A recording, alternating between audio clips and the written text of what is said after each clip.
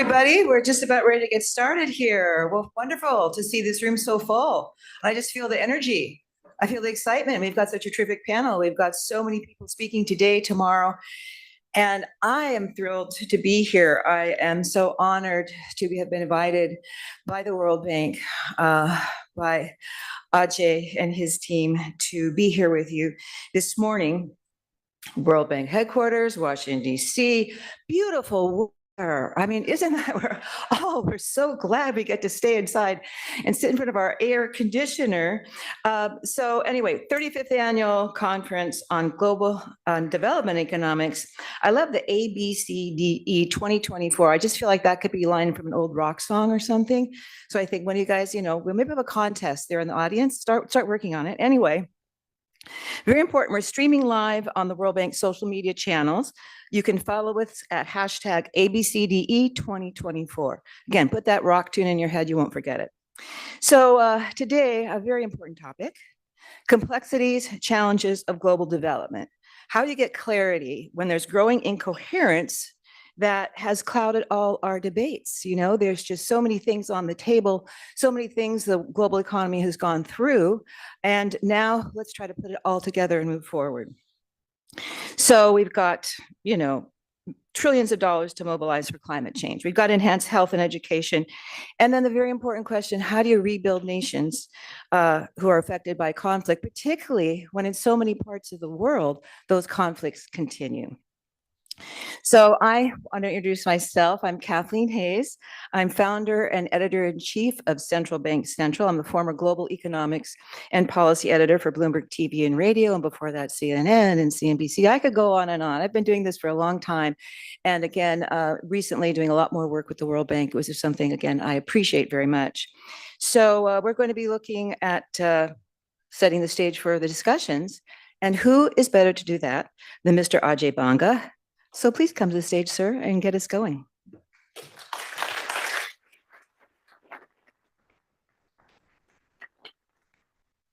If I get rid of your notes, just be careful. I have the dirty habit of picking up things and throwing them around. But thank you for having me. And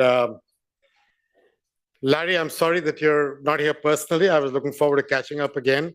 I just think having Larry here with us as well, given his role as chair of the CGD, but frankly also the G20 expert framework. And from the day I got nominated, he and Masood have been extremely, extremely helpful to me. So having the two of them involved with this, and now Rachel in a new role, congratulations. I'm looking forward to building this partnership with you. And Danny, thank you for being here and for sharing your views. I know we've got terrific speakers over the coming couple of days.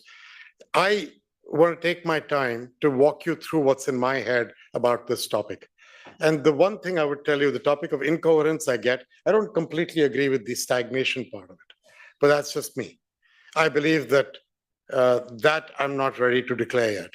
But I do believe that no matter whether there's growth or stagnation, we've actually got growth and stagnation in the title together, which is fascinating. Only an economist can find a way to talk about two things at the same time. And you guys have done that successfully in the meet, so that's very clever. But I'm not in the stagnation camp, but I am in the issue of we have big challenges, we have intertwined challenges, we have challenges that between climate, healthcare, pandemics, fragility, conflict, and violence, not to forget poverty, which is where this all started from.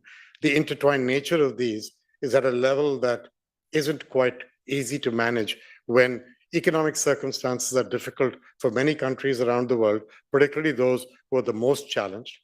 And you add to that the debt overhang in those countries, where they end up spending much more on debt repayments than they can on the same things we're talking about, which is growth and development. So when you put that picture together, it's an unattractive picture. Many of you will speak to the numbers. I'm not going to speak to those numbers, but one thing I will speak to, the level of money required, if you believe that the SDGs have 8 years to go, the level of money required, if you believe anybody's estimates, are trillions, 30 trillion. And the number keeps changing every alternate day because it's not a stagnant situation. So now it's a couple of $1 trillion a year that we need for renewable energy, 500-600 billion a year for healthcare, 400-500 billion a year for education. There's all kinds of numbers going there. What I do know is it's not the absolute quantum of the number, it's the reality of that number being much larger than anything the world has had to deal with over the last few years. And so doing things the old way will not make the future come true. That's the issue that we are dealing with. So when I first came here a year or so ago, and having heard the feedback from many of our clients in donor countries about what they expected the bank to do, I tried to break it down into bite-sized chunks. And the first chunk was, what can we do better as an institution?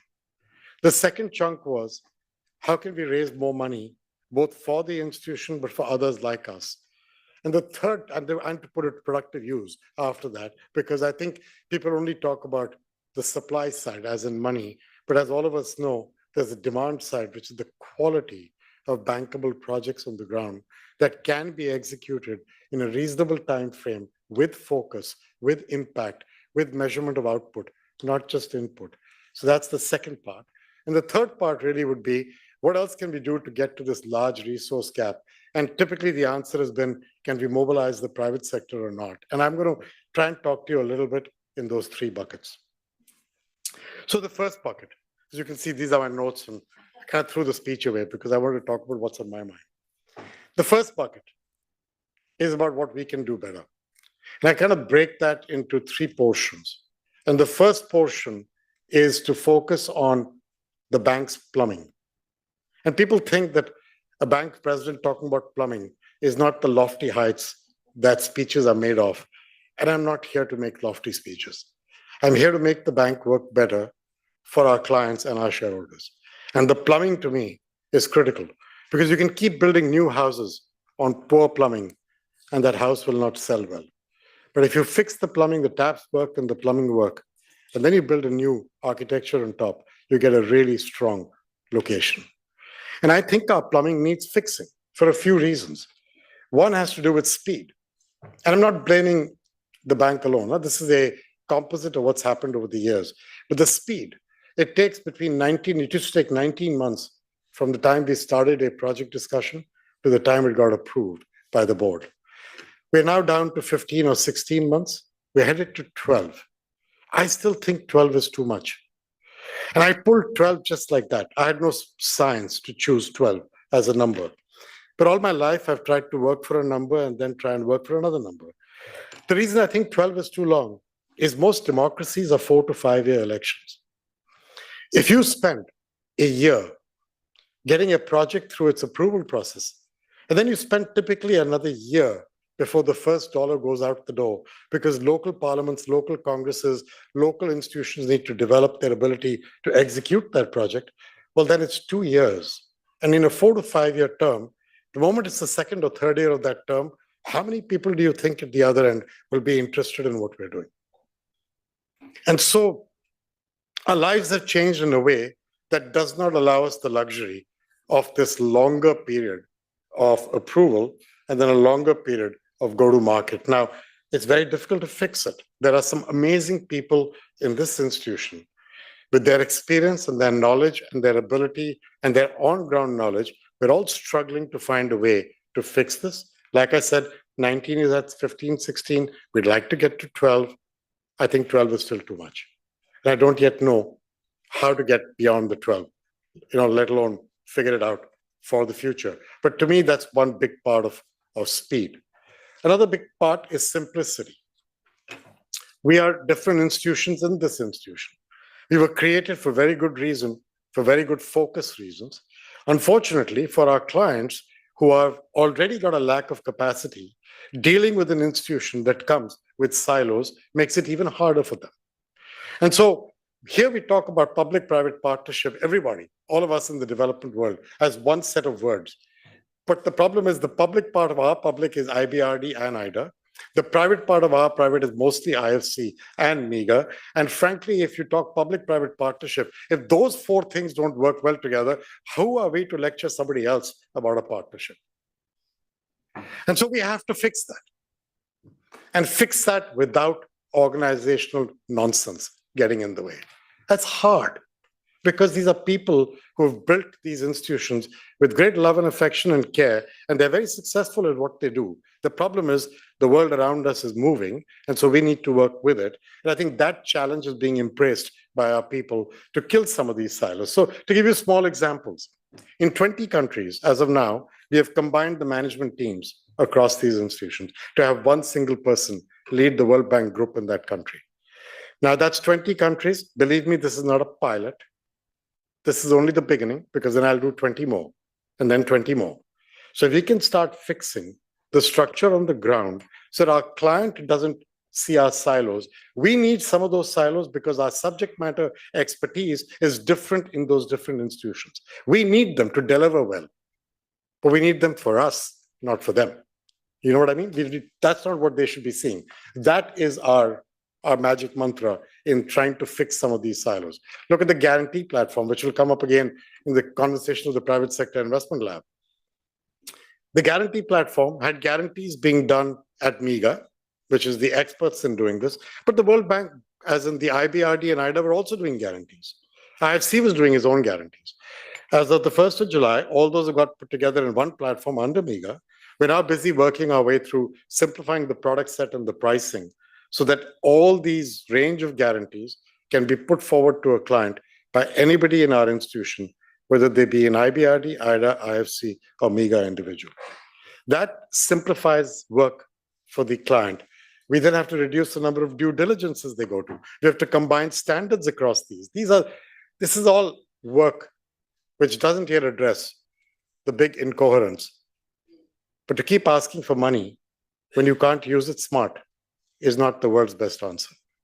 So what I'm first trying to do is to make sure that our institution solves for these criticisms that came our way on speed, on simplicity, or working with other MDBs, where today we have a co-financing platform, digitally launched, 74 projects are on it, from all the multilateral banks, where now we can all bid together on projects and not compete with each other for our client. All these are things that I call plumbing.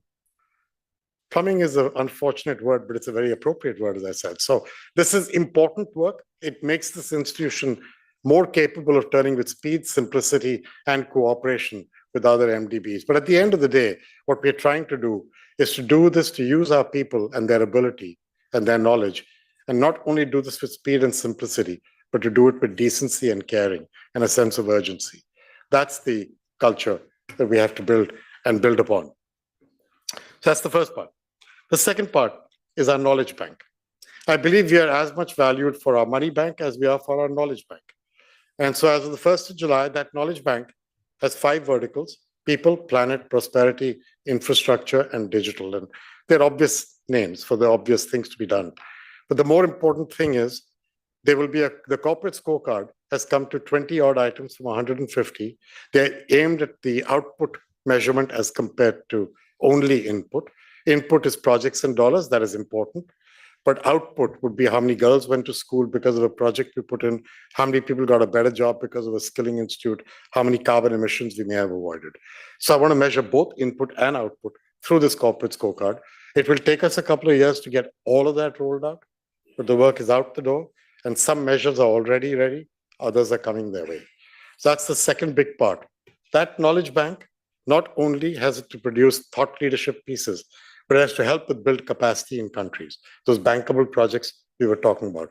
Help to create a country partnership framework that is focused on a fewer things in that country that make a difference, that can move the needle, and then help to get bankable projects on the ground, help to get them implemented while also being thought leaders in the space of these 5 verticals. That's where our knowledge bank is headed. So that's kind of the second part of our story. The third part of our internal story has to do with scale and impact. And I talked about these country partnership frameworks. That is the basic document along with the CCDR, our Country Climate and Development Report, that allow us to engage with the country and its governance teams to enable focus on what we want to work on. There has to be focus. There has to be 3 to 5 things we're trying to get done with that country, not 27. If we do 27, our envelope, limited envelope in every country, no matter how big we think it is limited for the needs of that country, gets dissipated into many small things. Trying to focus them on a few is what we're trying to get to. You will see some of the outcomes of all of this discussion in some of the bigger commitments we are making over the last few months. So at COP28, we made some commitments on climate, that 45% of our financing by 2025 would go into climate-related financing, roughly half for mitigation, roughly half for adaptation. I don't know if we'll get to half and half. The only reason I said half and half is to make sure that the Global South does not feel that climate finance is equal to only energy emission management, but that climate finance is also equal to dealing with the consequences of the manner in which our energy has been consumed over the past 30, 40 years. So if I don't get to 50, but I get to 40 this year and 45 next year and 50 the next year in terms of half for mitigation and adaptation, that's okay. But it tells you where we're going. So 45% of our financing for climate, roughly half by 2025 is what we want to do. We made commitments on methane. We made commitments on trying to manage through voluntary carbon credits for forestry projects where we're involved. We've made commitments on trying to work our way through climate resilient debt clauses, which, by the way, is kicking in right now for Grenada and St. Vincent and others. And that's all part of what we're trying to do. Not perfect, but it's where we're going with some larger commitments on climate.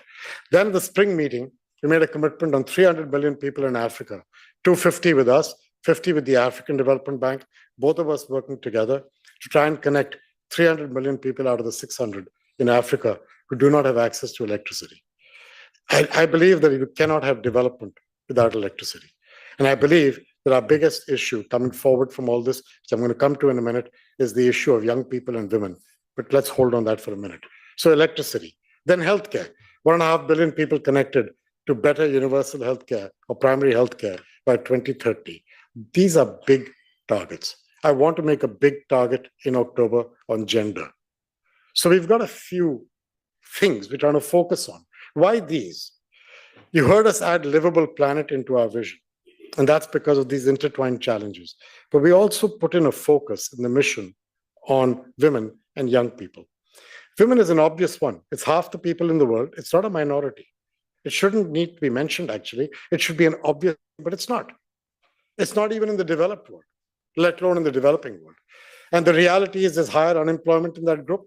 There's less availability of equity capital to open businesses. There's less access to financial inclusion and credit. There's challenges with gender-based violence. There's less representation of women in leadership. So to me, that one, unlocking the productivity of our future, means women have to come in to what we're doing. Second, young people. 1.2 billion young people in the Global South will become eligible for a job in the coming 10 years. Currently, those same countries are on a pathway to generate 400 million jobs. Another 400 out of the 800 million left over will be in some form of schooling or education. But they will then graduate. So we have a problem. You know, Houston, we have a problem? We do. The problem is, and this is a room full of economists, so pardon me for this again, but forecasts are not destiny. If you want to change something, we have to work on this jobs issue really hard over the coming 10 years to change this trajectory. All the other things we're working on, if you do not give young people clean air, clean water, healthcare and education when they're growing up, and the chance to have the dignity of a job, which all of you do when you're a grown-up, you will have social unrest, migration, and all kinds of challenges to deal with. So if you think today's problems are challenging, wait 10 years when this 1.2 billion come through the pipe looking for hope and optimism and not getting it. So why am I saying all this to you? I actually think the issue of those trillions obfuscates the things that we really need to work on to get change going. It's not just about climate for the sake of climate, although that's important, clean air, clean water. It's not just for healthcare and education, although that's important as a way for young people to grow up with the same opportunity they deserve to get. But what's finally important is young people and women must get a fair shake in life. And I think that's the orientation of our objectives. That's the orientation of where we're trying to announce these ambitious plans that we have of caring with speed, simplicity, and also doing so with decency and caring. We're not there. We have a lot of work to do, but this is where we're going. And I can show you milestones of progress along the way. Now, having said all this, we've done a lot of work on our internal balance sheet restructuring. So let's talk about resources. And yes, with loan to equity ratios and hybrid capital and portfolio guarantees and so on, 120, $130 billion more of lending capacity will come through. This is IBRD. At the same time, we've got our IBRD board to agree to 50-year loans for projects with cross-border and global implications. Essentially, a 50-year loan gives it, as you know, a much better discount as a result. We've also set up the Livable Planet Fund to help to fund performance against results in these middle-income kind of countries on these global projects. That fund needs funding. Some of it we'll do from our own resources, but it's also open to governments and philanthropies. So if you guys know a few, please help us get some of that. When you get past this, that's the middle-income countries. Then there's IDA for the 75 poorest countries. We're going through an IDA replenishment cycle right now. 21 is the cycle. It ends at the end of this year. There's a lot of work going into it, and you have to be cautiously optimistic always that you will get to the right place. But the reality is, both IBRD and IDA, every dollar we get from our donors gets leveraged. In the case of IBRD, 6 to 8 to 10 times. In the case of IDA, 4 times. IDA is lower for various reasons, but included in that is the fact that we use a large amount of IDA money as grants. And if you use them as grants for the poorest countries, you reduce the denominator on which you can leverage with the bond markets to raise more local capital. Those are all work we're doing. The reality is, even if you do all this well, we're going to need to think about capital increases in these institutions over time. Larry made that point very eloquently in the G20 expert group, so he can speak to it when he does. But the harsh reality of that is, how do you get from here to there? It's not as though the richer countries are currently got lots of fiscal headroom to be able to do this. So there is a whole discussion to be had. One good piece of news in this is that next year, we have our capital shareholding review, which comes up in 2025. We're going to work hard on it and use that as the opportunity to create a conversation about the need for greater capital inputs into an institution like ours and other MDBs. Third point is the private sector, because even with all this, even if we get money into our institution, that's interesting, we still don't get to those trillions. And a lot of people feel the only sustainable way then is the private sector. So the issue really is, we set up this lab with 15 CEOs and asset managers and the like, and we concluded with them a bunch of ideas and thoughts as to tell me if solar and wind are now per unit cheaper to produce than fossil fuel-based energy, on the most part. Then why is it that trillions are not rushing in, as people once said they would, into these middle-income countries? Forget the lower-income countries. Into the middle-income countries, why are the trillions not rushing in? Well, there's a few things. And the first one is lack of regulatory clarity. And if you were an investor and you have the chance to invest in 5 different countries, and you get greater clarity on policy and tariffs in 2 out of the 5, where would you put your money is the issue. And so I think getting regulatory policy clarity, not always in a form that only suits the private sector, but also provides for social guardrails, is kind of important. Our 300 million people to be connected in Africa provides us a chance to work with the private sector and others to create a list in some of the bigger countries of what kind of regulatory policy clarity would make a difference, and work with those countries between now and sometime next year. We want to hold an energy summit with the African heads of state next year and try and get to a better place with them, with the African Development Bank. We've also enlisted GAP and the Rockefeller Fund and Damilola on the ground in Africa to help us with this exercise, because I don't think we can do it by ourselves. So that's the kind of thing that comes across from the private sector lab. Second thing that comes across, even if I get regulatory policy, I need political risk guarantees. That's why the reform of MIGA and the guarantee system. I'm certain we can treble our numbers over the next few years. To be real, last year we were at 6-7 billion. We closed this last fiscal year at 10. Getting to 20, which is what we originally set up, we should do. We should be getting to much more than that. That's what that guarantee platform should be capable of doing. We'll see. We've got a lot of work to do between here and there, but it's doable. If you do all that, they come to FX and foreign exchange risk. as the third issue.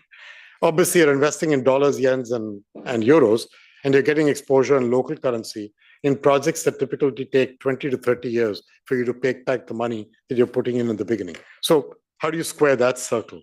And the reality of that is that's really hard, because in these middle income countries, there is not a foreign currency hedging market for 20, 30 years in even the Indian rupee, which today would count as one of the strongest economies in the middle income sector. Frankly, there isn't a 30-year hedge in the euro, just to be clear.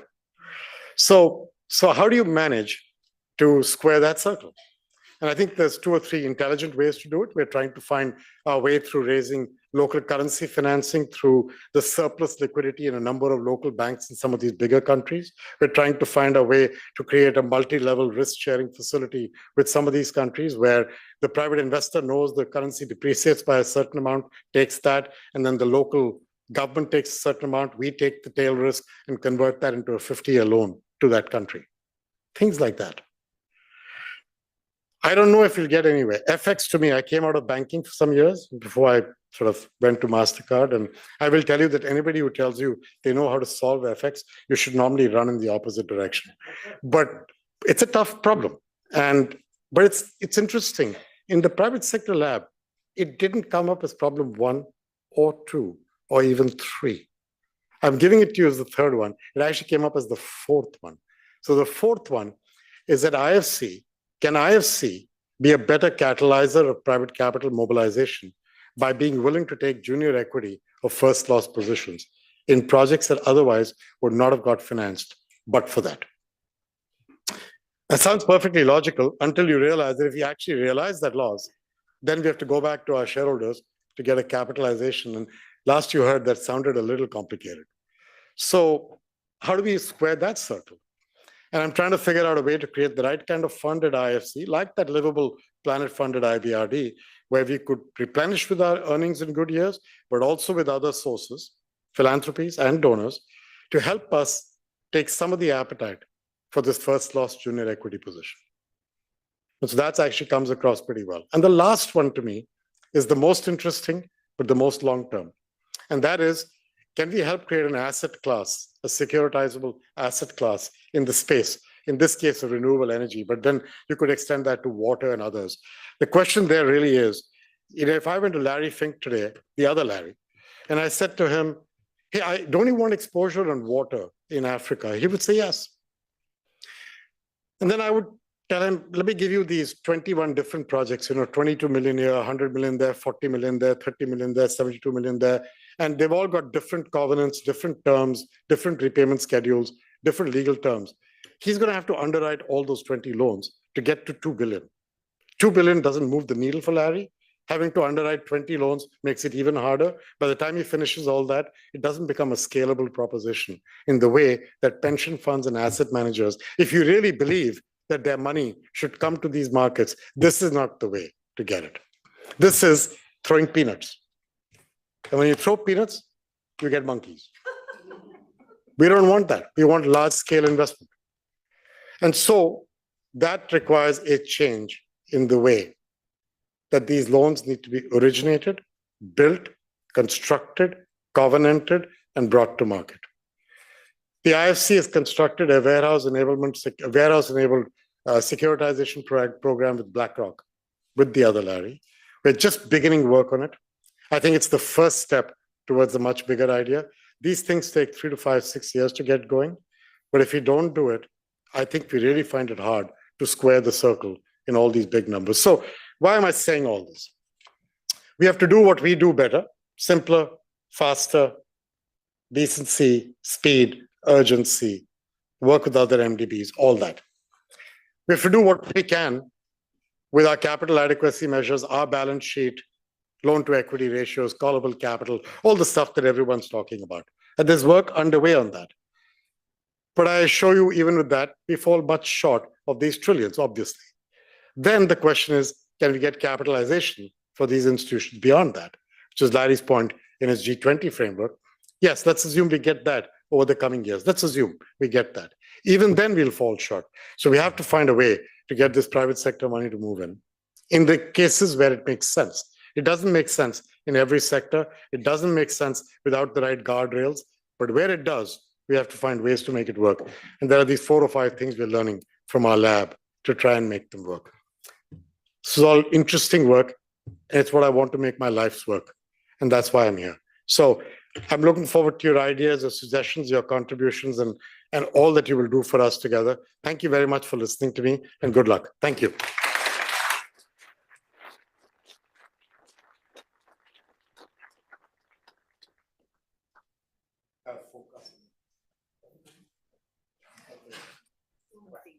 What do you do? Well, wow. Wow, wow, wow. Thank you so much, Ajay. That was an incredible speech, and you covered so much ground. And when you were listening, if you were taking notes, where did you stop? Or there's so many kind of smart, clever things that ring in my mind, things you said that are obviously you've thought about, you've said this over and over. You're spreading a very big, important message. And I think we're all so fortunate to be here in the room with you. And of course, everyone who is listening and watching online. And I want to remind everybody that you can go to the World Bank website. You'll see various social media suggestions. And there's always the hashtag ABCDE 2024. Now we're going to move on to our keynote speaker. And that would be somebody who almost doesn't need an introduction. And of course, I'm talking about Lawrence Summers, former Treasury Secretary, President Emeritus at Harvard University. He has been on so many important, not just important government positions, but on so many important issues. And I just have to remind everybody, if you think back, I'll never forget it, February, I believe it was 1999, when the cover of Time magazine had Alan Greenspan, Robert Rubin, and Larry Summers. So Larry, I'm not going to say anything more except to welcome you, and we're so looking forward to hearing your remarks. Thank you very much, Kathleen. It's a real privilege to have an opportunity to be part of this important conference. Of course, it's impolite to criticize the person who introduces you, but on this occasion, I think I have to point out that you left out what is surely the most important thing I have done in my life, which is having the opportunity to serve for 2 wonderful years as the chief economist of the World Bank between 1991 and the beginning of 1993. It is a great privilege to follow and to be educated by my good friend Ajay Banga.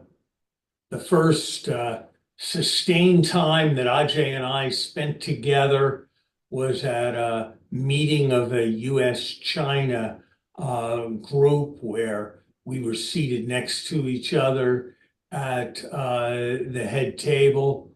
And I still remember having the experience of having learned more from an on-the-ground business person in that 90 minutes than I had from many other CEOs in a period of weeks. Ajay, I've been learning a little bit about your background, and I've concluded that we, NK and I and our colleagues, were way insufficiently ambitious in proposing a tripling agenda. What I learned is that when you arrived at Microsoft, its market value was below $20 billion. And 10 years later, when you left, its market value was above $360 billion. And that was a reflection of the fact that it was doing nearly 18 times more in terms of accomplishing its mission than it had when you arrived. So I am adjusting my aspiration for you at the World Bank in that direction. I know I speak for many in saying how glad we are that you left a comfortable life in the private sector to take on this immensely important mission of leading the World Bank. I am glad to be back at the World Bank's ABCDE conference. That conference was initiated 35 years ago by my predecessor as chief economist of the World Bank, Stanley Fischer. It was my privilege to give my first major speech after becoming the World Bank's chief economist at the ABCDE conference in 1991. And so it seemed natural when returning to that conference for the first time to reread what I said. It's interesting to be old enough to reread things that you said half a lifetime ago, because when you read them, there's a slight sense of familiarity, but almost no memory. It's almost as if you're reading words that were written and then said by a stranger. What was my reaction when I read what I had written? I think I was first struck that the more things change, the more they stay the same. Speaking in 1991, 2 years after the Berlin Wall fell, I was seized with the idea that a new world order was coming into being, that the world had gotten it largely wrong after the First World War, had gotten it largely right after the Second World War, and was now being tested again at the end of the Cold War. And I think it's a fascinating historical question to reflect. Did we do well or did we do poorly? And I think the honest answer has to be we did vastly better than the world did after the First World War. But one would have to say, despite huge triumphs and progress in the developing world, despite huge improvements in health status, in literacy, in life expectancy, in reducing poverty, that not all the hopes that we had in 1991 have been attained. And indeed, the degree of optimism that one has to bring today is perhaps less than it might have been 15 years ago. I was struck that in 1991, it seemed important to stress that there were going to be limits and constraints on the availability of resources from the industrial world to support development, that a great deal was going to have to come from the initiative of developing countries. I was struck, given that that is a time of emphasis on the Washington Consensus, by how much I was led to stress that it was important to remove the emergency brake and the other brakes, but that a car would not go unless you pushed the accelerator. And that was the job of government and especially the job of government in the vitally important social sectors. I was struck that picking up the zeitgeist of that moment, I found myself emphasizing the importance of rigorous analysis and project evaluation. Indeed, I referred to the importance of double-blind trials in evaluating drugs and suggested the need for social experiments in involving different categories of investment. So there was a great deal that seemed right then that seems familiar or once again right today. At the same time, there were things that seem central to thinking today that I did not touch on in what was a fairly wide-ranging speech talking about development priorities and particularly priorities for development thinking in the years ahead. Neither the word global climate change nor the word global public good passed my lips. Somehow, I did not think to use the word digital in describing anything that was going on in the world at that time.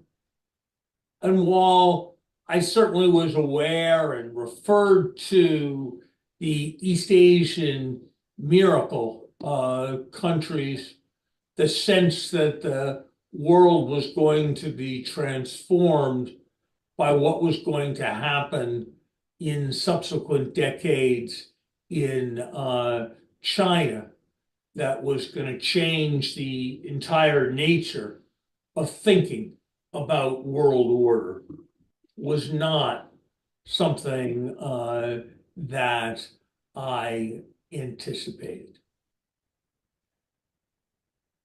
Where are we today? What are our priorities as we look forward? I am going to leave you to read the reports that NK and I have been engaged in preparing under the auspices of the G20 on detailed recommendations for the MDB system. I was gratified to hear how many of the priorities that we touched on, Ajay picked up on in his very specific and focused remarks. I would preview the thought that I will develop in a few moments, that it will be essential both to accomplish many specific things.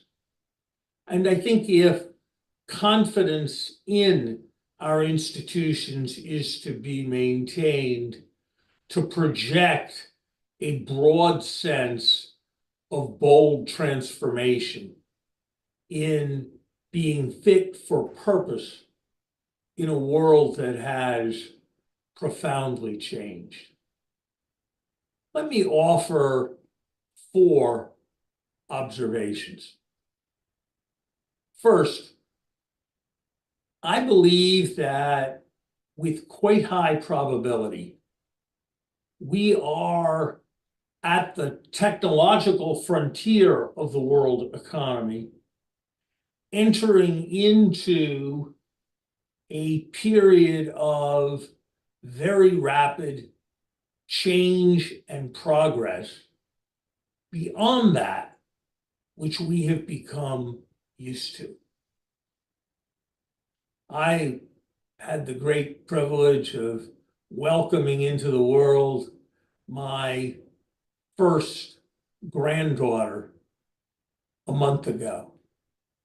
And since she was born, I have been thinking about the world that she is going to live in, the world that I have lived in, and the world that my grandmother lived in.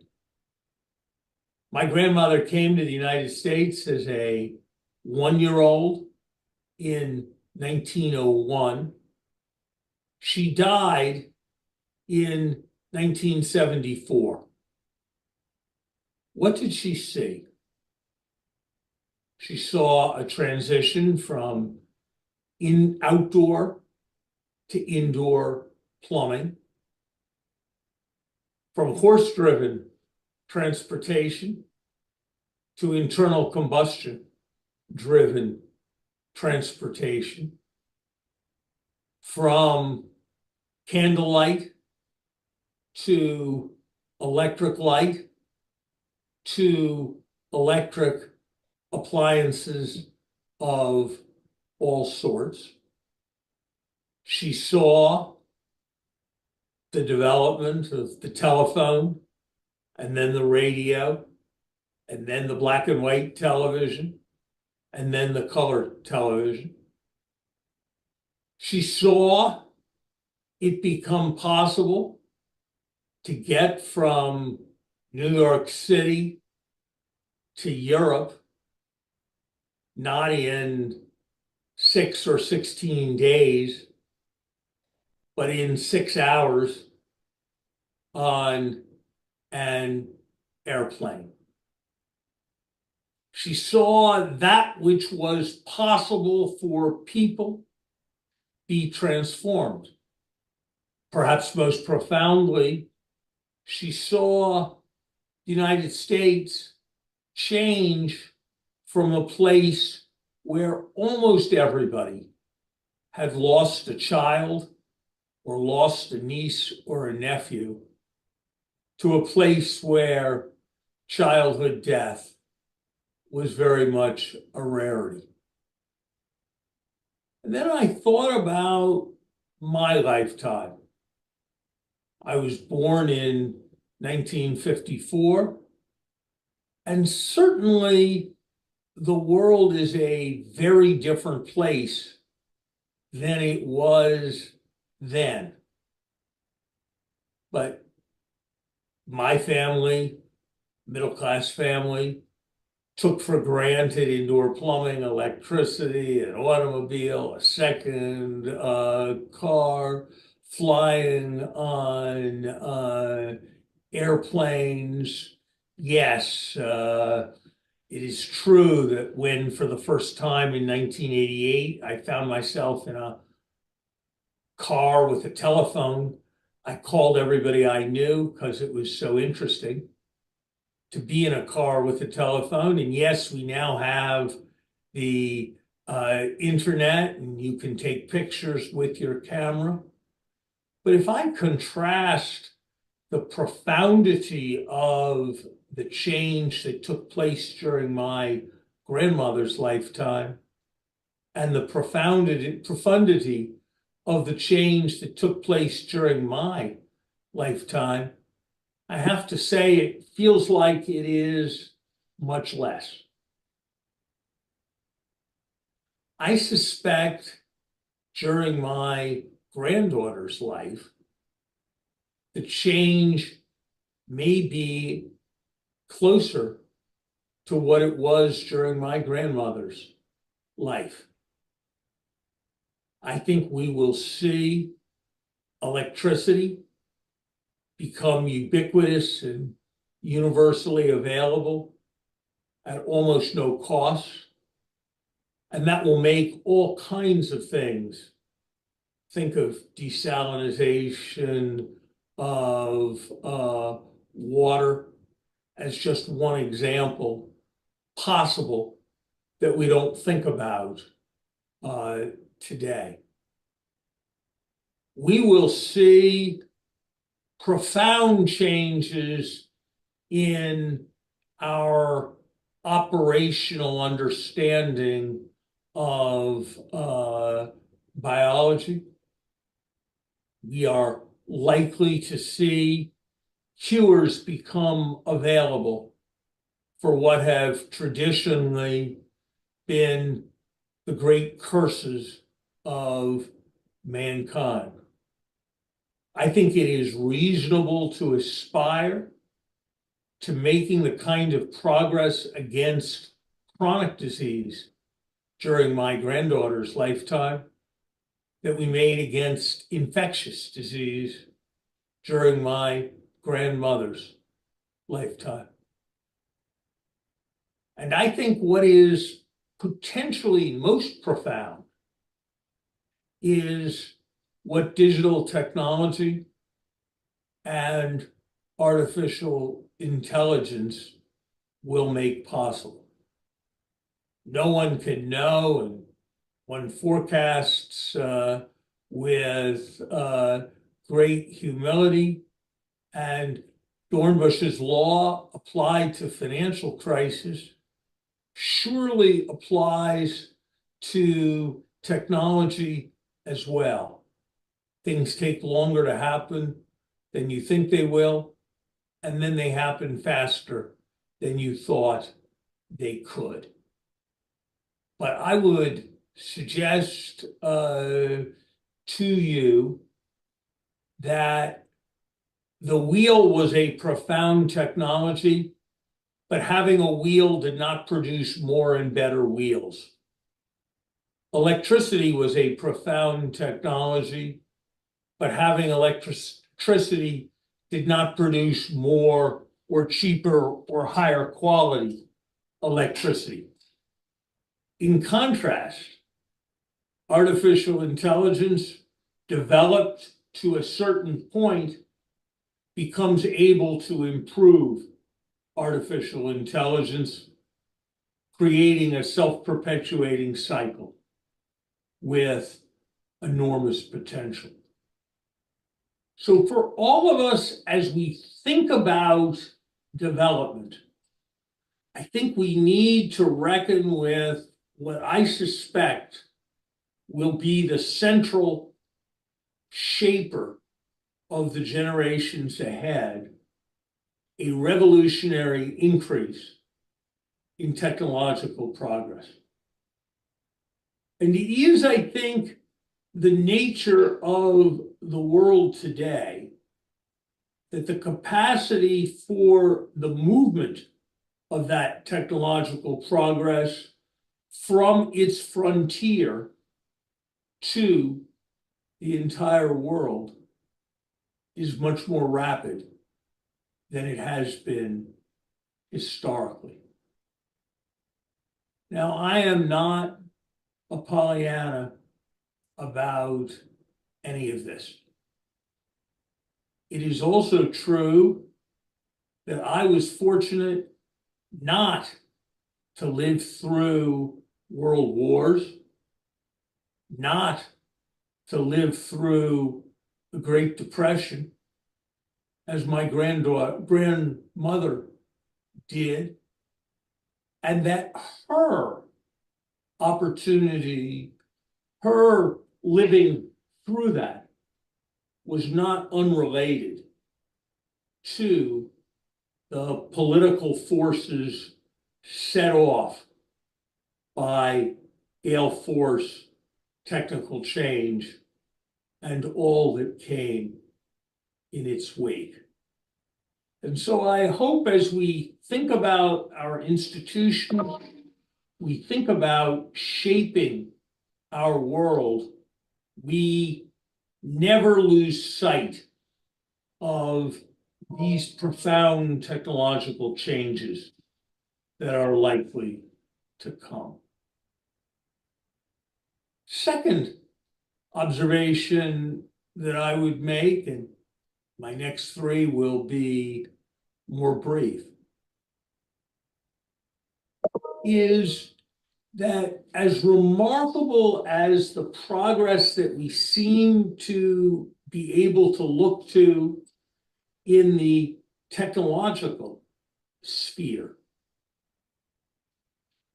the development of our institutions, the quality of our polities, the harmonies of our society, internally and externally, have not kept pace. This is not the place for any nuanced political commentary on what is happening in the United States this year, what has happened in any number of countries in Europe.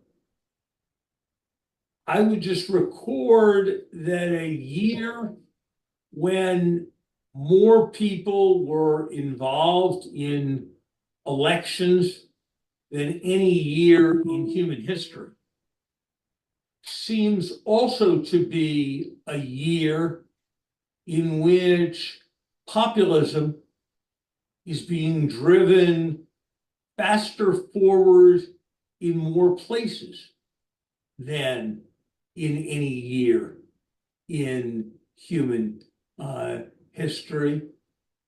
And that is something that I think all of us need to contemplate. And dare I say, it must be a particular area of contemplation for the Bretton Woods institutions.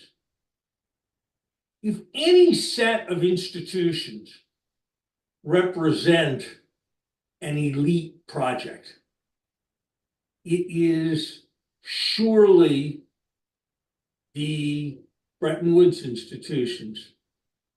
They were conceived in idealism, designed by elites, international cosmopolitan elites, away in a location chosen for being away from the hurly-burly of the political process, carefully designed to be insulated from what were seen as excessive and effective political pressures, and with a staffing model born of elite civil service traditions. And so I think it vitally important that these institutions think about their role and think about how you will assure legitimacy and continued support in what appears to be an increasingly populist. Third observation that I would make is, as NK and I have said and written before, the world is on fire. Conflicts, high interest rates, challenging commodity prices, debt overhangs, increased militarization, decreased budget support for foreign assistance. This is a moment of great challenge for developing countries.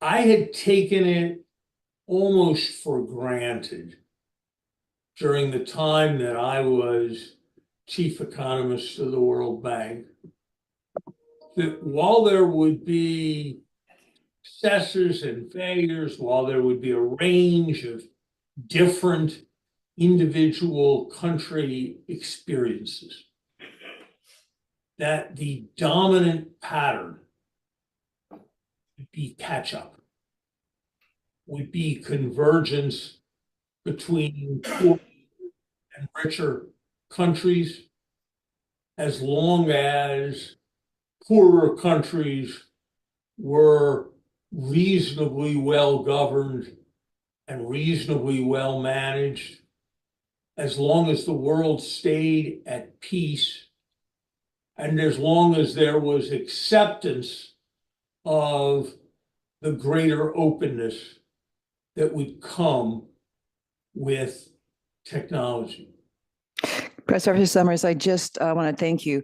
And I also want to thank you for correcting me at the beginning, because when I first was looking again at your bio, getting ready to introduce you, I never realized that you started your career at the World Bank, just doing all that, Bates Scholar, brightest economist under age 40 while you were at Harvard. Coming to the World Bank, it made me understand you in a way I never really quite understood you before. And I thank you so much for sharing your thoughts today. I can't wait. What a great day. We started with Ajay Banga. What a terrific speech. You know him, no notes, no written words. And now you, same thing. And thank you so much for sharing all the aspects of the fact you've got a first granddaughter, talking to us about your grandma. All of this has been so helpful. And again, I think yes, congratulations. So again, we thank you so very much. Keynote speaker today. And just another example of what an event this is. Again, we look forward to seeing you again soon, me in particular. So thank you very much. Okay, so again, I'm telling you, what a morning. In fact, it's been such a morning that you know what we're going to do? We just got such momentum now. We've got such a start here. We're not going to do a formal coffee break, okay? What we're going to do, the coffee is right outside. Coffee's right outside, so feel free. No one's going to look at you funny if you get up, get your coffee. You can bring the coffee back in, drink it here. I'm not going to ask you to bring me one. I'm going to wait till after our plenary panel. So again, feel free. We just have to keep going here and getting on with our program. I don't know how we can get better, but I know we're going to maintain this level. And now we're going to welcome Professor Danny Quah. He's the Lee Ka-shing Professor in Economics at the Lee Kuan Yew School of Public Policy at the National University of Singapore. He's worked on so many things, Danny has, income inequality, economic growth, international economic relations, and he keeps building and building and building on this. And in particular, Danny, we want to welcome you up to the stage now to maybe even comment on some of the things that Professor Summers said and give us your view of what we're talking about here today as we talk about global incoherence. So let's welcome Danny Quah.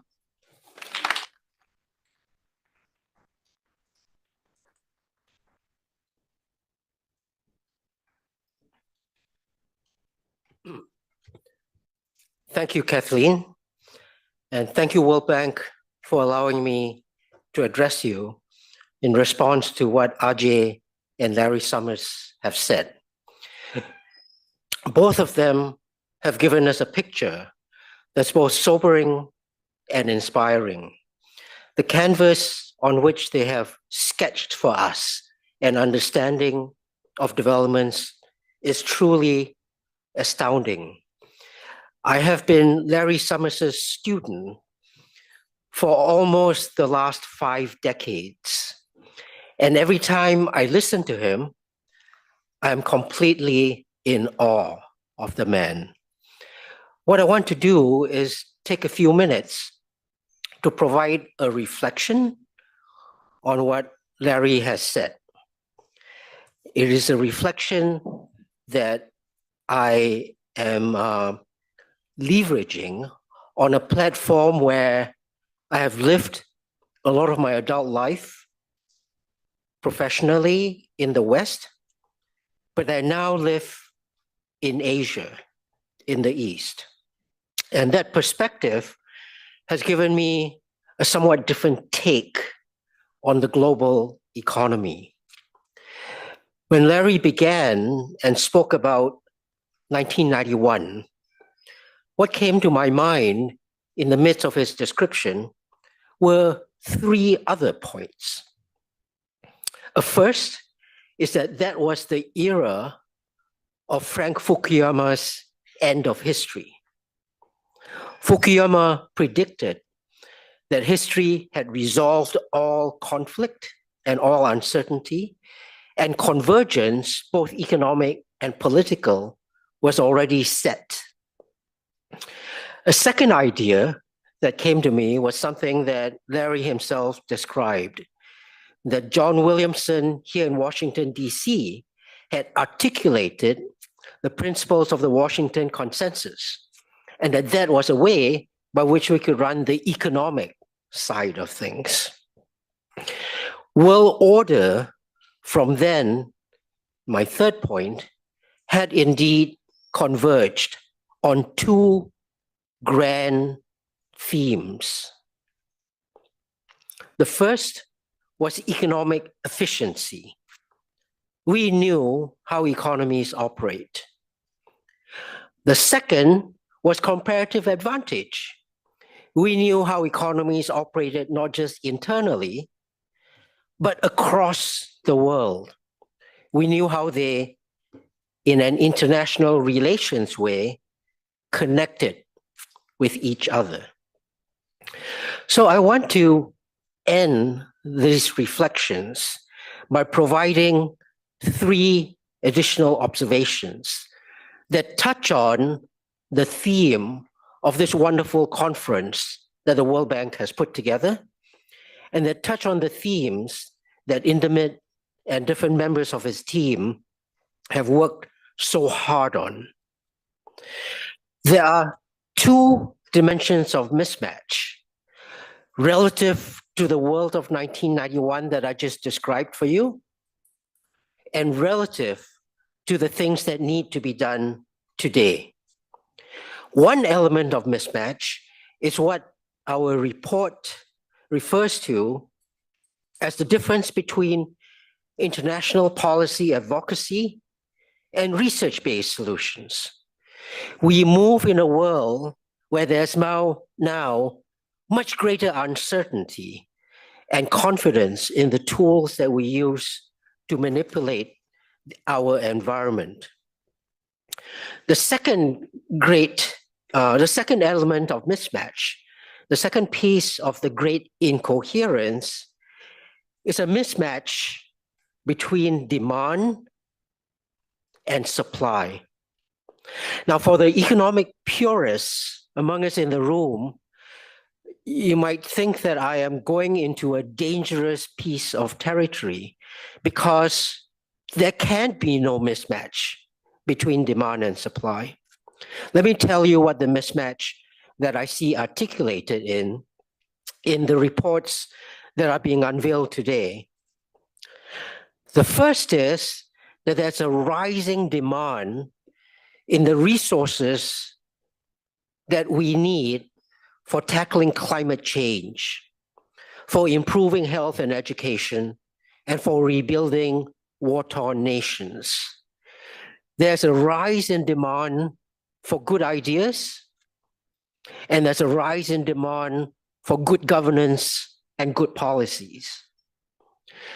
The question that I want to pose in terms of the great incoherence is, do we see a matching rise in supply? Because, just to begin, what we see is a falling supply from where the resources will come that we need to fix the world.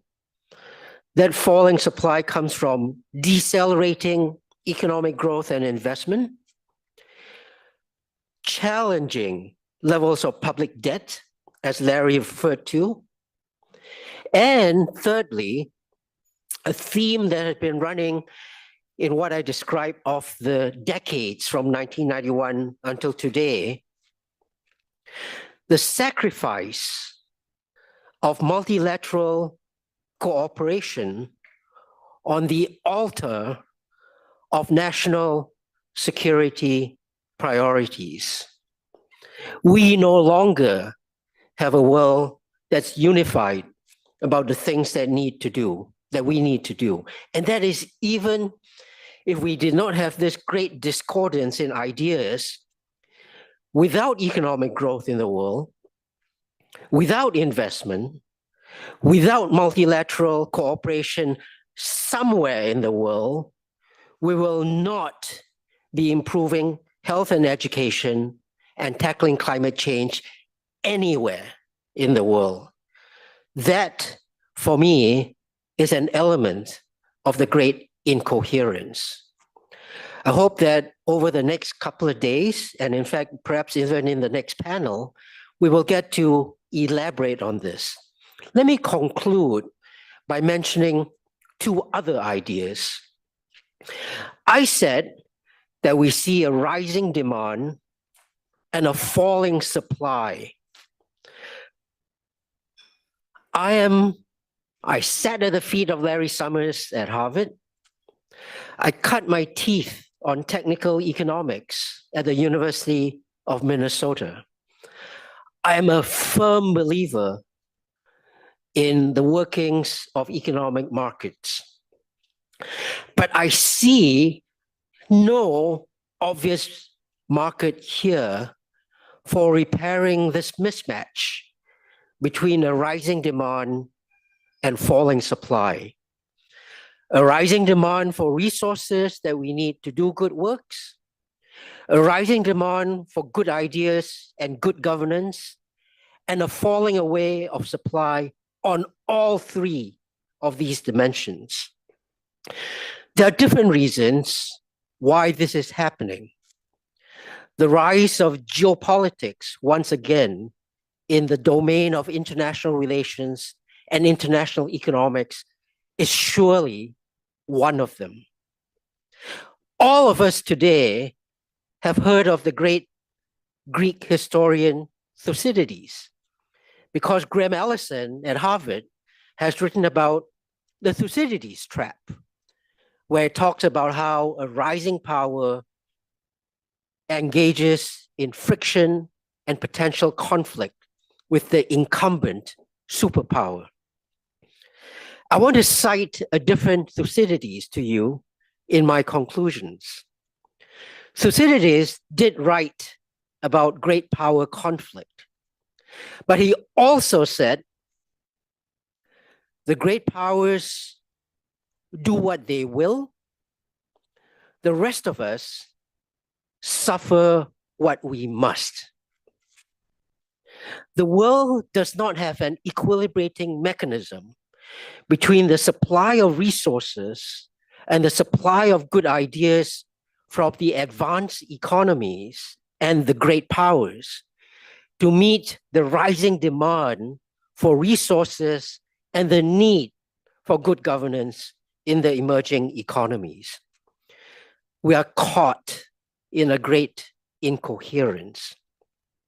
Let me conclude with my last point. What is the way out? I have some thoughts on this, none of which have obviously been fully worked out because that's what we're here to try and do. But here's a thought.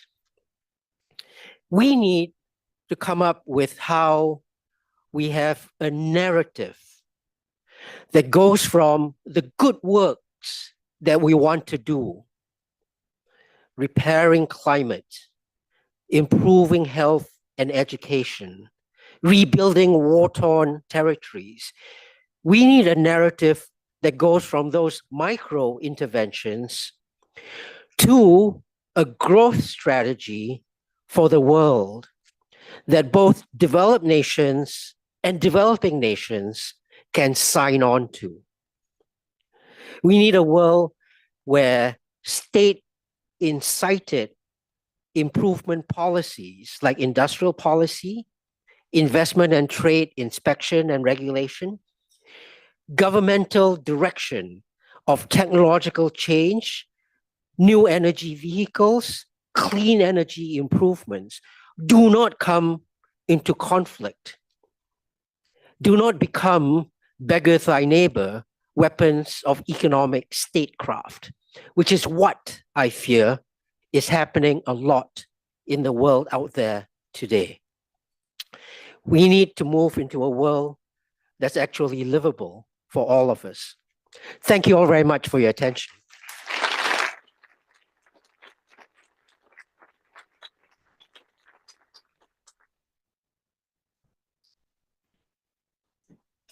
You know, I love to take notes. The only problem is I have such a hard time reading them after I take them. I've got to get a perpetual tape recorder going, but thank you. A world that is livable for everyone, livable for everyone, I should say. Definitely something to work toward. And again, all the speakers, all of you here who are part of this, let's just remain optimistic that with people like you at it, we're going to get there. And so now we're going to get ready for our plenary panel. And before I say that, I also want to remind you, Facebook, X, LinkedIn, all our virtual audience, thank you for joining us. So I'm so happy that so many people can hear this. And remember, you can join us at live.worldbank.org. And you can follow the discussion using the hashtag ABCDE 2024. So now we're going to take this issue of the great incoherence, the various issues that have already been discussed, bring more to the table with our panel. And first, I want to welcome Inder McGill. He is a chief economist of the World Bank Group. He's senior vice president for development economics.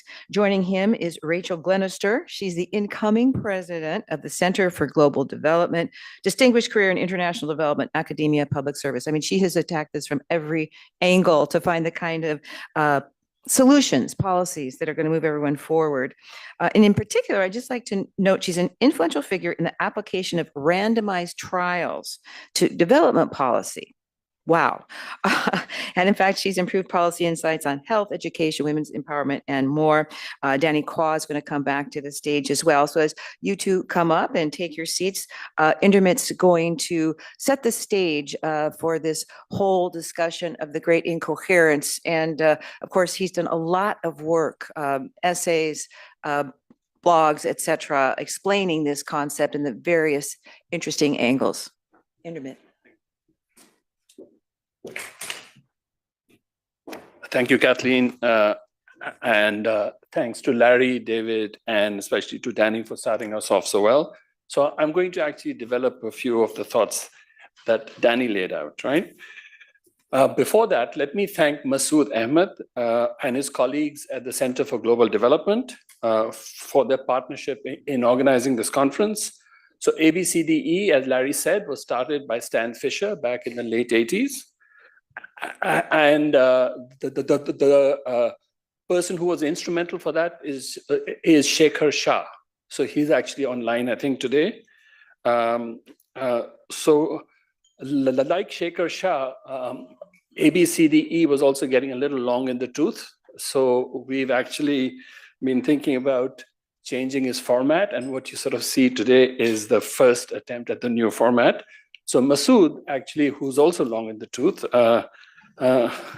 so he's been helping us do that. But fortunately, the conference is actually the work of a young team led by two young economists. The first is Kenan Karakula at the World Bank, and the other one is Ishani Kantpal at the Center for Global Development. Okay, so we are fortunate also in having Rachel Glenister both succeed Masood in the job as president at CGD and in her being here today, so she can see what a great group she is joining. Okay, so actually Masood and I have been drafting a note on this great incoherence, but I could not make it coherent enough and finish it in time. So we'll post it on. So we'll post it on the website afterwards. Meanwhile, actually, without implicating Masood, I'm going to show you a few slides, right? So these slides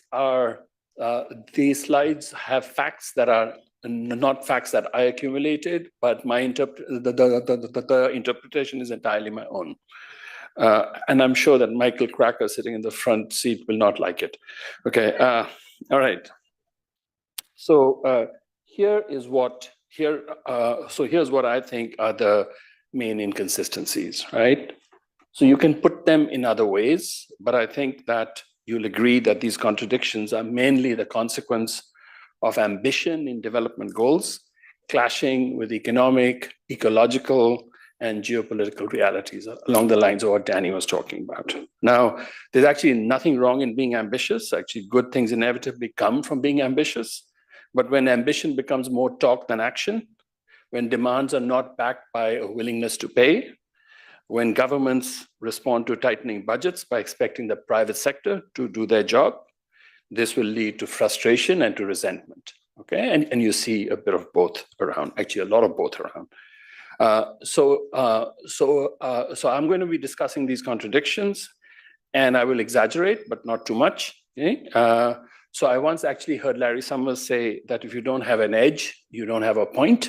So I will try to be both a little edgy and to try to make a few points. Okay. So now the first slide actually, the first slide is encapsulated in this fact, essentially, that basically what you sort of see is that growth in emerging markets and developing economies, which is where most of the people in the world live, now is the lowest since the 1990s, since the time that Larry was chief economist over here. Okay. And if you look at this, you actually find that just around the time that the world scaled up its goals by moving from the MDGs, which ended in 2014, to the SDGs, which started in 2015, just around that time, you sort of see a falling off of global growth, okay? So global growth in the 2000s was about 3.5%. In the 2010s, it fell to 2.7%. In the 2020s, starting with the coronavirus, followed by inflation and monetary tightening that Larry talked about, and then by conflict in Africa, Europe, and the Middle East, the growth is now set to be about 2, okay? And the slowdown is in advanced economies and in developing countries, and it is in pretty much every part of the world. So if you look at the World Bank regions, you see this slowdown massively. That golden line is the average potential growth rate between 2000 and 2021. And what you sort of see is that pretty much every part of the world, you see this going down. The part of the world that should worry us a lot is sub-Saharan Africa, where global growth, where essentially potential growth has gone down, but it has gone down not that much, but it's gone down from very, very low levels. And if you start to sort of look not at GDP growth, but at per capita income growth, these are very worrying numbers. Yep. Okay, these charts, by the way, are from a really good book done by the World Bank's Deputy Chief Economist Ayhan Kosa and his co-author Francisca. It's called Falling Long-Term Growth Prospects. Okay. Now, some of this is because of the onset of aging, and some of it is because of poor policy responses. But whatever the cause, it is silly to expect progress in development without economic growth going up again. Okay. Now, basically, what this means is that there's less money for development and less money for climate action, just as Danny said. But the thing that you see is that the ambition is being scaled up, not down. Okay, so that is an inconsistency, and that is a recipe for frustration. Economic growth does a lot of good things. It actually, but it requires structural change. Okay, and the only structural change that you hear of today is the energy transition. You hear a drumbeat about that. But there's a lot of other structures that these countries have to improve. So last year, for example, the number of reforms recorded by our 2024 Women, Business and the Law report, that number was the lowest since we started keeping count, okay? I don't think that's a coincidence. There's only so much room in people's heads. There's only so much of an attention span we have. And I think that most of that, correctly or incorrectly, I'm not making any value judgments, is being taken up by. Okay, now this actually leads to some contradictions in financing as well. So I wish Larry was still connected, because what I did was I knew that he would mention the Summers-Singh report, which was the export group report that was sponsored by the G20 presidency. and Larry and N.K. Singh of the government of India, two very, very practical people, okay? They came up with the report, and I've tried to sort of summarize it into one slide so you can look at this and you can look at the slides and pretend that you've read the report next time you talk to Larry. Okay, now his conclusions are a bit surprising, okay? So basically, the main points of the Singh Summers report are the world needs an additional $3 trillion every year to finance development and climate action, number one. Number two, the developing world must raise 2 trillion of this, okay? Number three, the international community will have to come up with 1 trillion. So those are the things that Ajay was talking about, is trying to come up with that 1 trillion, right? So half of it will come from the MDBs and bilateral agencies, and the other half will come from the private sector. Let's start to sort of think about all of the problems with these numbers, okay? And then number four, 2/3 of the additional 3 trillion would be spent on climate change, and 1/3 would be spent on development, okay? So 2/3 would be raised by developing countries, okay? And 1/3 would be spent on development. 1/3 would be raised by the international community, and 2/3 would be spent on climate action, okay? All right. I think the report reflects the state of the world, that the global north is trying to decide things about spending that they no longer want to or cannot finance, okay? All right. Now, then you say, well, no, you know what? Climate action is very important. It has to be done right away. And there's no inconsistency between climate action and development, right? So the first thing you have to sort of look is that actually there is no inconsistency between a big chunk of development action, which is increasing the resilience of these countries to climate change that has already happened, and that, right? That part is mostly about development, okay? It's about making people, it's about making the structures that we have and so on.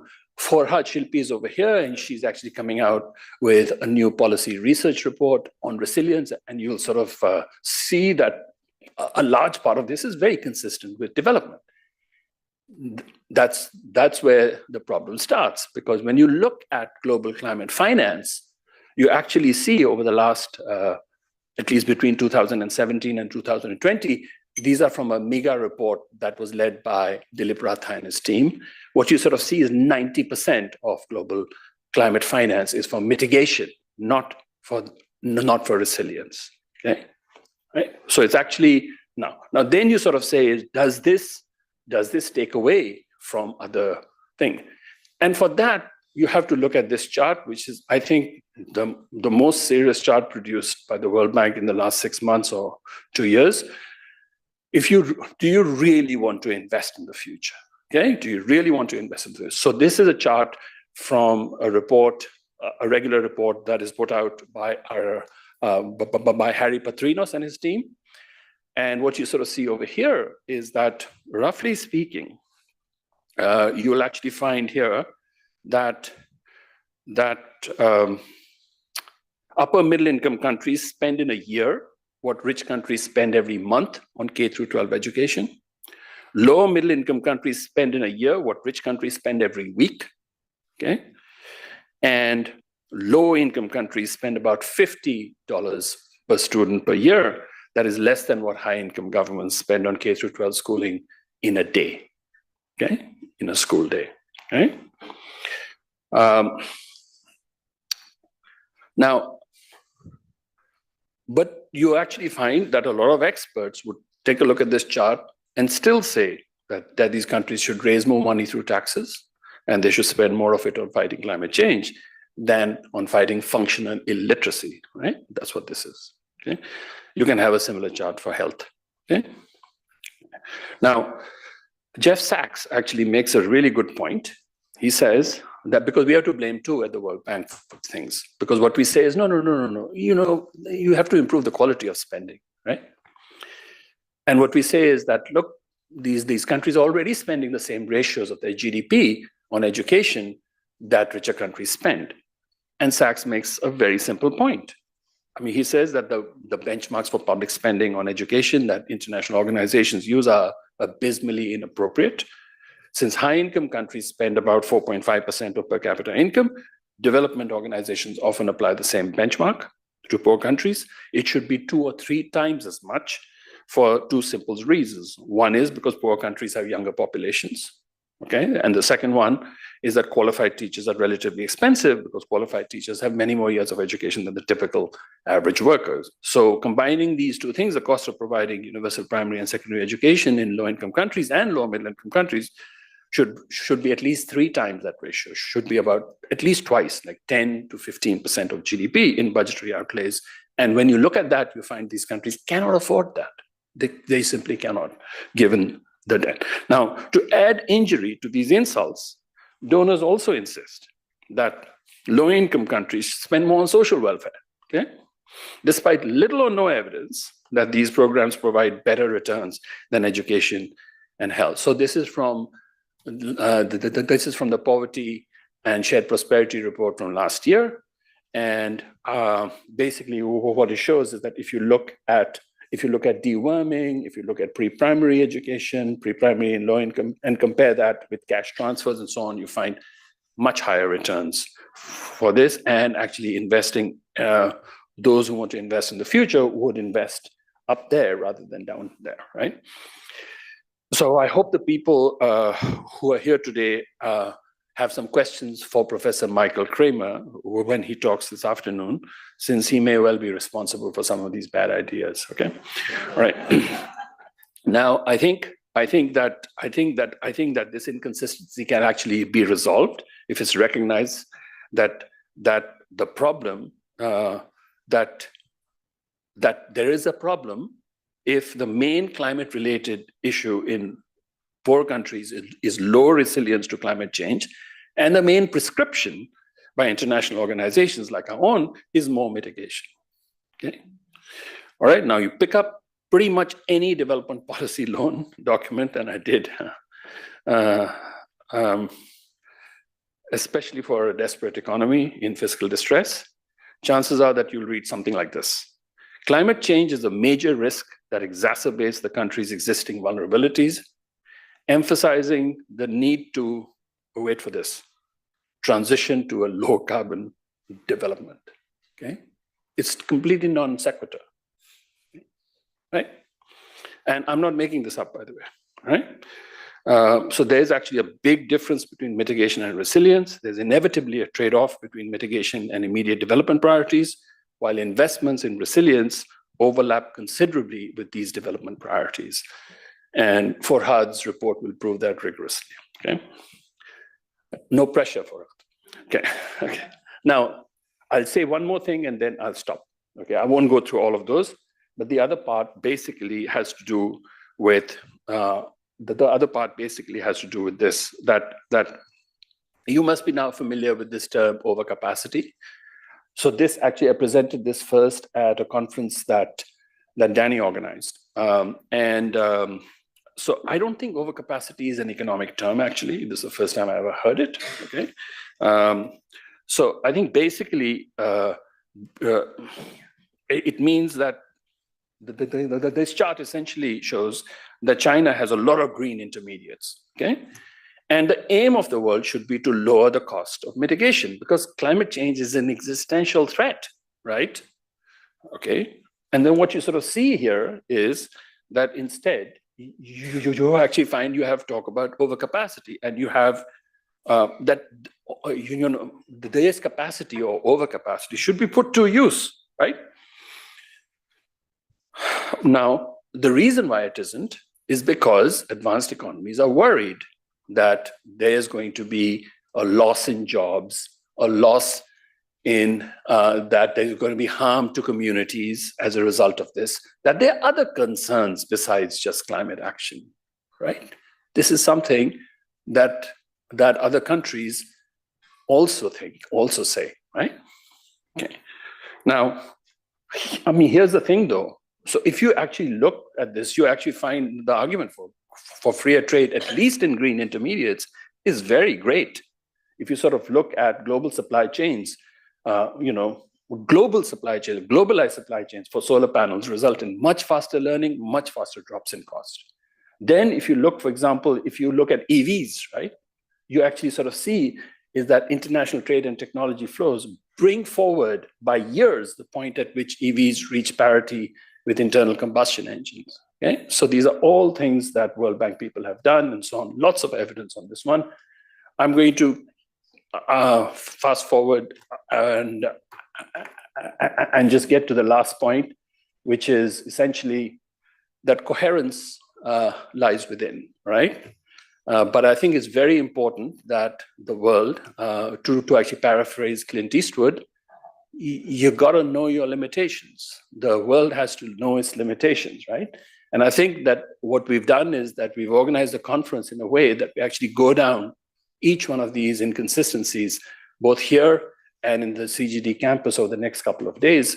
And once you understand these things, or once you look at the contradictions within these things and resolve them, you start to sort of get a better handle on the coherence, incoherence, rather. Yep, let me stop. Okay.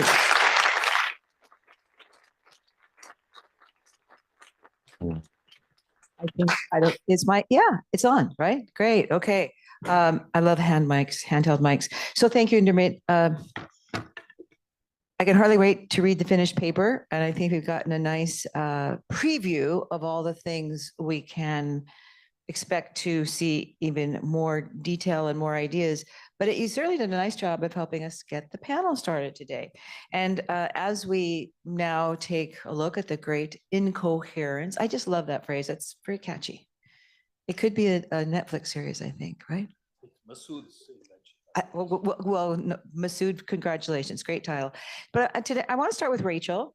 As you take over at the Center for Global Development, boy, I bet this just relaxed you. And you thought, oh boy, I'm just going to sit back and drive the car. But you're driving quite a car, aren't you? And there's a lot of things on that road and on the side and ahead. So when you look at what part of all of this do you take away as you start this important job? Thanks. And great set off to this discussion. I think, so what do I take away? I completely agree that we are not on track to reach our climate or SDG goals, and that the growth and debt and fiscal constraints that we face are going to make it a lot harder to reach them. But where do we go from here, I think, is what I want to focus on. I mean, we certainly should continue to argue for more resources for development and climate, but I think you've made a very good case that that is not all we can be doing. And I think, I'd like to talk about two areas where I think we can make progress in the face of these constraints. So one is that we need to focus on spending our money more efficiently. And, you had some criticisms of that on education, but I'll come back to that in a minute. And the second is to shape the innovation that is coming, because, as Larry talked about, this is a huge driver of growth and change in people's lives. We need to shape that so that that innovation is working towards the needs of people, because that is not a given. But let me come back to spending money more efficiently. Whatever the level of resources we have enormous scope to get more impact out of those resources. It's hard to double the amount of spend on education to raise twice as much money for education, but there are things that we can do on education that have, 2, 5, 7 times more impact on learning than business as usual. In fact, a lot of the business as usual education spending is, on things like inputs that have virtually no impact on learning. So I think, yes, I would love more money on education, but I think there's huge scope to increase the impact from what we have. Let me give an example from climate. You see these huge commitments from the EU to plant billions of trees. The UK has made similar commitments, and they make those commitments in the EU and in the UK. And from an economist perspective, that makes kind of no sense, because they're committing to preserve forests in places with high labor costs and high land costs. And if you look at the numbers, if you spend the same budget on protecting forests in Uganda, you get 10 times as much reduction in carbon as if you spend the same amount of money on protecting forests in California. So we can stretch our budget on climate, the equivalent of spending 10 times more on climate just by being sensible about where we take these mitigation investments. Danny talked about sort of having and the importance of having a narrative between the micro and the macro. And let me try and talk you through that, because sometimes you hear the criticism that these investments in in improving education, for example, how does that link through into kind of macro? Well, look at Vietnam. Vietnam gets 50% more learning in a year than Peru out of 1 year of schooling, and twice as much as India, despite spending about the same amount as money as Peru. It would be hard to argue that the growth in Vietnam is not unrelated to an incredibly productive human capital sector, right? They're extremely good at turning inputs into human capital output. All our models of growth suggest that human capital is an extremely important input into growth. So I think that's the story for how you take these improvements on more effective investments in education to getting more out, to having more human capital that then leads to growth. And then let me just turn to innovation, because everyone has talked about innovation as being a huge driver of growth. It's also how we get more improvement in health and education and welfare, right? You look at how much healthier and how much better lives are now at much lower levels of income than in the past. That's almost entirely due to improvements in technologies and getting those technologies out. But without shaping the incentives for innovation, we do not automatically get innovation that leads to improvements in welfare and lives of the poor in particular. Very little incentive for innovations for the poor. A long time ago, I wrote a book about how the incentives for pharmaceuticals are to produce improvements in medication for rich countries and very little for innovations for vaccines or diseases for the poor, and that's still the case. But in climate, we similarly see a huge gap in the innovation that we need to tackle climate issues in poor countries. Take the fact that the crops in sub-Saharan Africa are going to be hit by climate change very severely. And yet there's virtually no innovation going into making sorghum heat resilient. Millions of people across Africa rely on sorghum. A lot of money is going to improve crops in Europe and the US, but the crops that Africa grows are very different, and there's very little incentive to innovate there. So we need to take things, the innovations that are coming out of labs in rich countries, and work them into develop technologies that meet the needs of those in low-income countries.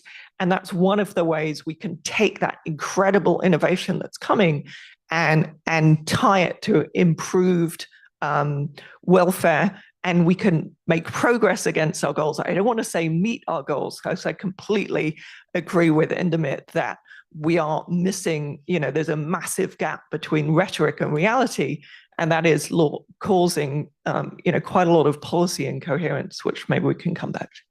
Well, let's let Danny respond. I'd also like to add that in February at the Fragility, Conflict, and Violence event that I was part of, there's a man who was going to NYU. He's a very famous restaurateur now from West Africa. He started out as washing the dishes or something. Then he fell in love with restaurants, but he has started a business which is doing just that. And it's a private sector step where they've developed one of the grains that's very indigenous, and they're doing it in such a way that European and US companies can't jump in and do the same thing. I think it's fascinating, but I just want to put that on the table to think about. And Danny, Rachel gave you a lot to look at. Thank you, Kathleen, and thank you, Rachel, for pointing the big guns at me to try and respond. Let me say a couple of things.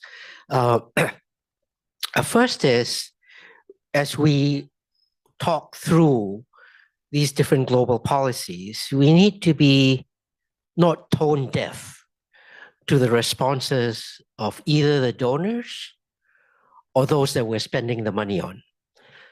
I love it that in a social planning macro kind of way, we can move resources from California to Uganda, school resources from Hertfordshire in England to small towns in Tanzania. But the reality is, when we talk about development and finance in that way, we are tone deaf to what the people in these different locations perceive. And we need to be thinking about a narrative, if you like, that attempts to square how everyone feels in these different parts of the world. Let me speak to just the second point, and then I'll hand back to you, Kathleen.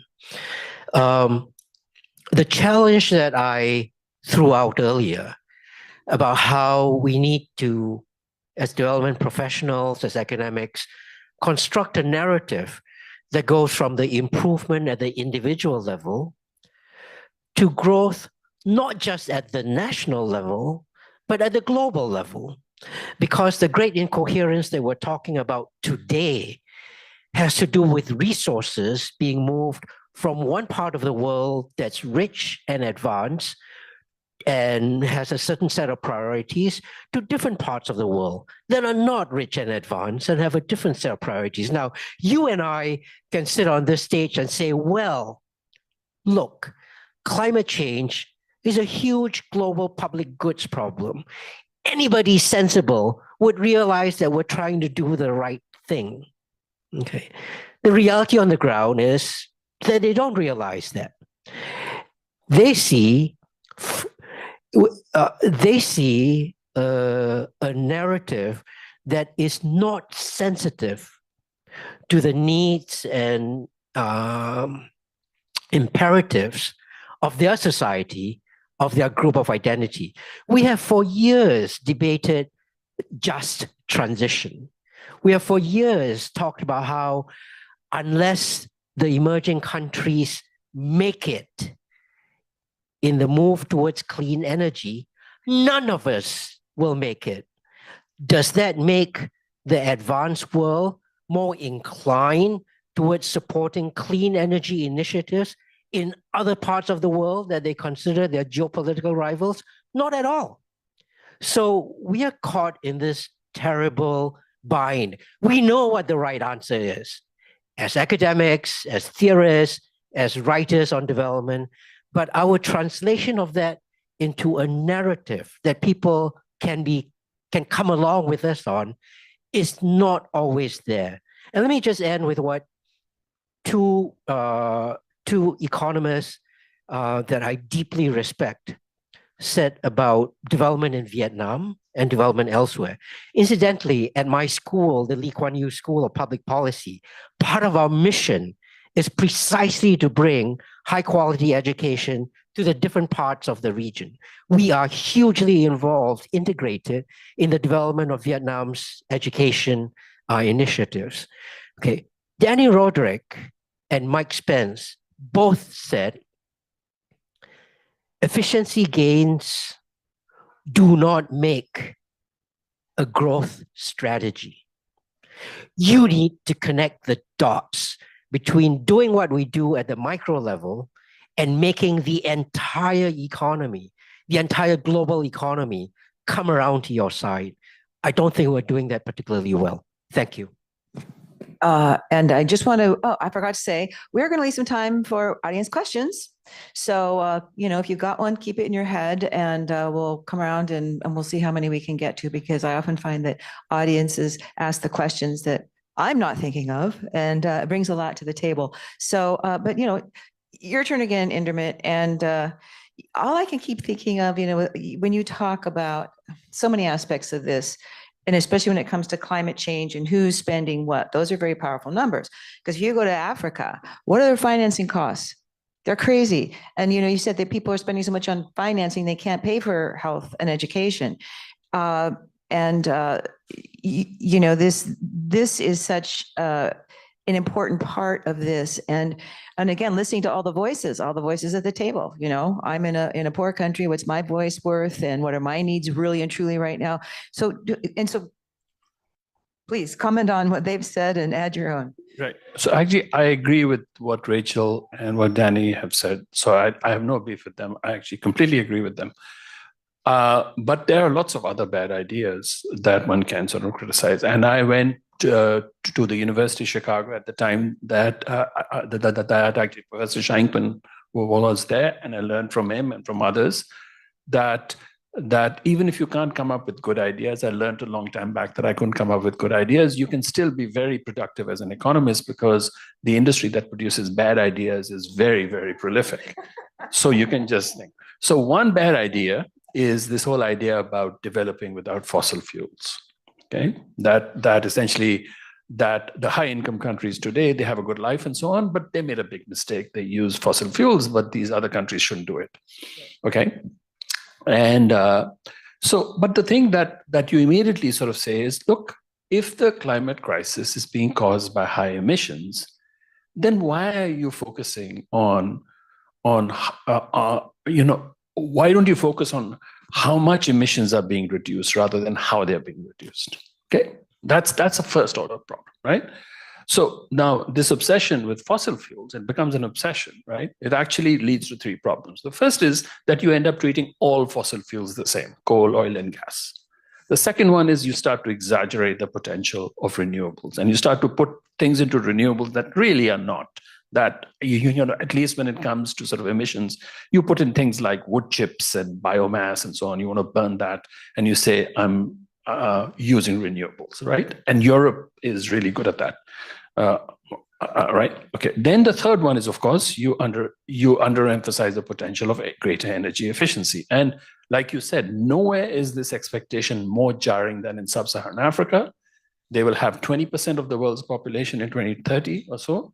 And even if it triples its consumption of oil, coal, gas between now and then, it'll have less than 2% of global GHG emissions, okay? And if you sort of look, take a look at this very nice foreign affairs article by Vice President Yemi Osinbajo of Nigeria, and you sort of, really, a clear argument about it, right? But there's another contradiction here. So all of the countries, by the way, the first contradiction is rich countries still have oil, gas, and coal as part of their long-term strategies for energy, right?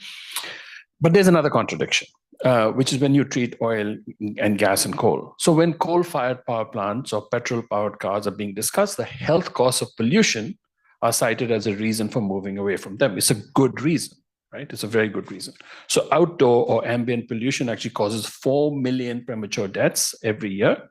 And with good reason, organizations like the World Bank are financing the phase out from coal and considering ways to encourage EVs. But when you ask experts about the deaths from pollution, they talk also of indoor pollution, okay? And that comes from using firewood and coal and oil for heating and cooking.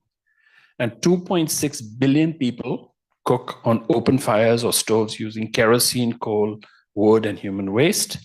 And coincidentally, indoor pollution also causes nearly 4 million premature deaths every year, pretty much the same. More deaths than those from TB, malaria, and HIV combined. And most of these health costs are actually borne by women and girls because they have to work indoors much more. Now, it turns out that there's a pretty simple answer to this. It's called liquid petroleum gas. Okay, and you can do a lot just with that. Okay. But if you start to treat oil equals to gas, equals to coal, you look past these things or you don't emphasize enough. With 4.5 billion a year, you can end this problem of this 2.6 billion people thing. The amount of money that's on hand, 130 million a year. Well, natural gas is a fossil fuel. It's clean. I think there's concern about how it comes out of the ground, what that can mean, the fracking, et cetera. And it's interesting that Bill Gates, how much has he just invested in nuclear power?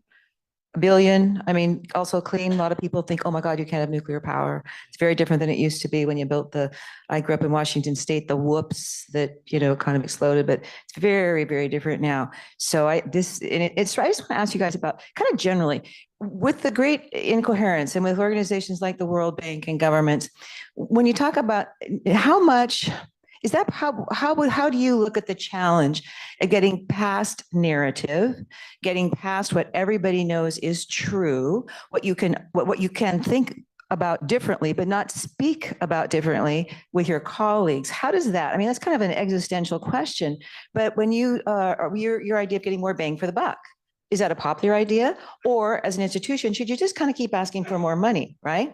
And I think it was in one of the versions of your paper, you talked about when the money is going to always be there, it makes it tougher, for example, for a Treasury Secretary to say, oh, wait, we better look at our finances. Oh, but we're going to get more money. And I would think that there's so many things that are challenges now. How do you deal with that? You are now you're dealing with this every day, and you're trying to get through this thicket, this complex of all these things going on. Yeah. So let me just come back, as you say, I've been advocating for, spending more money efficiently, and how do you get that through? How do people respond to that? So I was chief economist at DFID, the UK aid agency, and then to the merged FCDO. And it was really interesting. It went down extremely well, actually. We had a Conservative government who was very concerned with getting the most out of the aid budget. I think and we went through a process of looking at each sector and asking, what are, just as guidelines for our investments, what is the most cost-effective thing that you could do to improve growth, to increase education, to increase health? How do we get to all of our different objectives? And we kind of ranked things and we put numbers on it. And actually, for the senior officials and ministers to see how much they could get. So you can get, 7 years of Singaporean equivalent levels of learning for $100, in some of these strategies. And it really made people sit up and kind of want to think about the investment. So I think you get a lot of traction when you can explain it in very clear ways of what you can actually get for the investments. But I completely agree that we have a narrative problem about fossil fuels. I mean, I had many ministers come through. It was a time of a lot of change in the UK government. And they were all incredibly attracted to the idea of, they'd come in and say, oh, well, we could ban fossil fuels from our aid budget.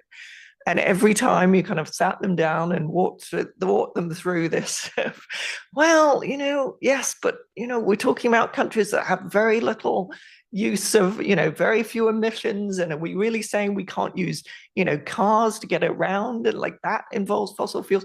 We can't fly to these countries. And gas is actually a lot more. So the problem is with these, you've got to knock down the bad ideas constantly, and you just need it to get through once, and you've banned fossil fuels in the aid budget. So it's an incredibly challenging issue. I want to pick up on your indoor air pollution because I think it's an example of where when you try and stimulate innovation and you don't do it well, you can get some bad results. So for decades, we tried to tackle indoor air pollution, with cleaner cook stoves. And we paid people to work on cleaner cook stoves. But it was all being done in a lab without input without the private sector incentive to design something that people actually wanted to use. And so we invented all these cook stoves that people couldn't make work in their homes and didn't like and didn't use. But there's a better, if we said we would subsidize a cook stove that people would use, which now we have, I agree with the gas stoves, you get much more efficient way of stimulating innovation. So I think indoor cook stoves are a great example of how not to stimulate innovation, and there are much better ways to do it. Okay, is there anybody right now? I can speak really loud, but anybody got a question? Okay, first, and someone's back there in the middle, and I think you're going to have to just, here comes the mic. Keep your question nice and short, okay? Because I'd like to get a few, and you can either address it to one of the panelists or you can get a comment from everyone, but nice short question, please. Sure. I'm Manpreet Janeja, infrastructure specialist. I have been an economist throughout. A very fundamental question and ABCDE of economics. So welfare economics by definition is utility maximization given resources. And I think there's a lot of discussion at the low end of the spectrum, but data proves that most of the carbon footprint is higher on the high end of the spectrum. So I want to know what we are doing at high end of the spectrum. What's the plan? And then I think it relates to the overall theoretical economics we're talking about of transferring funds from where they have less impact to where they have more impact. But my question mainly is, what is the plan on high end of the spectrum? I think there's also incoherence in thinking excessively just about low end of the spectrum. Okay, who wants to jump in here, panel? Question is for a professor, not for me. Danny Kwa, it's all on you. Okay, while I'm thinking of an answer, should we collect a few questions? What a great idea. Okay, now there's a person, I'm just going drawn to the middle. Okay, sir, and stand up and nice quick question. Yeah, it's pretty quick. I have the explanation for the slowing down of growth over the last 20 years. Global oil production peaked 20 years ago. Now, you may find that remarkable if you know how much global oil production is today, but what I'm referring to is production by conventional means. Most of the oil we get today comes from unconventional means, hydraulic fracturing, horizontal lines. This is more expensive than the old days when you poke a hole in the ground and the oil comes out. All right. So we have to question. Well, I'm going to be interested to hear what the gentleman Mr. Gill has to say on it. But the thing and I would ask him, do you know of a reliable estimate of energy returned on energy invested? You're familiar with that term, I'm sure. Yeah. Oh, okay, let's see another question. Hand up over there, young lady. And she's right, sir, right here. Stand up and then he'll see you better. There you go. Good question. All good questions so far. Let's keep going. Hi, my name is Oyebola Okumugbe from the Development Research Group. And my question is directed to you, Professor Danikwa. Your idea about how this narrative does not resonate with people in lower income countries. I was just trying to think, what might be some tools from economics that we could use in trying to change this narrative and communicate better. Thank you. Oh, love that question. Okay, we can take one more. Right in the back. There you go, on the aisle. You have to really run down there now. You get all kinds of exercise just doing that. Apologies if this was discussed, has been discussed because I missed the last 5 minutes. But Rachel, you emphasized like efficiency of education spending in the meeting you emphasize quantity of education spending, and both of you would agree both are important, would be great if you have both, but presumably there's a trade-off.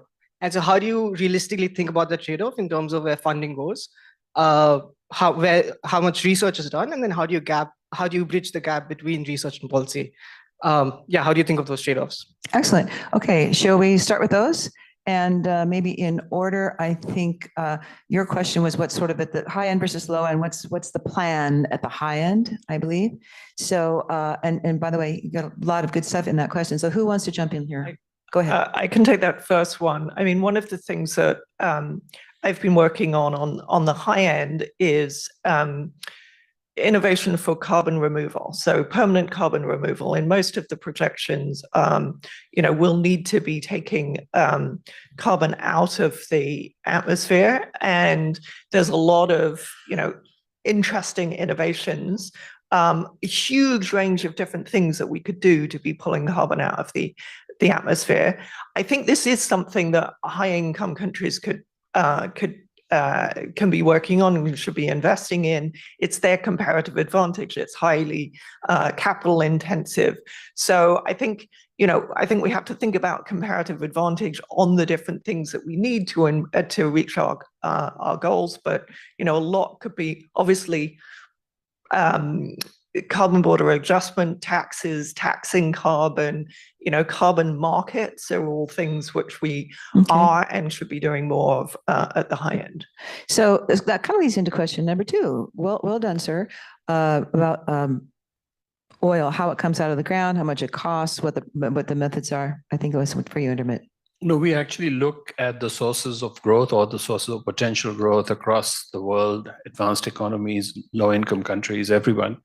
And essentially, you can break it down into 3 parts. It could either be because of investment or slowing investment. The second one is it could be because of slowing population growth or actually a decrease in the number of educated, a decrease in the number of prime age working people. And then the third one, of course, it could be because of slowing productivity growth. Now, you could actually sort of probably see some of the oil-related factors in the third part, but I think one of the obvious ones has to do with the fact that you have had in the developing world as well as elsewhere, especially in East Asia, you've had essentially demographic changes that have led to a slowing population growth, even sort of declining populations. That's that would be the first thing to look at. And I think that at least in South Asia, you do have sort of counters to this in the sense that you have India and you have relatively low female labor force participation rates. We're going to have a really good discussion at CGD with Professor Ragurajan about India, and he'll sort of tell you that when people say that India cannot grow at the same rates that China did because the global economy is different now, it's not nearly as conducive to growth. He talks about the internal factors in India actually being very, very conducive to higher growth. So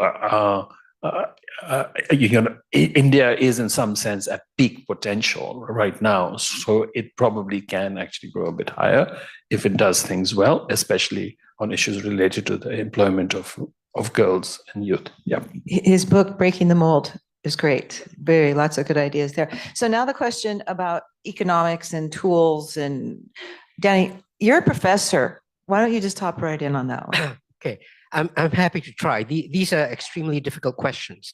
What we need more than anything else is narrative that resonates with everyone, not just with high-income countries and not low-income ones or vice versa. The difficulty is twofold, it seems to me. One is that there is, in many parts of the world, a deep sense of historical injustice. Okay, one part of the world looks at the other part of the world and says, "You've messed up the world. Now you want us to pay you for cleaning it up." There is a lot of resistance built along those lines. So what's the solution? One of the solutions I've seen, and this is my second point and ending, when I visited different parts of the world, East Asia in particular, is that you put all that to one side and you think, what are the things here that make for business opportunity? What are the things here that will make people go wild thinking that they're going to make money out of this? You align incentives. You don't harp on how this is going to save the world. You say, this is going to make you money. That's how we're going to solve the problem. Thank you. All right, question 4, which was one that any one of you can jump in on. I can only count to 3. Do you want to rephrase your question? I think having, I should have stopped at 3. Well, You know, a brain can only hold. Oh, do you have something to say, Rachel? Yeah, I mean, I think you were talking about the is there a trade-off between raising more money for education versus spending it more wisely? I mean, I actually think there's not a trade-off there, because one of the ways in which you get people excited about spending more money on education is to show that you're actually delivering results. So, if you talk to the education community, they will often say, well, we haven't had an ability to kind of measure our output in the same way as, Dal is in health. And that's led us to not be able to kind of make a convincing case about why we should get more money. Certainly when I talk to ministers of finance, they want to know, what are you getting out of an increase in expenditure in education or elsewhere? So I think actually they're complements, right? If we can convince people that you're actually getting real outcomes from your additional expenditure, we not only make more impact from a given budget, but we actually make the case for a higher budget. Danny, I can tell you that there's something you want to say. You're not? Oh, okay. No, actually a very good question. I just wanted to think. Please. So I think the first thing is that you have to distinguish about these trade-offs between high income and middle income and low income countries. In low income countries, what you sort of see is that when you ask them to raise more money for education spending or health spending or other things like social protection spending and so on, you have to remember that, especially when it comes to social protection spending, this money is raised in a regressive way, generally through indirect taxes, and then is spent in a pretty regressive way because they can't target their transfers well. So as a result of it, you have to keep that in mind and sort of say the trade-off is really between education and health and public infrastructure on the one hand, and these social transfers on the other. So if you really want to sort of look at that, I would actually say even during bad times like COVID and so on, you have to maintain, in these countries, you have to maintain spending on education and health rather than try to sort of raise more money or try to borrow more and then have to repay that with taxes, which are going to be regressive for sure. Okay, I know we're going a little bit over time, but I want to give each panelist a chance now to say to you and to our online audience, virtual audience, what's the one thing as we wrap up this first morning of the great Incoherence, growth in human development and era of stagnation? We heard from Ajay Banga, we heard from Larry Summers, we've been hearing from all of you. So what's the just one statement, one thing that you hope everyone gets from this, or that you think is the important issue that has to be addressed? Okay, Danny, you could start. Okay, so the one thing is we need to be not shy about encouraging macroeconomic growth. That one idea builds on the sharing of technology and multilateral cooperation. We have to strain every nerve to get these things back on the global agenda. Thank you. Rachel? I want to follow that by saying we need to work on innovation because it's the key driver of growth and change, but we need to work on shaping it to make it work for the needs of the population. The returns to financial re-engineering are not that high anymore.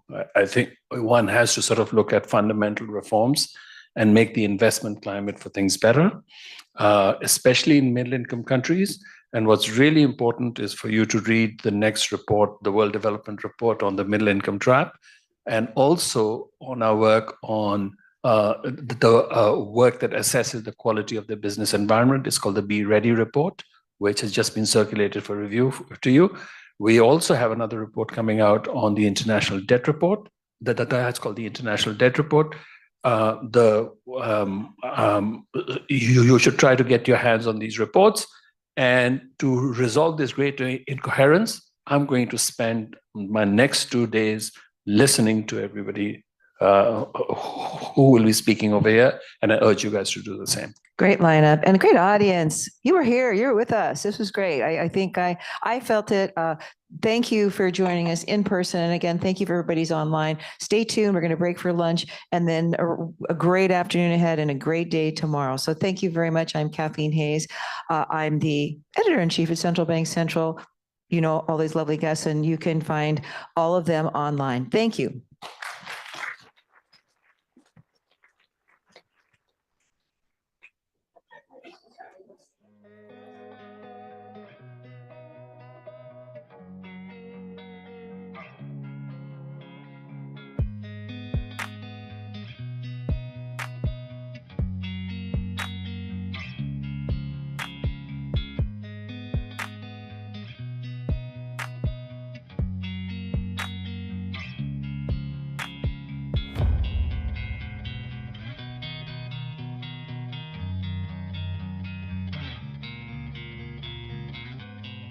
Coffee break, 5-minute coffee break. I guess I'm hungry. That's why I said lunch. 5-minute coffee break. So go get your coffee, come back, another panel, all kinds of great stuff. Thank you.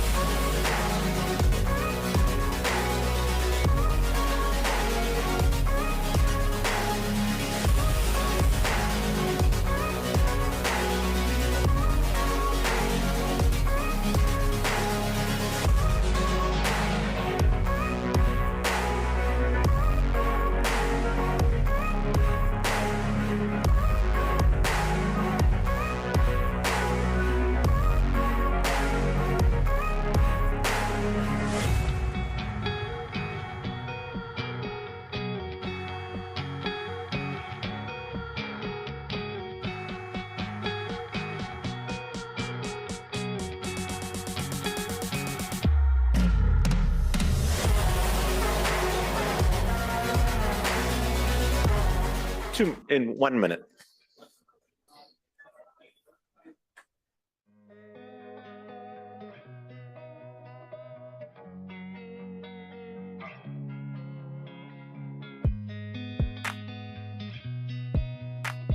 Okay, then you don't have to worry using the time. Excellent. Here's the clicker. So Slides are there. Notice. so they come up and they get. Yeah, so I'll just basically, I'm gonna say, this is when we're speaking, and then I'll say.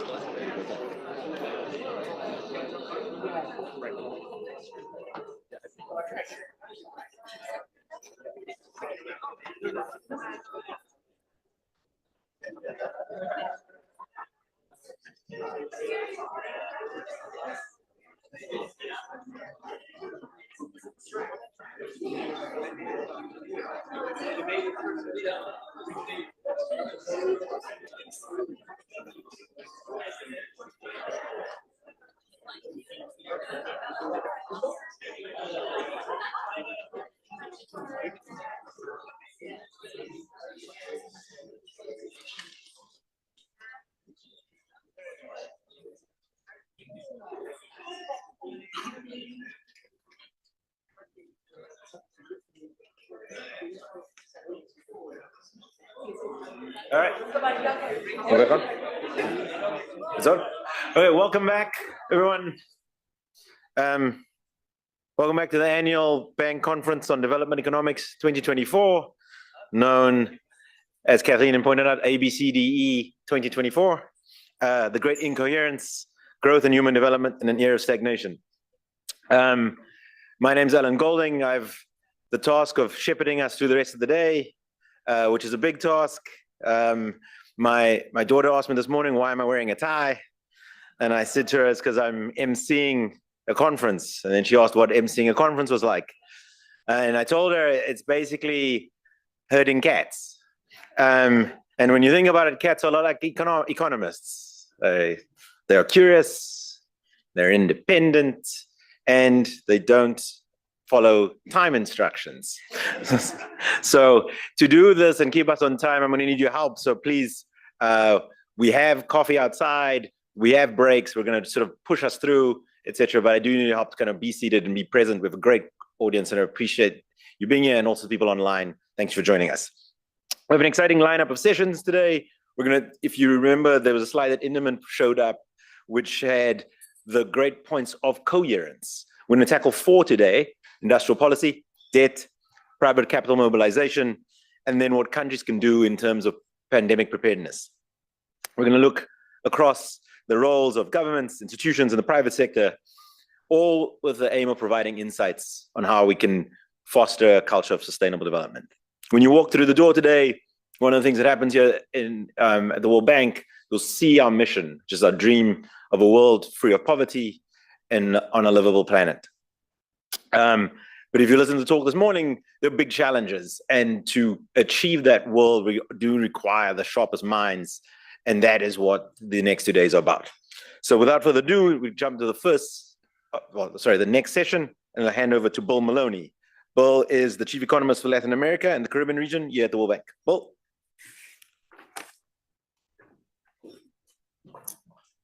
All right. Glad you're all back and refreshed.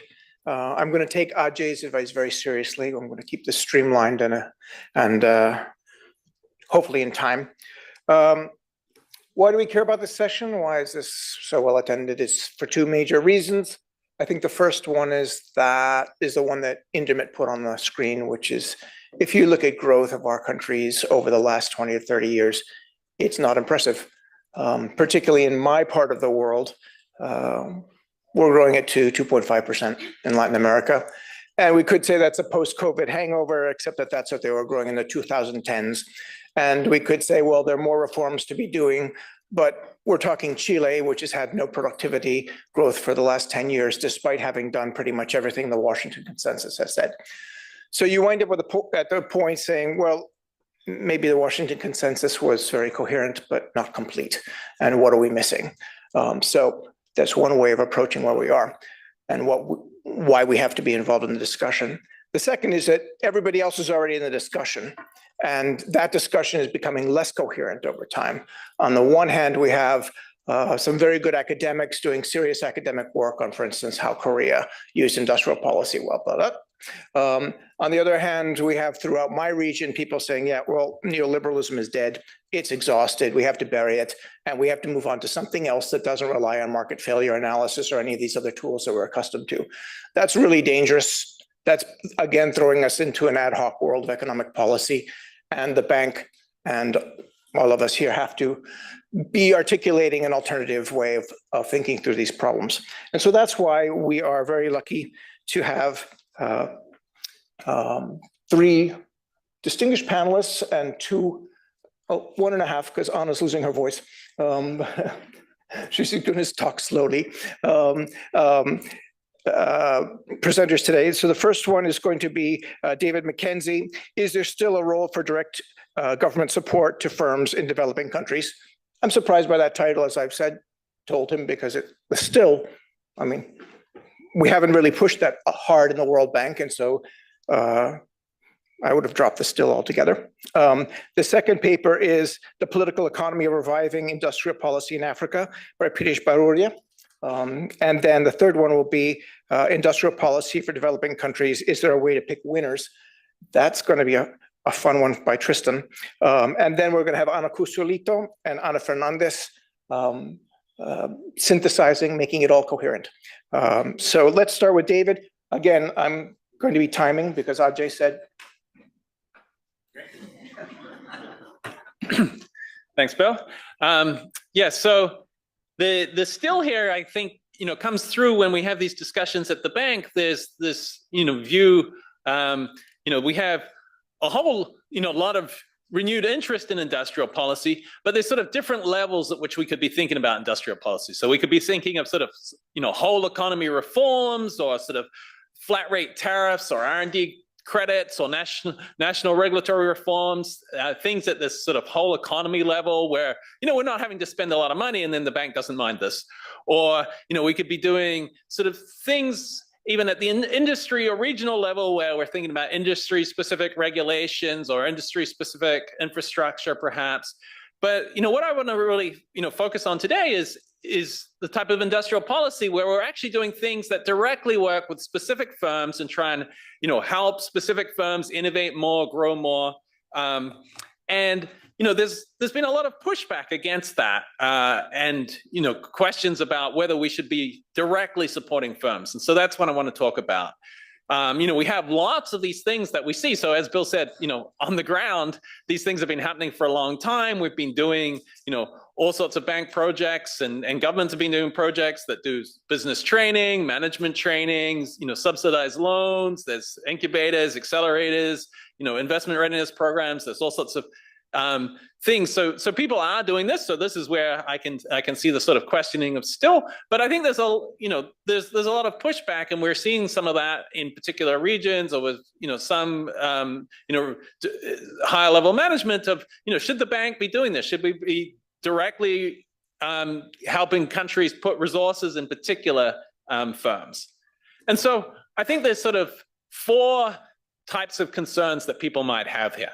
So the first is the one that we have heard for years and years about industrial policy, is this concern of, can the government pick winners? And so are we able to target the right types of firms to support?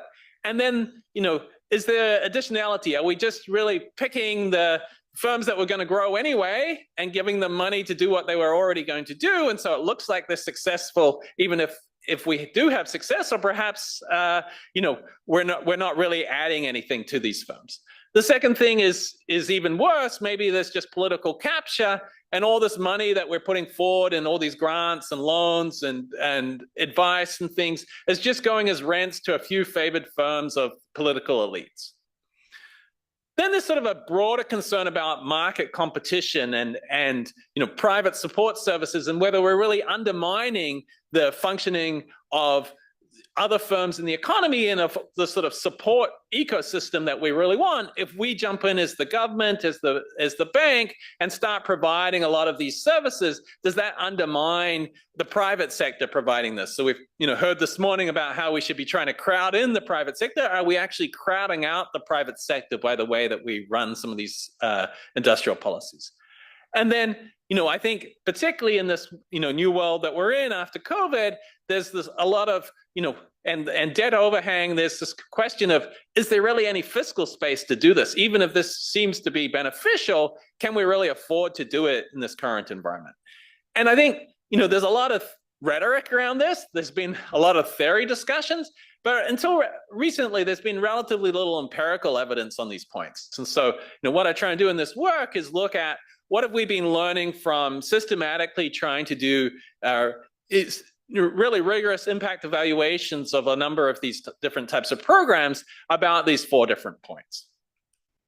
And so, the first concern, as I mentioned, is this one around targeting or additionality. Does the government, really have the right information to know how to support? And so, can they identify who's going to succeed or not? Or are they just going to support firms that are not going to succeed, or support the firms that were going to succeed anyway? So what do we see empirically? Well, one example comes from work that we did in Nigeria, where you're trying to look through a national-wide business plan competition to see if you can get the types of SMEs and support them through grants and get them to grow. And what we see here is that this panel here shows what happens to job growth in these firms when you select some of these firms in this competition and support them with big grants. And you see suddenly, when these firms win these grants, they do actually get to this level that very few firms in the country have, of having 10 or more workers. And you are able to, through this business plan competition, get some firms, give them big grants, and have them grow to the level where they're creating jobs, one of the big key policy things. But the right panel shows that there's almost no relationship between the scores given to them in this competition by judges and their subsequent growth. So, how can this be? How can we sort of struggle in picking winners, but also manage to get additionality? I think we can design these competitions where we get rid of the losers, basically. We're not very good at picking winners, but we know who's not going to, be very good. We can design competitions where we already weed out a lot of the unsuccessful ones before they come in. We can put them through several rounds. And once they get to the final rounds, it's really hard to pick who's going to win and who's going to lose. This is why venture capital funds have, such a tough time as well, but they, screen out a lot of firms before they get to the top. And so I think, we can design things in a way that we are going to have additionality. When governments try and support firms to do more of X, this does cause more of X. And I go through, more examples in the paper of a number of randomized trials that have looked at credit, have looked at management consulting, have looked at innovation grants, have looked at matching grants, and found in each of these cases where the government was trying to support firms to do more innovation, to grow, to improve their management, you were able to actually select firms and have a positive impact on getting firms to do more of this. And so it's not always going to happen, but you can design these programs in a way where if you want firms to do more of this and you support them, you can get them to do more of that.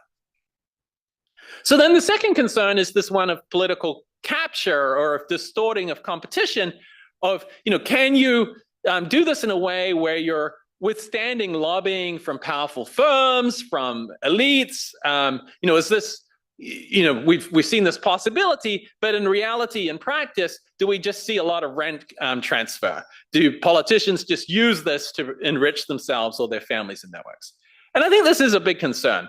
And so, we tried, one of the types of instruments that's used a lot is matching grants. And so these are grants where the firm puts forward, 50% of the money for some innovation that they want to do, and the government puts forward 50% of the money. And we tried to evaluate these in 7 different African countries, and we failed every single time. And the reason that we failed every single time was because we could not find enough firms to give away free money to, because of the way that the bank and particularly the countries had written the rules of these grants. And so there was a lot of capture here where you would have the Chamber of Commerce writing the rules, and it turned out that only members of the Chamber of Commerce would somehow satisfy all the conditions that it needed to apply for this grant, and so there was only very few firms in the country that could get this grant. Or it turned out that you had to be paying all your money in advance and then getting and then the government would claim that they would pay you back for these expenses, but these were governments who had very poor track records of paying firms on time, and so not surprisingly, firms were not willing to trust the government to come forward and do this. And so there's a lot of just red tape, a lot of concerns about political capture, which just makes these programs often not work as well as we would like them to work. And so, this is where I think there's really a role for us as the World Bank, or a role for other credible third parties to really help in reducing that political capture. And so we see this in the EU, where the European Commission and the European Union really have these procedures in place that stop individual countries or individual politicians from stepping in and trying to support their favored firms as much. And I think we've seen this, this Nigerian business plan competition that I mentioned. This was sort of jointly administered by FCDO or DFID and the World Bank, setting up this independent project implementation unit that's was selecting the judges, was selecting the firms in this. And so this was sort of seen as a case where it's not getting politically captured. You're able to run this in a relatively clean way. And I think, particularly in countries where we're really worried about political capture, there's a really role for this third party to try and make industrial policy be done in a way where we avoid some of these concerns. Then the third concern that comes up is this one of market competition. Maybe the firms that we support are doing well, but maybe all they're doing is just stealing market share from the firms that we don't support. Maybe we're not increasing the economy as a whole, we're just reallocating who does well.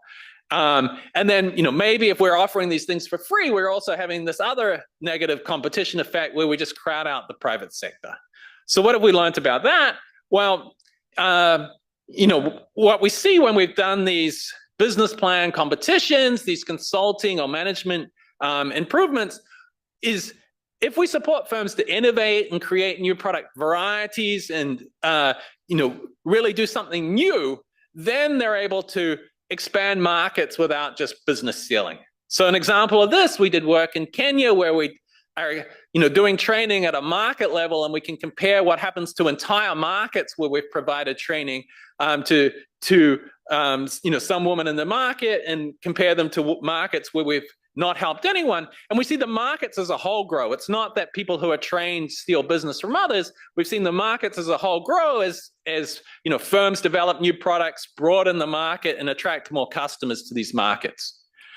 In contrast, if we have types of programs which are not targeting innovation enough, then these sort of business stealing concerns happen a lot more. And so we've seen this in sort of loans where you're just supporting some firms and they take away customers from other firms, or in grants to private schools where if you just support one school in a marketplace in Pakistan, then that school just takes away students from other schools. But if you support all the schools in these markets, they start competing with one another, and then the quality improves as a whole. And so I think we need to be cognizant of this concern, but we can design our programs in ways where we're doing that. So what about undermining or the market or the ecosystem for business services? And so one thing I think is that firms really don't know what they don't know. They really don't know about a lot of these potential services that could be beneficial for them. And so, even in places like the UK or in Korea and Japan, there's a lot of government work in trying to help provide support services to SMEs, because SMEs don't know, if they haven't used these services before, what the value is for them. They're sort of experience goods. And so once you try them out, you might be more willing to try them out again in the future. And so we see this empirically in a World Bank project that we did in Nigeria, where we looked at firms. Most firms did not know who was out there to provide accounting or marketing or HR services for them. We subsidized firms to try these out. Firms grew by trying these services out. And then they went back and they used their own money to buy more of these services in the market. They increased demand for these services in the market as a whole. And so I think we can kind of use this, subsidization to help actually develop the market and be pro-market, and not just be crowding out the business sector. And then the sort of final concern we have is just how can we finance these things? Even if we're able to generate these benefits, get this growth, how can we finance that?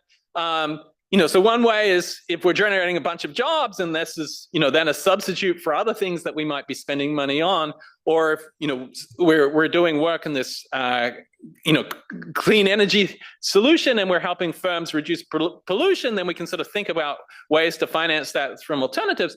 But I think if we're seeing this growth, then, ideally these will play for themselves down the line, that there's this path to sustainability where we create these firms that are growing, we have taxes on these firms that will then pay for the next generation, or, when we're doing innovation, a lot of this is going to fail. And so, also thinking about kind of royalty models where we finance these in a way where, firms are going to get royalties back if they succeed would be good. So, I just want to conclude by saying, there's just a lot of design issues that come up in these programs. We can see that, we can do these in a way where they're targeted to firms that will benefit, that they're going to help overcome market failures, and that we can minimize these risks. But innovation is really complex and risky. Many of the things that we try are not going to work as intended.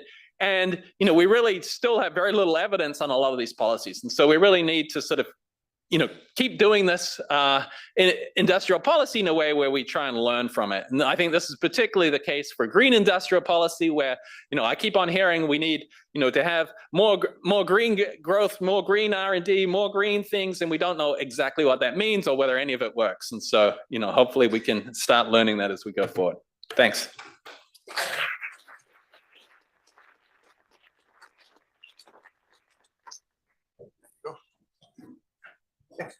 Okay, thank you so much. It's a real honor to be here. My name is Pratish Bihuria. I'm an associate professor at the University of Manchester's Global Development Institute.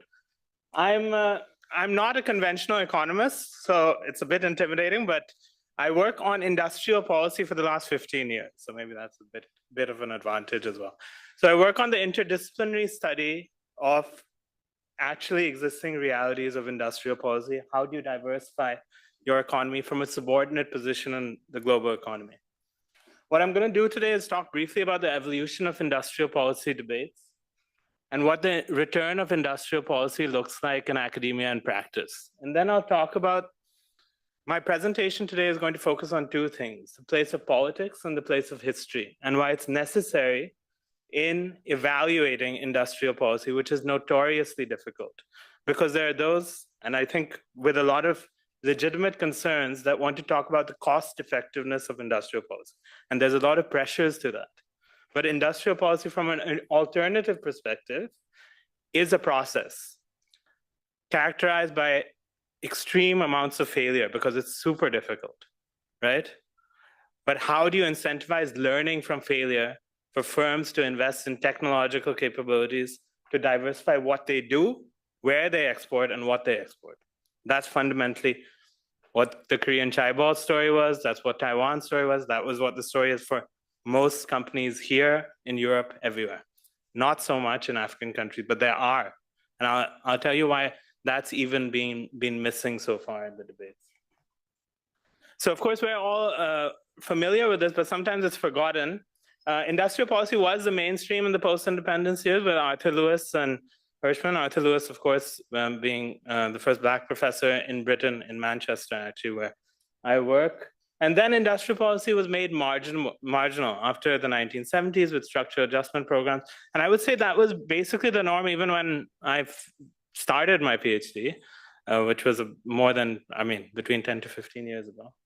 And it has only now recently come back. This is despite the rise of East Asian developmental states. And there was a debate about the determinants of industrial policy, whether it was market conforming or market defying. That remains the discussion and the main debate today, emphasized in a debate by Justin Lin and Ha-Joon Chang. But there is a consensus now about the need for industrial policy. And governments in Africa, at least, have been doing it anyway for a long time. They've been hiding it. Now they're doing it openly. That's the difference.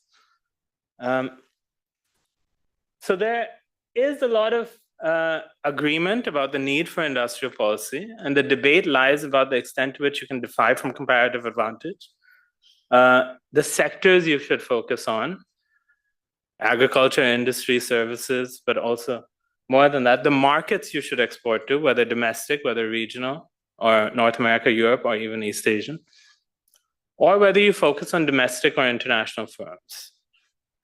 I would say the mainstream would focus on market-conforming industrial policy, international markets, a range of sectors between agriculture, industry, and now increasing emphasis on services, which is very understudied, actually. Now, there continue to be alternative approaches to industrial policy, which I won't focus on too much. But as I mentioned, I think at the policy level, there is a real focus and a correct focus on making industrial policy efficient. And then the alternative industrial policy focus, which acknowledges that industrial policy is always political. You're entering a status quo from where groups are benefiting. And you're imagining a policy which will redistribute those benefits. So you have to manage this process quite politically. And this is what I introduce in my work on regimes of industrial policy, to understand why history matters. In the 60s and 70s, you had a process of import substitution industrialization, where certain closely affiliated firms in African countries at least were benefiting, often unproductively, some productively, some ambitiously. And then, of course, you had market-led industrial policy from the 70s onwards. And this is when traders and transnational companies became empowered at the cost of domestic manufacturing companies. This is important because it became very difficult to obstruct the power of these traders. And then you have a global value chain inspired industrial policy, which basically argues that that domestic firms need to link up with global lead buyers. So that this is imagined most closely in the fact that H&M should have a domestic company supplying to them, but how many companies can supply to H&M?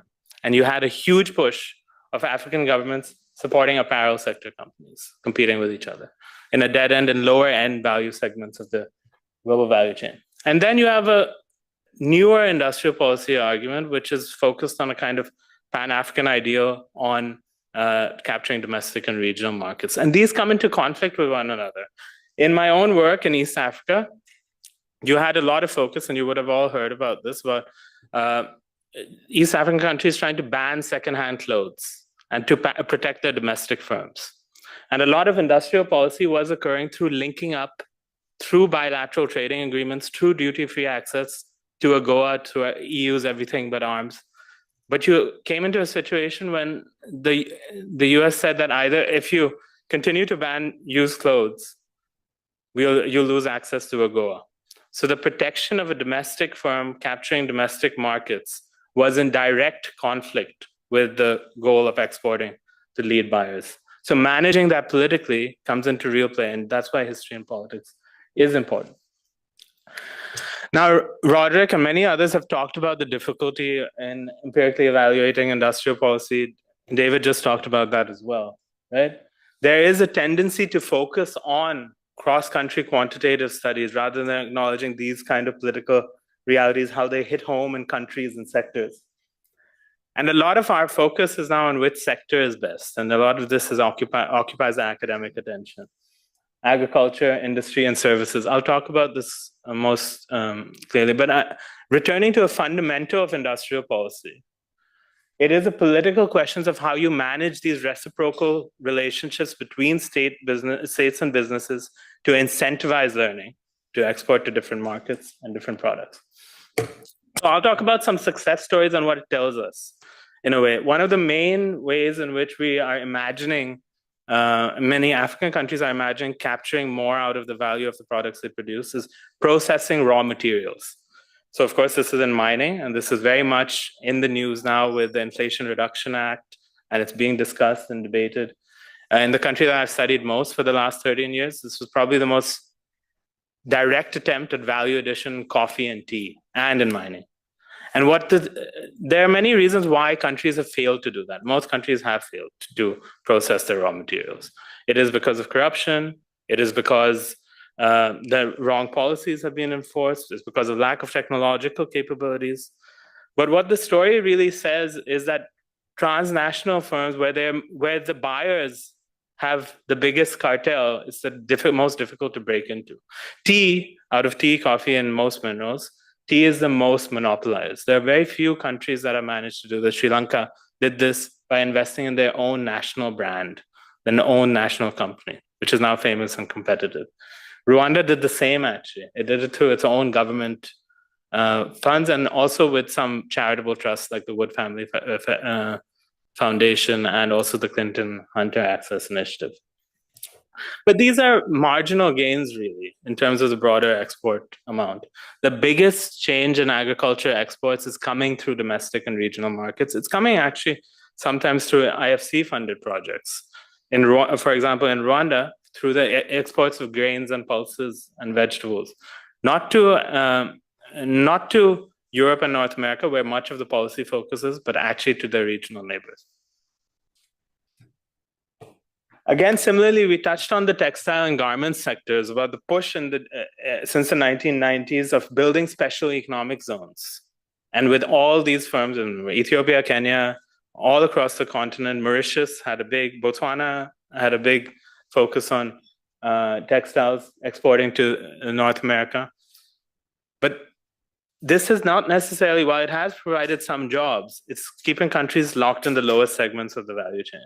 And often, the push for domestic market capture is coming in conflict with the export-oriented GVC strategy. The biggest strategy has actually been, again, in terms of the protection of domestic market. Dangote, Nigeria, was discussed in the last example, through a very close business relationships, not without corruption and not without its criticism, captured the domestic market in Nigeria. Then other firms have started doing this, and Dangote has also started doing this in other countries across Africa. And this reduces the trade balance, provides a lot of jobs, and has been quite an effective industrial policy. But still in industry, what most of the focus has been these symbolic projects.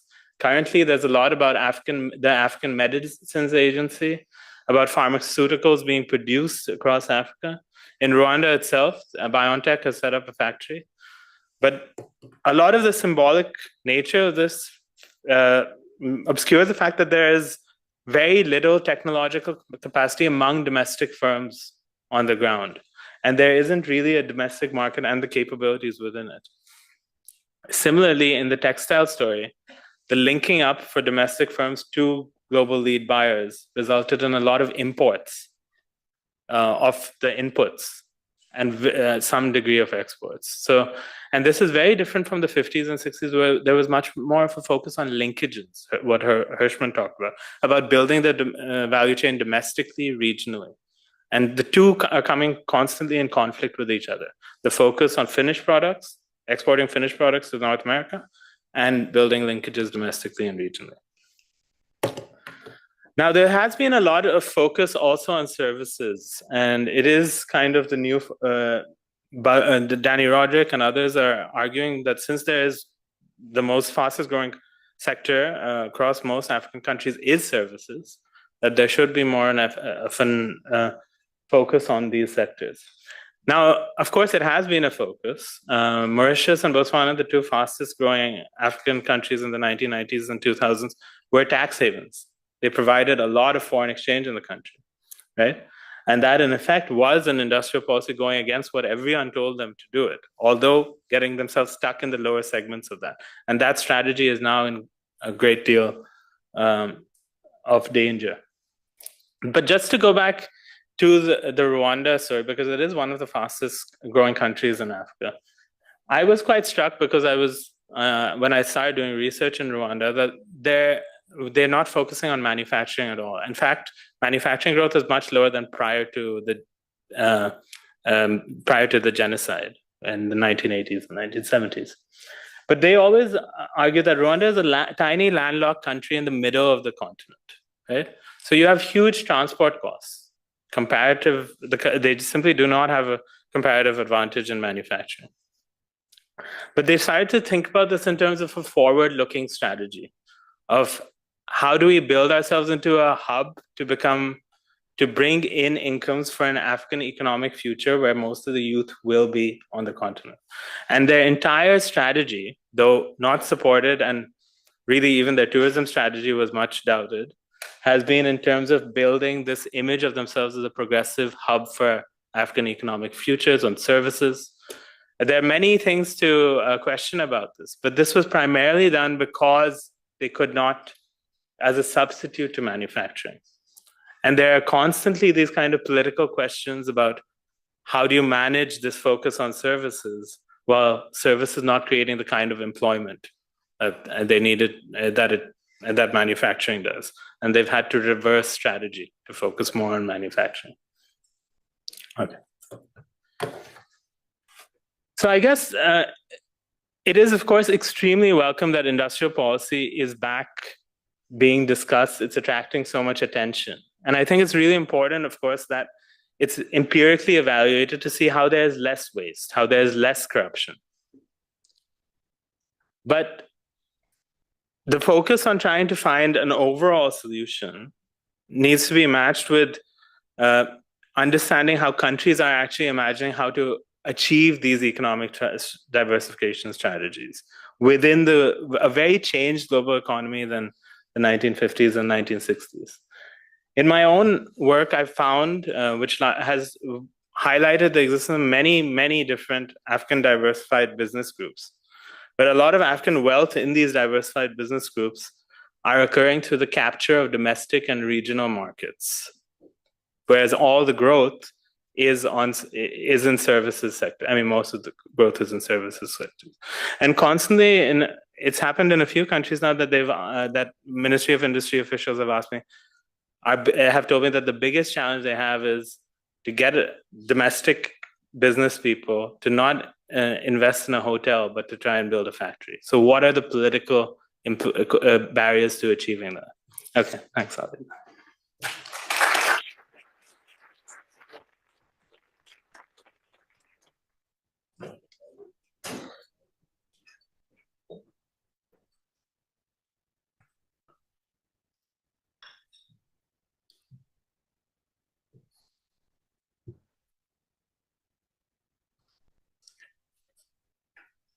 You're good.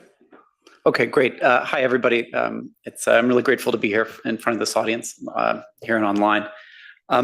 So I want to start with some of the ideas that Ajay talked about at the beginning, and specifically the World Bank's evolution. And I want to point you to a specific box in the report on this evolution and what it entails, where the bank has identified updates to its core analytic products. And I've highlighted two phrases here. One is that the new country economic memorandum are going to focus on prosperity and, quote, key economic sectors. Second, the country private sector diagnostics, which are a product of the IFC and the bank together, are going to be reframed and focus on specific opportunities to increase private investment. Now, a definition of industrial policy that gets used in the academic literature a lot, and I think by other people, is that you're actually taking a view that you want certain sectors to grow faster than others. And so what I want to ask, a little bit provocatively is, does this box endorse an approach to industrial policy? The bank is saying it doesn't define what key economic sectors are in this report, but it's saying we want to focus on them and we maybe want to have investments in certain areas, but not others.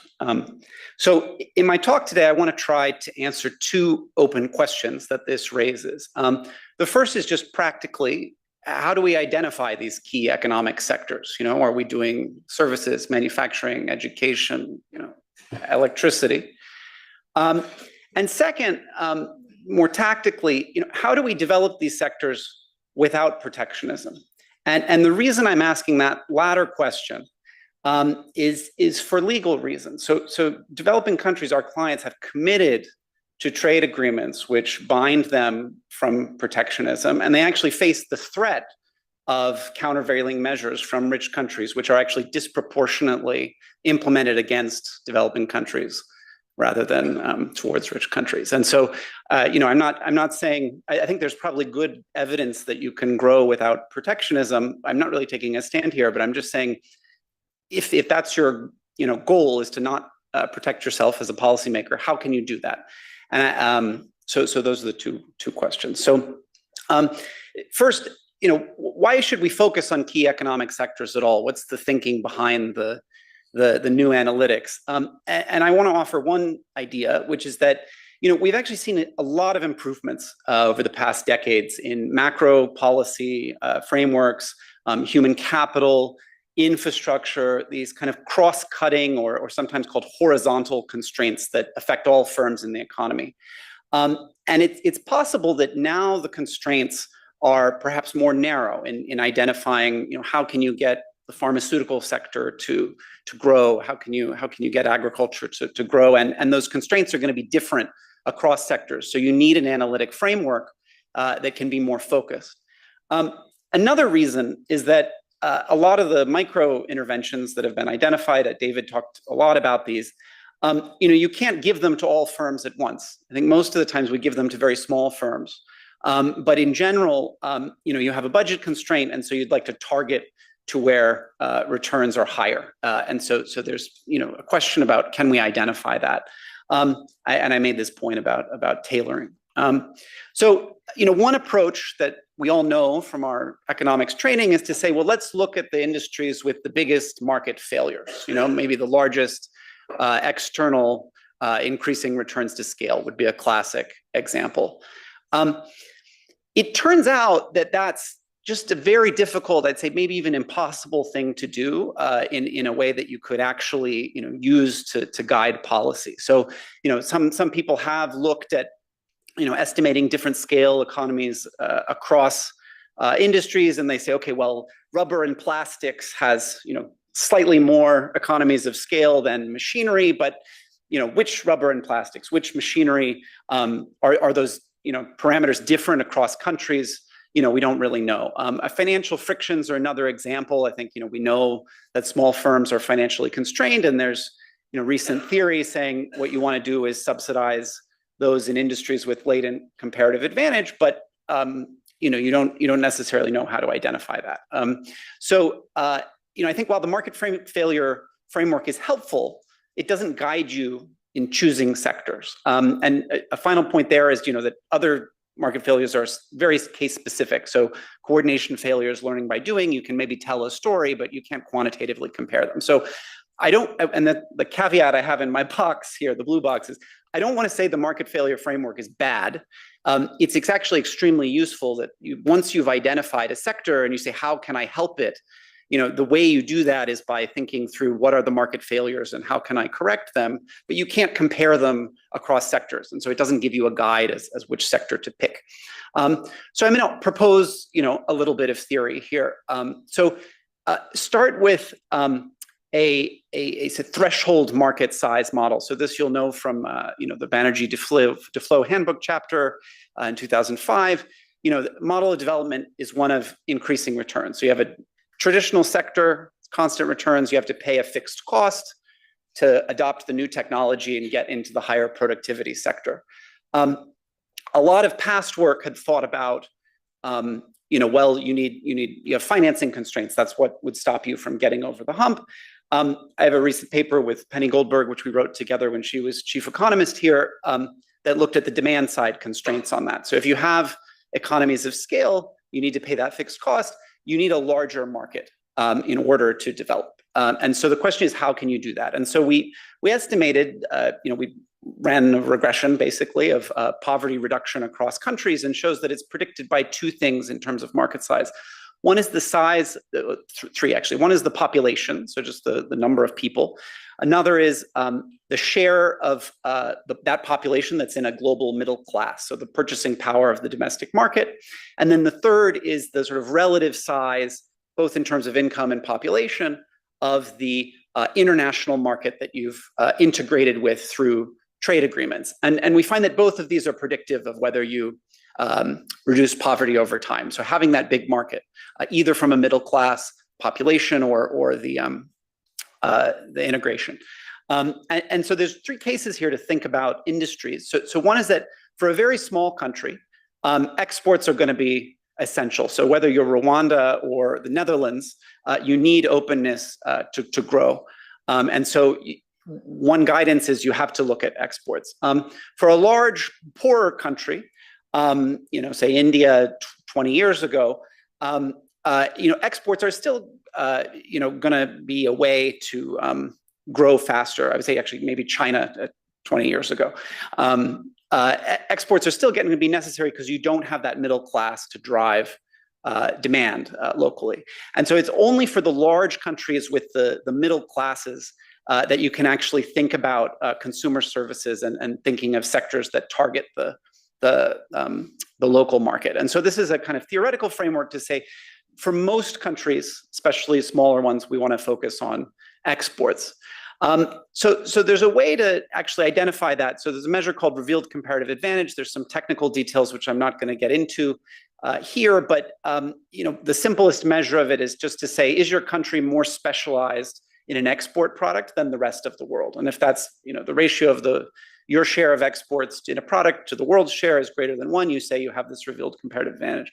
And so what this graph shows is just the share of a country's value of exports in a product with a revealed comparative advantage defined in that way.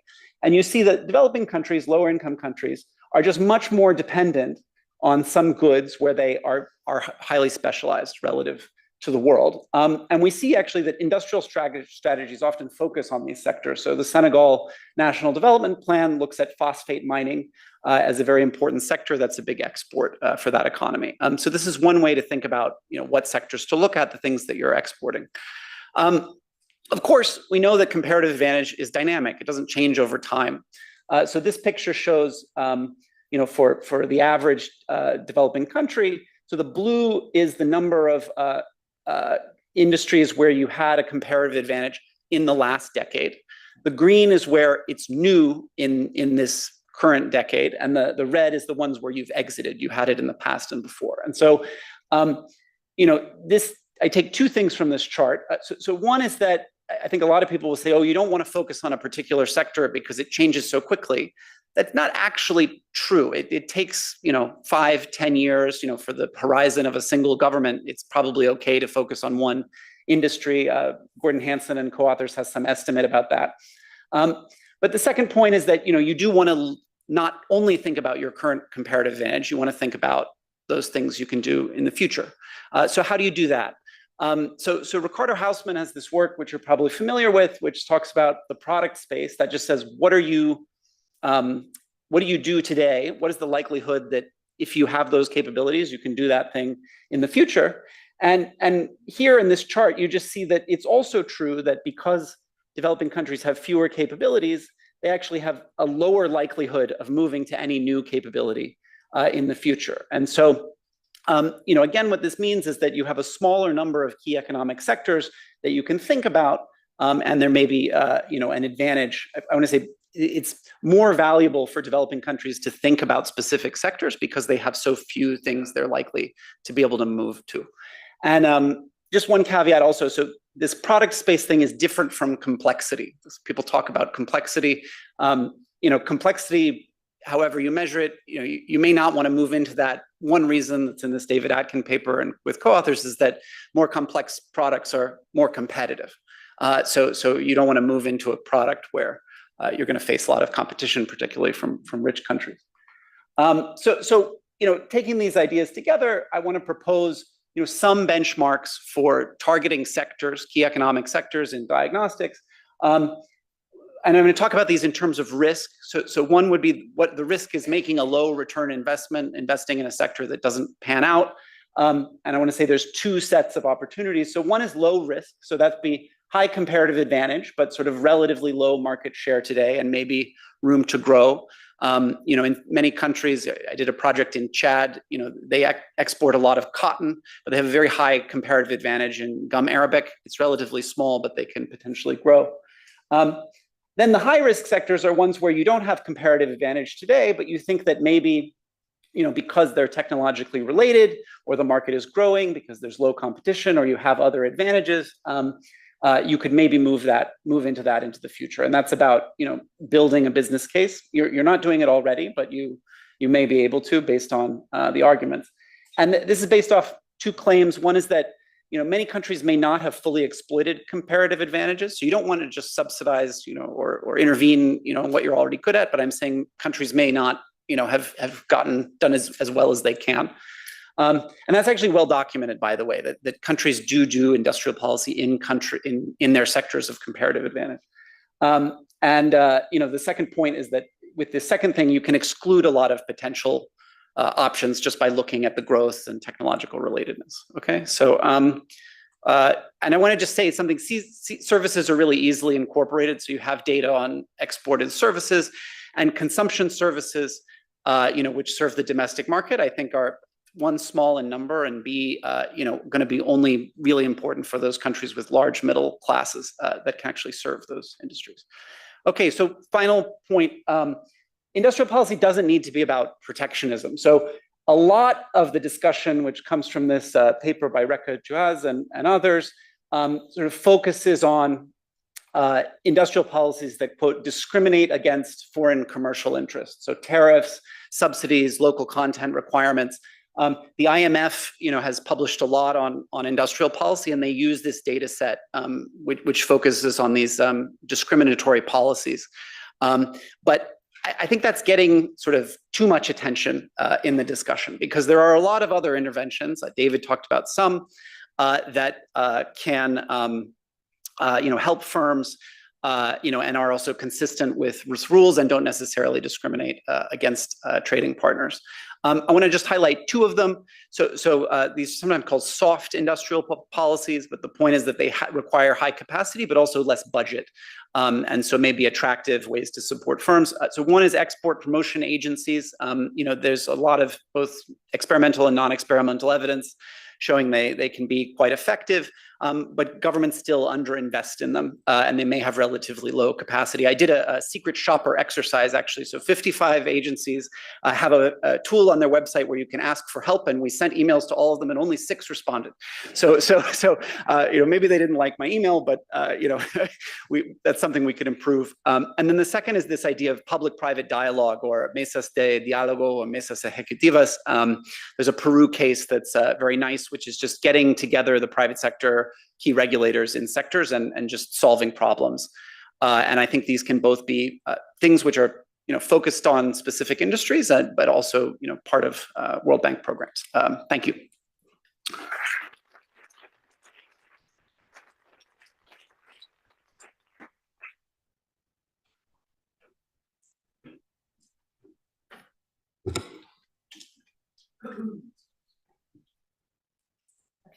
So good morning, and thanks to the organizers for inviting me today. So let me start saying that I truly enjoyed reading the 3 papers, and I believe that they complement each other actually very well. Now, the focus of the panel is more on the how of doing industrial policies in emerging and developing economies instead of on the why. And I would like to start the discussion saying that these are very different and challenging times, so we shouldn't actually disregard this very important question. Why? Well, because it's unclear that governments are currently using industrial policy based on the economic principles that truly justify it. Now, one of the arguments against industrial policy is poor targeting. And I am glad that David and Tristan are offering us very practical but very different solutions. So David is saying, let's not pick winners, but design programs that will help us sort of to attract high growth firms, and then just screen out the zombies. And I like his approach because it's simple and truly help us to get rid of the problem. But is this the first best approach? Well, I am not sure about it. And let me explain you why. So he's proposing a horizontal solution to a vertical problem in nature. And if we know from the literature that only a small proportion of firms in a market have really good chances to excel, well, then attracting these companies can make actually the programs very expensive, despite the fact that indeed they could be cost effective. And then highly differentiated firms will not compete. And we know that there are important complementarities between industrial policy and competition. We were owning to this very specific complementarity the discovery of the COVID-19 vaccine. So my question to David is, wouldn't it be much better to design programs to attract a more homogeneous set of companies and force them to compete? And maybe we can use some of the guiding principles proposed by Tristan to ex-ante actually pick up that set of firms. So let me discuss Tristan's paper.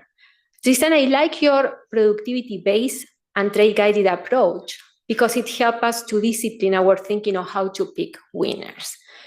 Now, because you are conditioning on many things, you are putting too much emphasis on variable costs and somehow disregarding the fixed cost of exporting, which indeed can provide a sound justification for industrial policies. And an example of that is the service sector, which is very relevant for us today. Why? Well, because it's less scalable and more atomistic than the manufacturing one. Indeed, David and I show that there is a role for export promotion agencies actually in service in helping companies covering the fixed cost of exporting. So I want to conclude the discussion on poor targeting, proposing a third approach. So how about designing incentive compatible mechanisms that will help us sort of to channel the resources towards those that really know how to do this very well in practice? Because if well-trained investors know how to identify opportunities, well, the targeting issue is not an impossible task.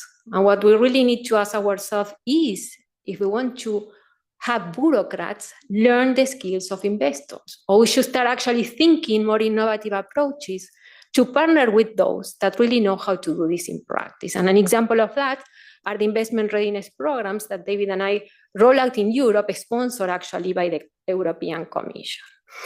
So another argument against industrial policy is lack of additionality, meaning there is no impact. And here I want to be optimistic and say that we can get more from industrial policy. And let me explain you why. We tend to rely on the argument that there are no stealing effects or no reallocation effects in the market to fairly claim that the industrial policy has additionality when we find that the program has positive impact. But we can still have additionality at the aggregate level, even with business stealing or reallocation effects. And the typical example is when industrial policy fosters innovation and quality upgrading through creative destruction, or facilitates the allocation of resources from low productivity towards high productivity firms. Indeed, I wouldn't disregard these days the very important and complementary role that industrial policy can play in helping companies cope through reallocation with the effect of persistent shocks like climate change. And the last thing that I want to say on this topic is to make an invitation to revisit the no impact evidence in light of a very nice and recent contribution that David and co-authors made, where they show us the relevance of incorporating informative priors into the impact evaluation analysis to better identify the effect of specific programs.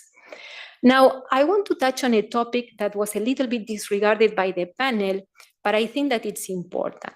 David talked about the relevance of coordinating industrial policy with the regulatory framework. And I agree with him that coordination is important to avoid a specific risk. But more important than coordination is complementarity among different types of policies, not just in helping the government achieve a very specific goal, but also in maximizing the reforms, both that comes from IP and non-IP actually programs.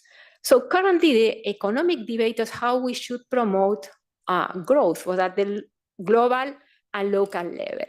So IP opponents argue that it's very costly and ineffective, so governments actually should focus on amending the regulatory framework to reduce frictions and distortions. And there are others in Chicago that says, forget about these two. They are very difficult. Let's just put all our money on infrastructure or in creating positive shocks that will help constrain firms with high markups actually to expand production. Very controversial. Now, the problem that I see is that they take these policy approaches as perfect substitute, while they may not. And the reason is that although very necessary these days or very attractive, reducing distortions or pursuing industrial policy may be insufficient to bring the demand and the supply side of the market together. This is something that the president mentioned in his opening remarks, and also Danny mentioned the same. And the typical example is financial markets, where you need reforms to eliminate distortions and frictions, coupled with investment readiness programs, specifically to build entrepreneurial pipeline and scale up the demand. So I want to conclude with a very important topic that has been widely used as a strong argument against industrial policy. And nobody better than us to discuss this topic, which is underdeveloped state capacity. We cannot fix the how if we don't know specifically about what we are talking about. So here I want to leverage on all the analytical work that many in this audience and behind the screens have done when working with operational colleagues, not only in identifying design, implementation, and evaluation flaws, but also fixing them in record time. So usually what we observe is that when governments design industrial policies, they write broad and very vague eligibility criteria in terms of the activities and the firms that are eligible for public support. They use unmeasurable indicators to ex-ante evaluate the applications for state aid, and they also rely on very subjective scoring mechanisms to select beneficiaries. So the problem that we have is that at the end, these design flaws actually impede targeting well, risking the allocation of public funds towards actually the wrong firms. So in terms of implementation, I will just mention some of these failures. We see that there is allocation of public staff inconsistently, risk-averse bureaucrats running risk innovation programs, or governments centralize and delay the selection of beneficiaries, despite that the program was originally centralized to avoid policy, specifically to avoid political capture and make the programs more efficient.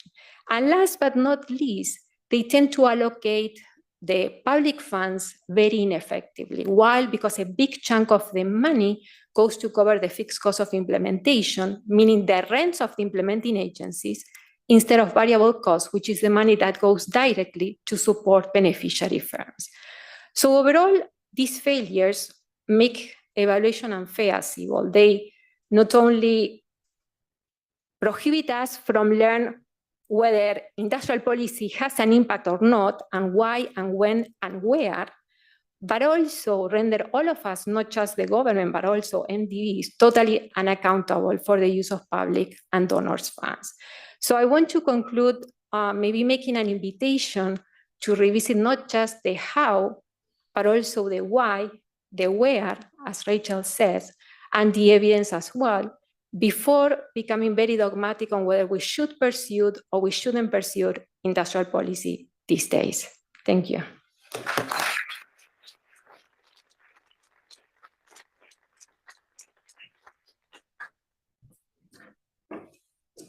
So thank you very much for inviting me to be in the program. And I'm going to come back to going a little bit closer to the papers. Anna brought us a lot of external evidence, as well as her experience working on several World Bank interventions. I'm going to go back to thinking a little bit more about the contrast and the commonalities across the three papers. So what's common?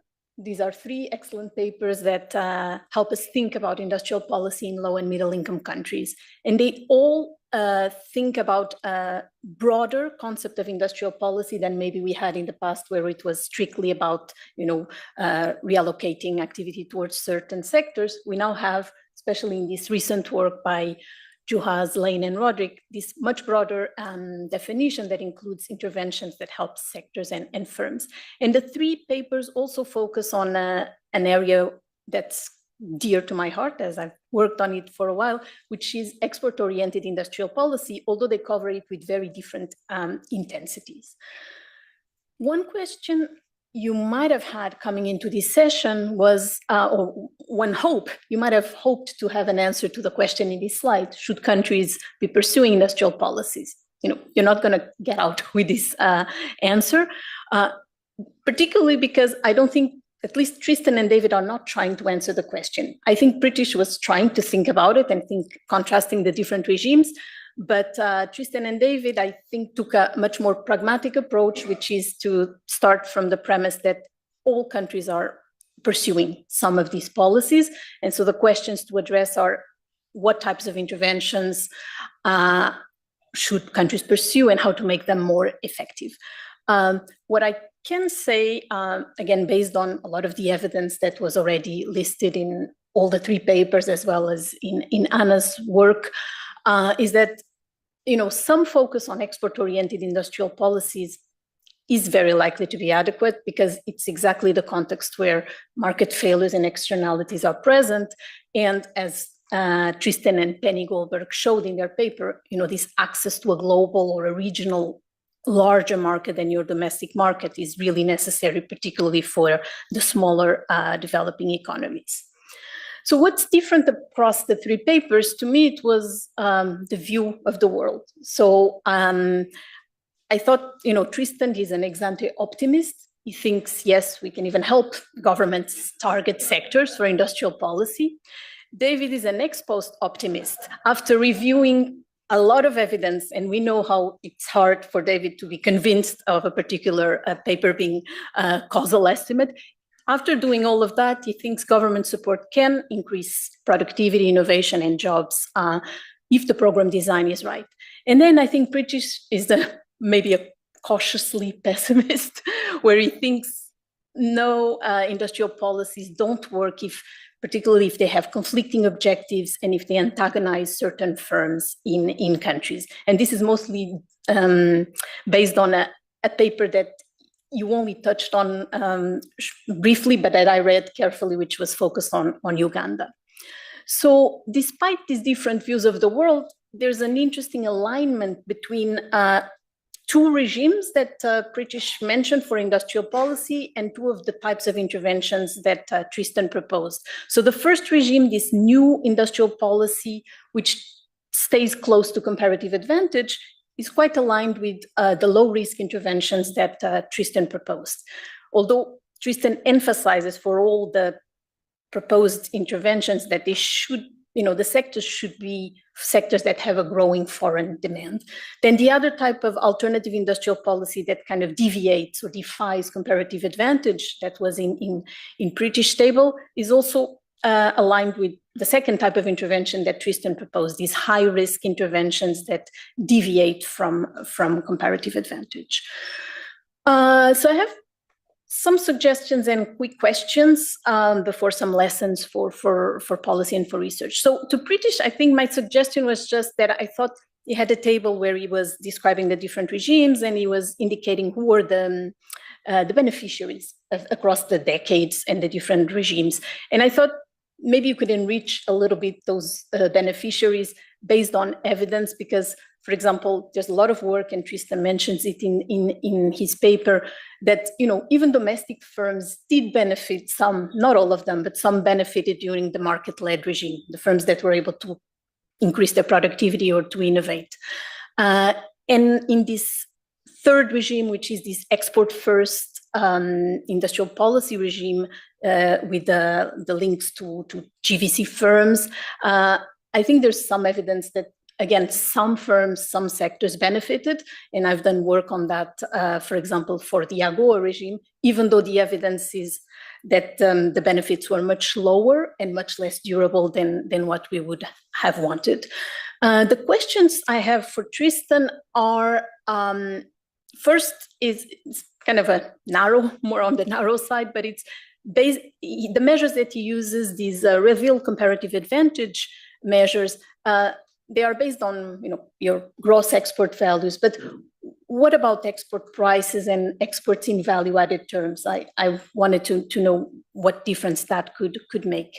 Then my other questions for Tristan are a bit more broader picture. So one is really how can we think about this sector targeting when countries often want to have a very a strategy that diversifies their exports and increases resilience. So how can we, how can these 2 be compatible?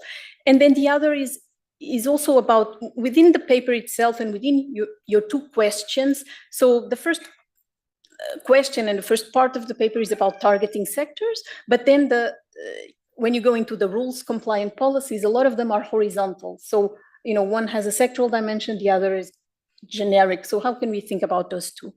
Then the lessons for policy are many in the papers, and I'll be quick here. Well, first of all, industrial policies they still need adequate regulatory and tax environments. The three papers emphasized quite a lot the importance of coordination with the private sector.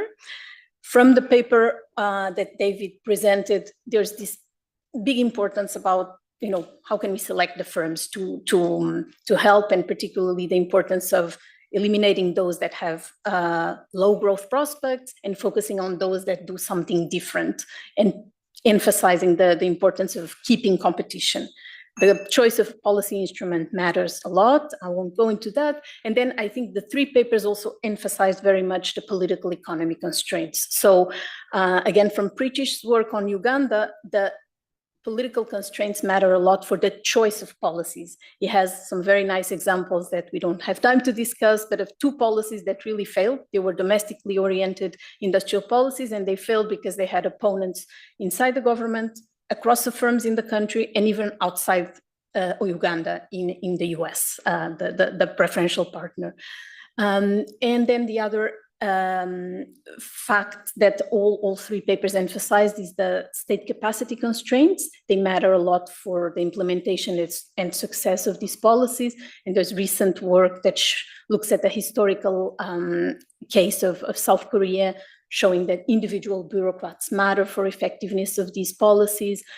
And then I saw an interesting contrast, maybe a little bit of a conflict between a recommendation that Tristan had in the paper of a big role for chambers of commerce, but then David's cautionary tale that sometimes those chambers of commerce make the interventions be captured by their own members.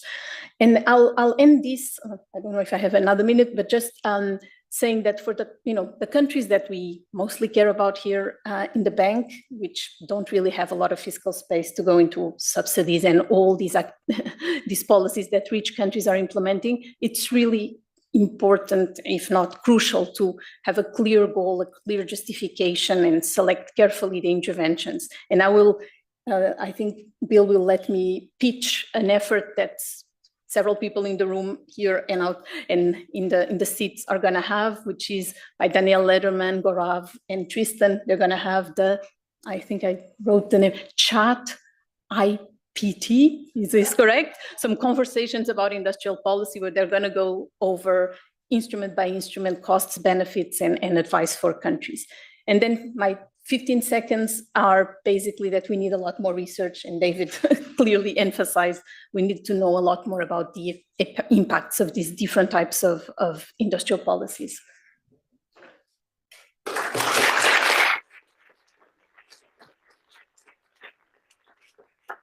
Thanks, Anna. Just quickly, because there were some questions to the presenters from the commentators. Did any of you want to make any comments, thoughts, react? No, I mean, I think that this was great. I think the thing for me is just how often we see a lack of agreement of what countries are trying to do, and they're trying to use that same industrial policy instrument for tackling every conceivable challenge under the sun, and then that not succeeding. So I thought being very clear, as Anna said, was important. The other thing that I thought was nice, just sort of coming across this, was most of our countries that we deal with are not China, are not South Korea, and yet the only two countries that this is pretty much whenever we talk about industrial policy, it's always look at East Asia, and so it's really nice to see these examples of what smaller countries should do. So I like seeing that. Thanks. Yeah, I think I'll just respond to some questions from Anna. So on diversification and which to pick, I think there's probably a difference in the balance of these low risk and high risk opportunities depending on your income level. So I worked in Sierra Leone on the cocoa sector, where it's 9% of gross exports, but there was almost no government support for ensuring that the trees are replenished every year, and there was enough focus on the sector. So I think there's a lot of, for low-income countries, room to improve the things that you're good at, and then as you get richer and you worry more about diversification, that can become more important. And then I wanted to make a distinction on the sort of the non, I guess, WTO illegal policies. You said they were mostly horizontal. I think that Art Cray doesn't like the horizontal vertical, so I'm trying to use something different. But I think the main point is that even if you're an export promotion agency and you're trying to say help every firm export, you still need specific information about certain sectors that you need to kind of do research on and collect information about. And so that's what I'm talking about is kind of, and in the public-private dialogue in Peru, for example, those were always focused on a specific sector like forestry or gastronomy, and so you need information about sector-specific constraints, and that's the industrial policy I'm talking about. Thanks. Yeah, thanks so much for the comments. This has been really great, and I've learned a lot from the other papers as well. I'll go to the point about bilateral trade, the AGOA agreements, and I agree, it definitely did create a lot of gains for exports for firms. But I think across my research, what it tells you is, of course, the WTO is not the main constraint at all for African countries, where the bound tariffs are, where the applied tariffs are much lower on average than the bound tariffs. So there is space. But bilateral treaties are a bit of a constraint, as that table shows. But I think the countries that have done this, managed it successfully for industrial policy, created space for themselves, is in diversifying the kind of arrangements from bilateral treaties. For example, Rwanda is now exporting garments through the EU Everything But Arms Treaty, but it's lost access to AGOA. Thanks. Just because this is the hot topic of the conference, we have 1 minute for questions. So if we could take three questions quickly, concise, pithy, getting to the root of the matter, that would be great. Start here, there, and there. Yes, please, go ahead.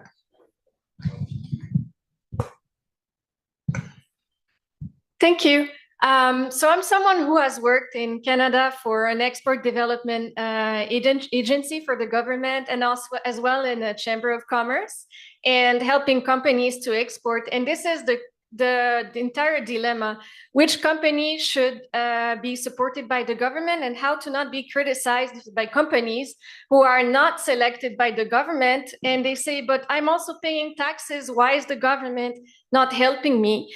And so how to make sure that sometimes the government will pick a company because it's the policy, because they think they will develop a competitive advantage in that field, and it's the new technology that they want to advance. So they will focus on a certain sector, a certain group, and they try to put all these criterias, and they end up failing, or they open it to smaller companies and they also end up failing. So there's always a criticism. And how do we make sure to find a balance, and to make sure also that we don't also disregard the smaller companies that can be the future unicorn, and also the bigger companies that we invest in that seem to be more export ready? How do we make sure that these also are we not just wasting a lot of public funds thinking they are the good ones, and thinking it's certain that it will have a lot of economic results, but end up failing? So how do we find that balance, and how do we satisfy everyone and avoid being criticized of not spending well the public money? Thank you.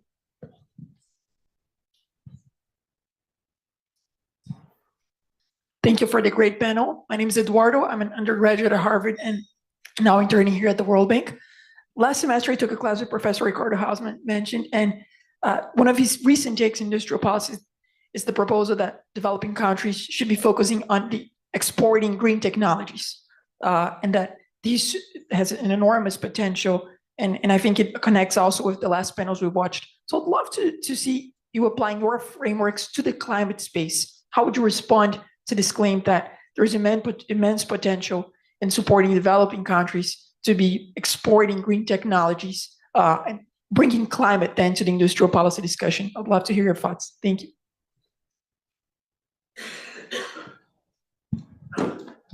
Hi, my name is Francis. I'm a consultant at the Energy and Extractors at the World Bank. I like the argument proposed of the export promotion agencies, and I just wanted to see your thoughts on export and import banks regarding industrial policy and how that could be a proposed solution in lower middle income countries that don't yet have those in their policies. Thanks.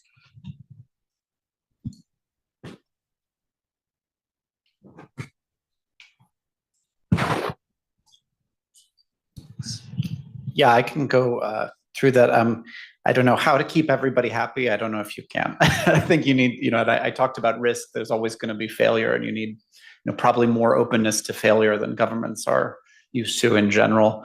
About green technologies, I think that's really important to talk about what a green technology is. One thing we hear a lot now is every country says, "Oh, I want to produce solar panels." But one country is already very good at that, and it's a very competitive market. It's not obvious that you're going to be able to, build an advantage that's competitive. And also, climate change is urgent, and we'd like to, adopt them very quickly. So, I think it's important to focus less on, the use of a product in some part of the climate transition, and more about, can you produce anything in a low carbon way? And so, we see the EU, has policies that are going to make it harder to import cement and fertilizer and steel. So if you can, produce those things without carbon, that's probably more important than producing solar panels or batteries. Export banks, I think there's a great current NBR paper looking at the US export bank, which was shut down during the previous government and started up again. And they show there that actually countries that relied on the export bank for exports actually had large declines in sales after, and which were persistent after that, the bank was removed. So that's some evidence there that they are effective, at least in the US context. Thanks. Great questions. I agree also with what Tristan said. It's very tough to manage this politically while also trying to be cost effective about adopting industrial policy. So I think the major challenge often is also getting rid of the losers politically. And that can be really dangerous for many developing countries. I'll take the green. I've written about the green industrial policy, but actually thinking about the green division of labor, and that's been talked about in previous panels, but also earlier. And I think it's important that there's a lot of confusion as to what the green technology is, as Tristan mentioned, and it's often equated with just the generation of solar energy. South Africa imported $1 billion of solar panels last year, which is a huge amount that is just adding to its trade deficit. And that's happened primarily through the weakness of a national grid. So often, and it's actually been pushed by a lot of external actors. So focusing more on the production is extremely important in this. So there's just an urgent need to think more about how developing countries can manage this cartel in the solar panel, in the wind turbine sector. So just on this, risk and making everyone happy. I mean, I think we need to think of this as a portfolio, and if we're not failing, then the private sector should just be doing everything. And there's no need for the government in the first place if it's so easy and you're not going to fail. So, fail more but learn is my message. All right, and let's all thank the panel for an excellent venture into this topic. I don't think we've got the coherence completely nailed down, but progress is made. So thank you very much, all of you, and thanks to our commentators, Anna and Anna. In your defense, Bill, the incoherence is great. So, great morning session. What I have to say is not nearly as interesting, but I'm sure as popular, which is lunch is served now. It's just outside in the lobby. We will be back at 1:25 sharp.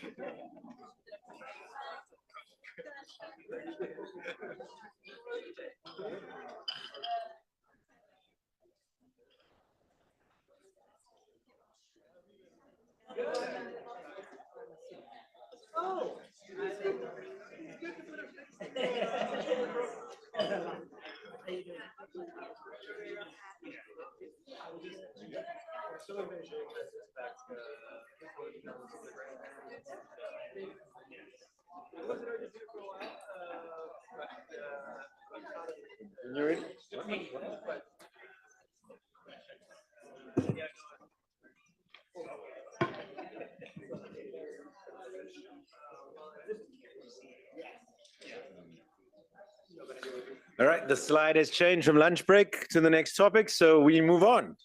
Welcome back, everyone, to the afternoon session. For those joining online, please join using the discussion hashtag ABCDE 2024. I'm very excited to welcome you to the second session, which will focus on sovereign debt and default. Our moderator is Manuela Francisco, and it's now July, so she has a new title. So Manuela is the Global Director for Economic Policies in the Prosperity vertical. I'll hand over to you, Manuela.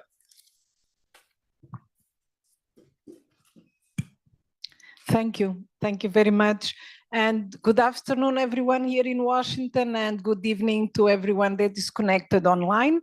I'm very pleased to see the inclusion of a session on sovereign debt at this distinguished conference, because as we all know, it's a very relevant topic. To motivate this discussion, I would like to make 3 points that I will be very brief. First is the following: debt levels have stabilized. These are the good news, but they have stabilized at very high levels, and many countries are facing liquidity challenge.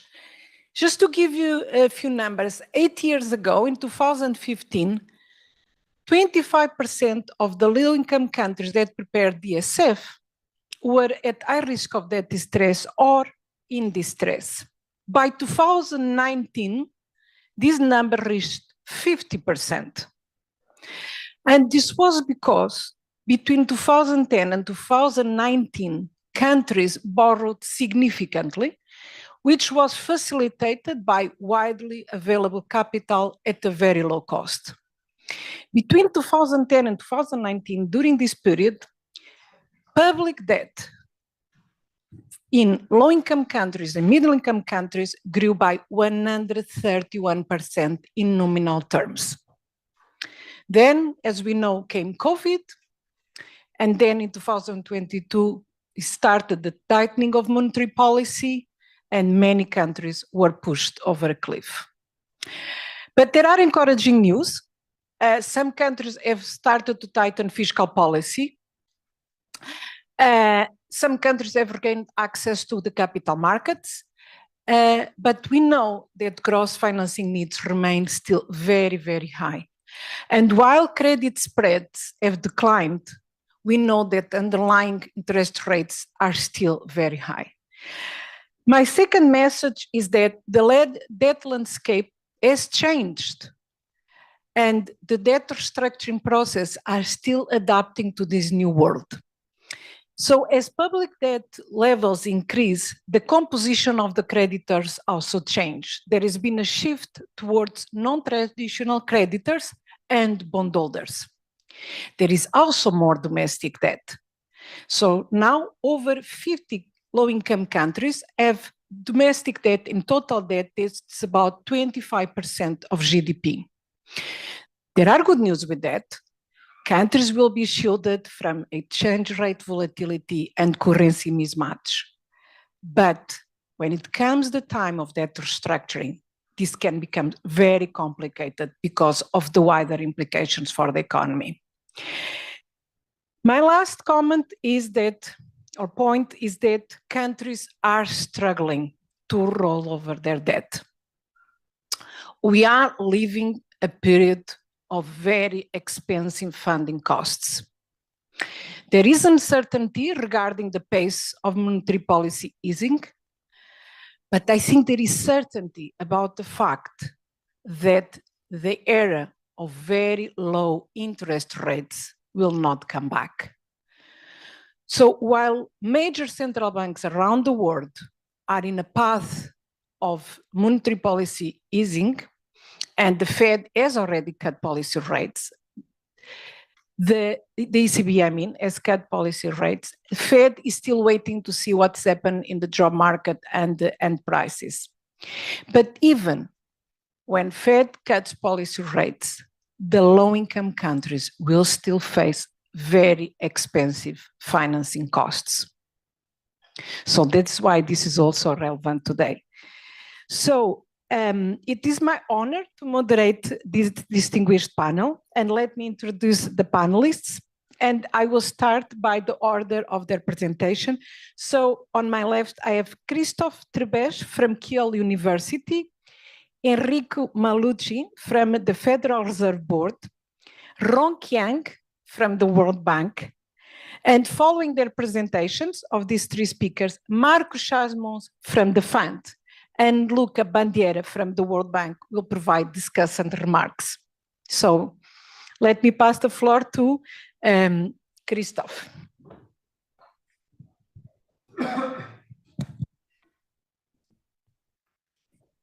Thank you so much for the moderation. Thank you so much for inviting me and allowing me to present to you our most recent paper, which is joined with Lukas Franz from the Keynote Institute, Sebastian Horn from the bank, Bradley Parks from William and Mary, and Carmen Reinhardt from Harvard University. And this is part of a broader research agenda on official lending, so state-driven lending on official creditors in general, and in particular on China's overseas lending. So despite a growing literature on China's overseas lending, we still have very little insights on the financial terms, especially in particular the returns, so the financial returns of this 1 trillion lending program that China has rolled out over the last 15 years. And this is the focus of today.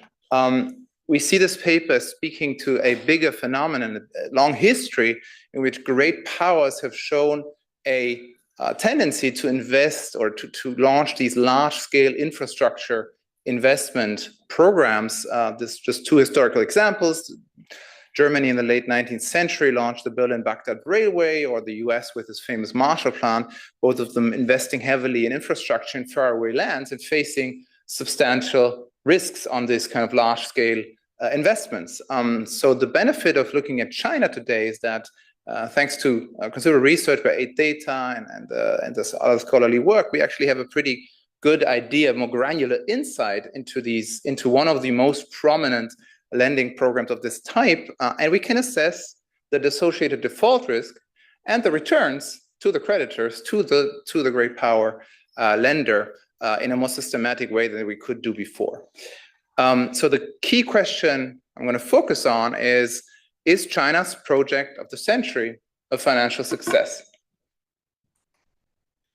There's two main contributions of the paper. The first, and that's an essential ingredient to understanding the financial returns, is to understand defaults and creditor losses. So events of credit events and the associated restructurings or creditor loss, so haircuts, as it's often called, on vis-a-vis Chinese banks. And we put together this comprehensive data set with really the details of the sovereign debt restructuring deals with Chinese creditors, and then compute haircuts and compare it to the Paris Club and private external creditors. And the second contribution is we use the haircuts and the default information to compute exposed returns on China's lending portfolio.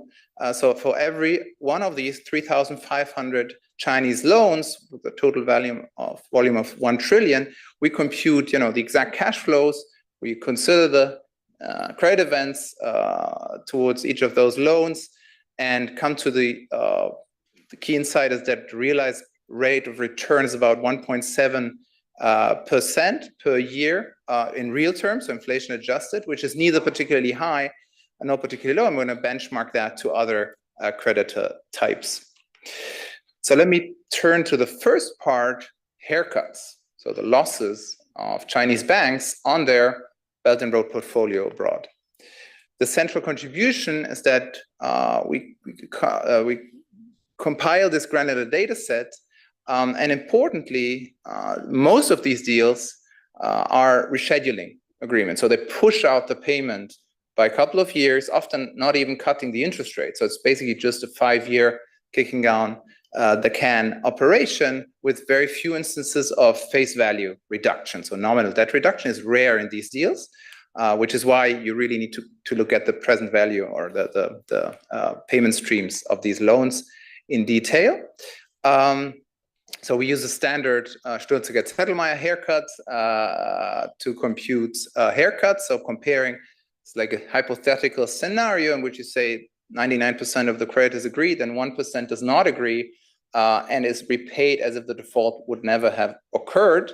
What is the loss of the 99% participating vis-a-vis that 1% holdout is being paid, right? So that's kind of at the point of the restructuring, how much do creditors lose? That's the way haircuts are computed here.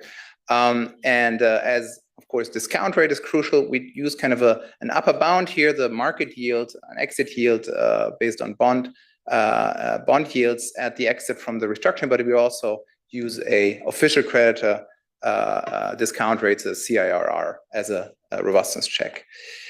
This is one of the key graphs of the paper. So this is the size of the haircuts on Chinese loans in various restructuring operations. I guess you can't see no, here. So what you can see, the big takeaway is that in the large number of cases, haircuts are surprisingly low. So from 0 to or nil to 20%. So the average is just 12%, and that's in historical comparison low. This is just one comparison. We also do the comparison with Paris Club haircuts from our other work. And what you can see is that if we compare the haircuts on the Chinese restructuring events, which are the red dots, with haircuts on private external creditors from the Krusis-Trebich data set, we get substantial differences. So the mean Chinese haircut is 10% or close to 0 if you want, and the mean on private external creditors, the mean haircut is 36%, so considerably higher. And if you consider the Paris Club haircuts, those are above 50% on average, so significantly higher than that even. Let's move to the second part, creditor returns. Since these are not market instruments, these are not traded instruments, these are loans by Chinese banks, we compute internal rates of return. And therefore, for every single of those loans, we map the information we have on commitments, the financial characteristics of the terms, the grace periods, etc., and then incorporate the information on default and missed payments, okay, and the haircuts, which gives us this realized rate of return measure. This is just an example, kind of just an illustration of the repayment terms. Once we do bond by bond and loan by loan, and then aggregate it at a yearly level, right? What are the repayments towards Chinese creditors from the global south or from the Belt and Road countries? You can see that it's no surprise that we're currently talking a lot about debt sustainability and about repayment problems towards China, because since 2020 we really see a peak in repayment, and we see that there's two big elephants in the room in terms of creditors, and that's China Development Bank and Export-Import Bank, so Exim Bank of China. This graph shows you the difference in realized payments. So what part of these repayments did not occur, right? So the red parts of these bars are the missed payments. Okay, what you can see is that, of course, the blue bars are much larger. Missed payments account for a relatively small share of total debt due to China. So overall, China has not suffered massive arrears, massive missed payments, defaults on its portfolio. We can also look at this by comparing ex-ante returns, right, the promised returns at the lending point, and ex-post returns accounting for losses and haircuts. This is the nominal return now and so every country is colored according to the average return. And when we compare these ex-ante returns and you compare that to the exposed ones, we see very little change in the coloring. Only a few African countries see a substantial shift in the aggregate return on Chinese loans from a Chinese perspective. So the difference, in short, between ex-ante and exposed returns is not particularly large, except for a few outlier countries. Okay. So how does the return on China's lending portfolio compare in the bigger picture?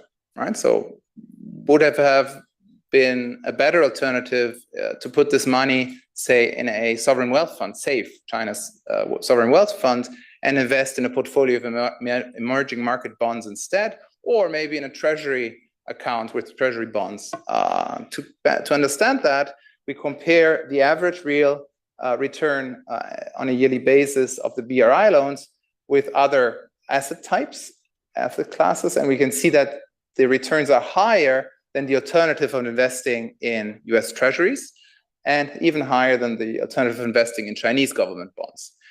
But they are significantly lower towards the benchmark of investing that same money into Chinese equities or into the standard, JP Morgan MB portfolio or even an MSCI World Global Equity portfolio. So in that sense, the market returns in standard asset classes in emerging markets are considerably higher, but it is more profitable than investing, holding more treasury bonds. It's in the mid-range. So why are creditor returns so low compared to that kind of market benchmark? To answer this question, we're now going to make use of the large loan-by-loan variation in returns. We know the ex-ante returns of every single loan, and here it's just plotted the variation for every year in the contracted return, right, ranging between 0 and even up to 10 or more %, right? And what you can see is that there's considerable variation in the lending terms that China gives out. So what drives this variation? What explains why some of these loans see really low, below market rates? And to make sense of that, we exploit the fact that China's overseas lending is state-driven. So likely to have or at least there is a possibility of direct political control and strategic lending, because this is the state lending, right? Or state entities lending. With that perspective, we look at projects that might be in the interest of China's overall activities abroad. First of all, projects that might foster market access, so exports, like infrastructure projects, projects that are implemented by the Chinese entity, so construction firm in Africa, for example, or loans denominated in renminbi. So is China trying to push the internationalization of its currency by subsidizing loans that are renminbi denominated, right? So the question of non-financial externalities is what we're after, and proxies for projects with such non-financial externalities. And the second is looking at a project with political implications. So prestige projects, these could be stadiums or parliamentary buildings, military security projects in the recipient countries, loans to public recipients, or loans to the region from which the leader of the country originally comes from. Okay, so this is classic leader favoritism literature. And what you can see in this graph, and that's my penultimate slide here, is that projects that are associated or likely to have higher non-financial returns beyond the mere financial relationship, like prestige project, those denominated in RMB, military security projects, or projects for trade infrastructure, see a significantly lower return, so they're subsidized. Whereas other projects that are, for private recipients or for emerging market recipients see higher returns and are not subsidized. And we confirm this in a regression framework, but since I promised to be short, let me wrap up.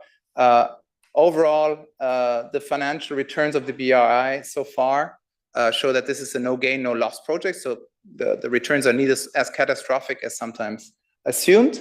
And looking ahead, of course, a big question is whether the haircuts or China will have to accept higher losses, and whether which would imply lower returns, and what the current shifts in the way China lends do, especially the focus towards more state-owned commercial bank lending with higher returns ex ante. Thank you so much. Thank you so much. And let's now hear from Enrico Malucci. All right, so thank you very much for including the paper in the program. So this is joint work with Aitor Erce, University of Navarra, and Mattia Piccarelli from the European Stability Mechanism. And of course, the usual disclaimer applies. So it's a well-known fact that sovereign debt markets have evolved quite a bit in the last 30, 40 years. So if you think about it, I mean, bank loans were replaced by bonded debt, and the size of emerging markets government debt has increased substantially. But perhaps, at least is our take, the biggest change of all has been the growing role of domestic markets. So we have seen, just to give you an example, think about Mexico. So in Mexico, the domestic share of government debt was about 25% in 1995. If you take the same number in 2010, you find an 80%. So this huge increase in the size of domestic markets. And of course, the growing role of domestic markets for government debt has also translated into a greater involvement in domestic debt in defaults and restructuring events. So Greece, for instance, is a poster child example. So if you think about the Greek restructuring of 2012, well, 92% of the debt that was restructured was actually domestic debt. So it was really a domestic restructuring. And as we speak, of course, countries both under and outside the cover of the common framework are conducting sovereign debt restructuring involving bonds issued domestically. So it's very much a today's topic. So the problem is that we have seen this increase in the importance of domestic debt, but there is limited systematic understanding of the differences between defaults, between sovereign defaults that involve domestic debt and external debt. And so this is exactly what we do in this paper. So we systematically compare sovereign defaults of government debt issued in domestic and international debt markets, and we compare them. And of course, then we use the insights to inform the academic literature as well as policymakers.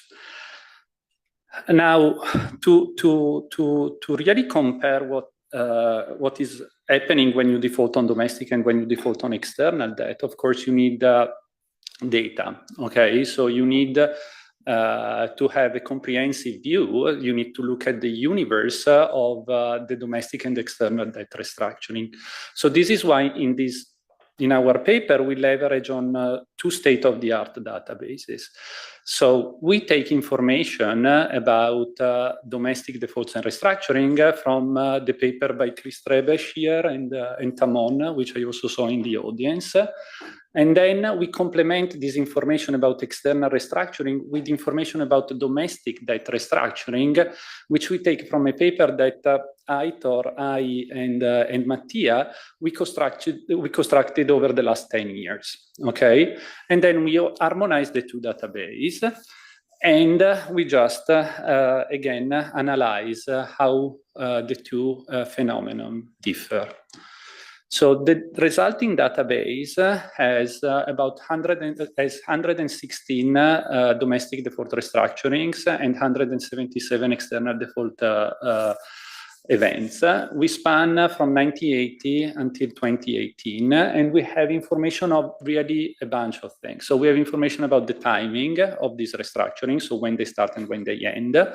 We have information about the instruments involved. So we see if we are talking about bond, if we are talking about loans, we see the volumes involved. So we see how big these defaults actually are.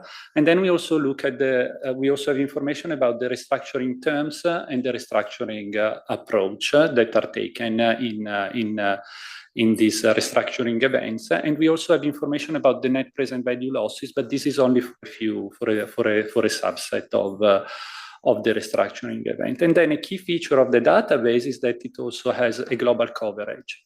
So we have information coming from 84 countries that span all continents and all income group. So this being said, how the two differ, how these two phenomena differ. So the first thing we find is that domestic defaults have become more frequent than external ones. So if you look at the red line, that is like the 3-year sum of external default episodes. And you see that essentially they peaked in the 80s, but now they are, if not rare, they are rarer than they used to be. The black line instead plots the same information for domestic restructurings. And you see that from about like the end of the 90s, the black line has crossed the red line, meaning that nowadays domestic restructuring are actually more frequent than external ones. The second thing that we find that selective defaults are the norm. So we define selective defaults as the restructuring episode that only involved either domestic or external debt. And essentially, what we find is that 70% of the default episodes are selective. So when we think about sovereign defaults, we are really normally facing selective defaults. And we find that about 60% of the domestic defaults and 77% of the external defaults are selective. Now, the additional piece of information is that not only selective defaults are the norm, but non-selective defaults. So if we look at the remaining 30% of the episode, they are also somehow selective in the sense that they discriminate between lenders. So in this scatter plot, essentially you have on the horizontal axis the domestic restructured debt as a percentage of total restructured debt, and on the vertical axis the domestic versus external composition of government debt. So this is what this graph is telling you, is that even when governments do default on both external and domestic debt, they tend to discriminate against the type of debt which has the largest share in the overall composition of total debt. So if you have a very high external debt, you tend to default more on the external portion of the debt. Next, we look at the size of domestic versus external default. We find that the domestic defaults are smaller. So here in the table, we report the percentage as a fraction of the GDP of the debt in default, and you see that on average, domestic defaults are they involve debt which is about 5 percentage points lower as a fraction of GDP of external debt restructurings. We also find that the domestic restructurings are faster. So in the table here, you have the duration in months of external and domestic debt restructurings. And what we find is that domestic restructuring takes on average about 9 months less to be resolved than external one. And an interesting thing here is perhaps like the evolution of these numbers. So we interpret the fact that domestic restructuring are faster to resolve as a reflection of the fact that when you have domestic debt, it's actually easier to restructure it, because typically domestic debt is governed by the domestic law. And so changing the domestic law is much easier than changing the international law. But then the interesting aspect is that we have seen a convergence in the speed of the restructuring of domestic and external restructuring. And we attribute this to the fact that external restructurings are getting faster thanks to the introduction of CACs in the contracts. I'm gonna skip this because we need to be quick. The next thing I want to say about domestic and external default is that what we have seen is that domestic defaults are smaller, quicker, but yet for the subset of episodes for which we have the information about NPV losses, net present value losses, we see that domestic defaults are actually more punitive. So here we report NPV losses for domestic and external debt, and you see that that NPV losses are actually higher for domestic restructuring, and this is for us a bit surprising because there is often this belief that governments tend to be nicer, let's say, towards domestic creditors, but here we don't see this. I'm gonna also jump this slide, and I'm gonna concentrate to the last bit of the paper. So in the last bit of the paper, we change a bit the focus, and we compare essentially the economic and political context in which domestic and external debt restructuring happen. So in particular, we are interested in how macrofinancial and political variables differ when governments take the decision to restructure their debt. So the first thing that we look at, of course, is at how GDP evolves around domestic and external debt restructurings, and this is what we show in the first column. And what you see here is that the coefficients are very similar, and they are both negative and significant. So what we find that both domestic and external defaults tend to happen in periods of low growth. Okay, and so this is actually a very standard result. And the second column tells you that both also happen in periods of very high debt. So this is nothing surprising. So we see defaults when the economy is doing very badly and when debt is very high. But then in the next table, we actually look into essentially what are the different channels that might explain this decline in GDP. And we see that domestic and external restructuring happen in very different environments. So we see that the external default happen in periods of substantial external adjustment. And you can see it in the first column. So you can see that when you have an external default, then you have like an improvement of the current account and also like a drop in the foreign inflow. So this is an external adjustment. And we don't see this happening as much when you have like a domestic restructuring. Instead, when we look at private credit, so when we look at one of the variables that is telling us what is happening on the credit side, we see a negative, a significant coefficient only for domestic restructuring. So this is telling us that domestic default happens in period or are associated with credit crunches.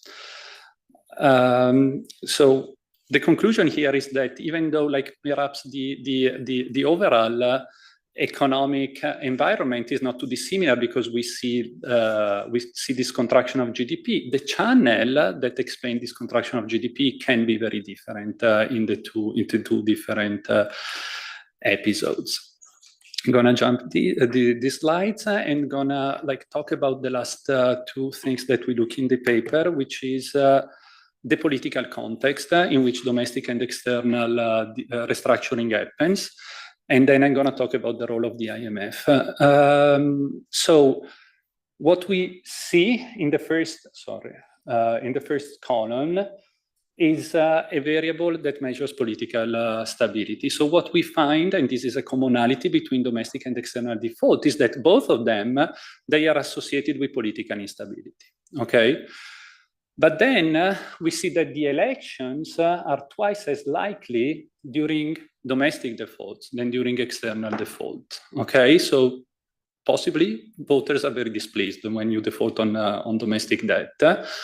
And then instead what we see is that radical governments are more often in power when you have external defaults, because perhaps you need a reckless government to challenge, the international rule of law. And finally, as I anticipated before, we also look a bit at the role of bilateral lenders. And so we look at what IMF programs and official debt relief, so what is their impact on external and domestic restructurings. And we see that and you can see this in the first column, countries that receive support from the IMF, they tend to prioritize repayment of external debt at the cost of actually increasing their domestic restructuring. And here, for the IMF people in the room, I mean, we interpret this as a reflection of the lending into arrears policy. So the lending into arrears policies adds an additional layer of requirements to actually for the IMF to borrow money, to lend money to countries in troubles. And so the lending into arrears policy only covers external debt. So our intuition is that perhaps countries want to avoid this additional layer of requirements, and so they prefer to default on domestic debt to avoid entering into a lending into arrears programs with the IMF. And finally, when we look at the official debt relief, we see that countries that receive official debt relief are more likely to default externally, and we think this as a reflection of the comparability of treatment policies that are often associated with this official debt relief. In conclusion, compared to defaults abroad, defaults at home are smaller, quicker, and deliver larger losses, and the environment surrounding domestic and external defaults is very different.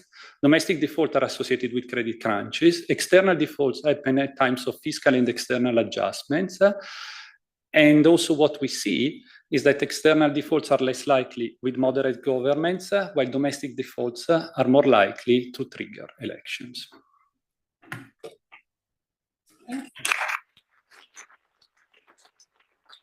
Many thanks, Eric. Now let's hear from Rongqiang. The floor is yours.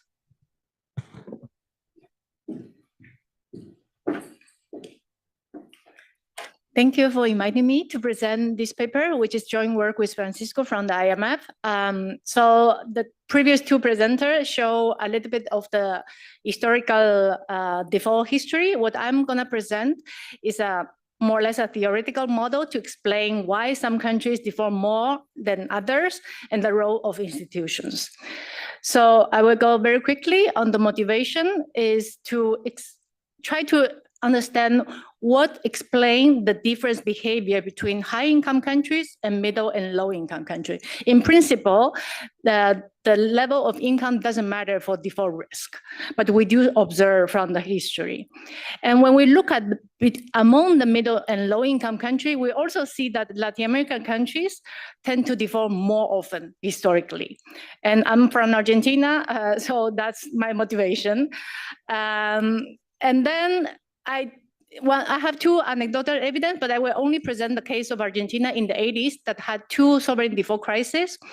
So in the 80s, the consolidated fiscal deficits reached to 15% of GDP from the federal government, local government, and SOEs.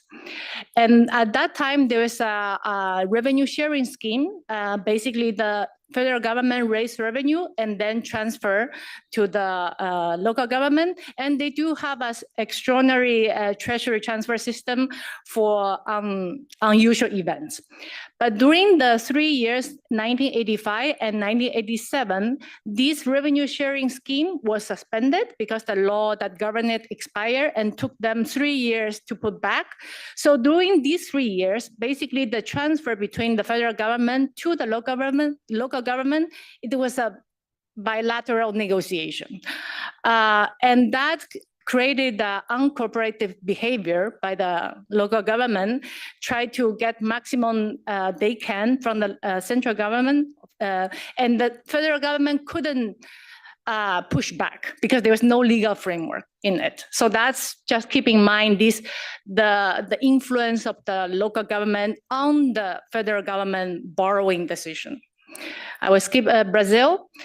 So just very quickly, the related literature look at the sovereign default, usually in one country like Argentina, try to explain it. And more recently, there's a series of papers that incorporate political economy consideration into explain that, such as the degree of impatience from the incumbent government, or there's a left-wing government and right-wing government that has different preference that can lead to overborrowing. And that is something that our paper as well as show. So let me show you quickly a two-period model with a closed form solution so you can see the intuition of the model. So this is the government structure. The government is composed by a group of powerful groups that want to influence in policy decisions. In countries with good institutions, there's rules set up that limit the influence of these powerful groups in central government decisions on spending and on borrowing.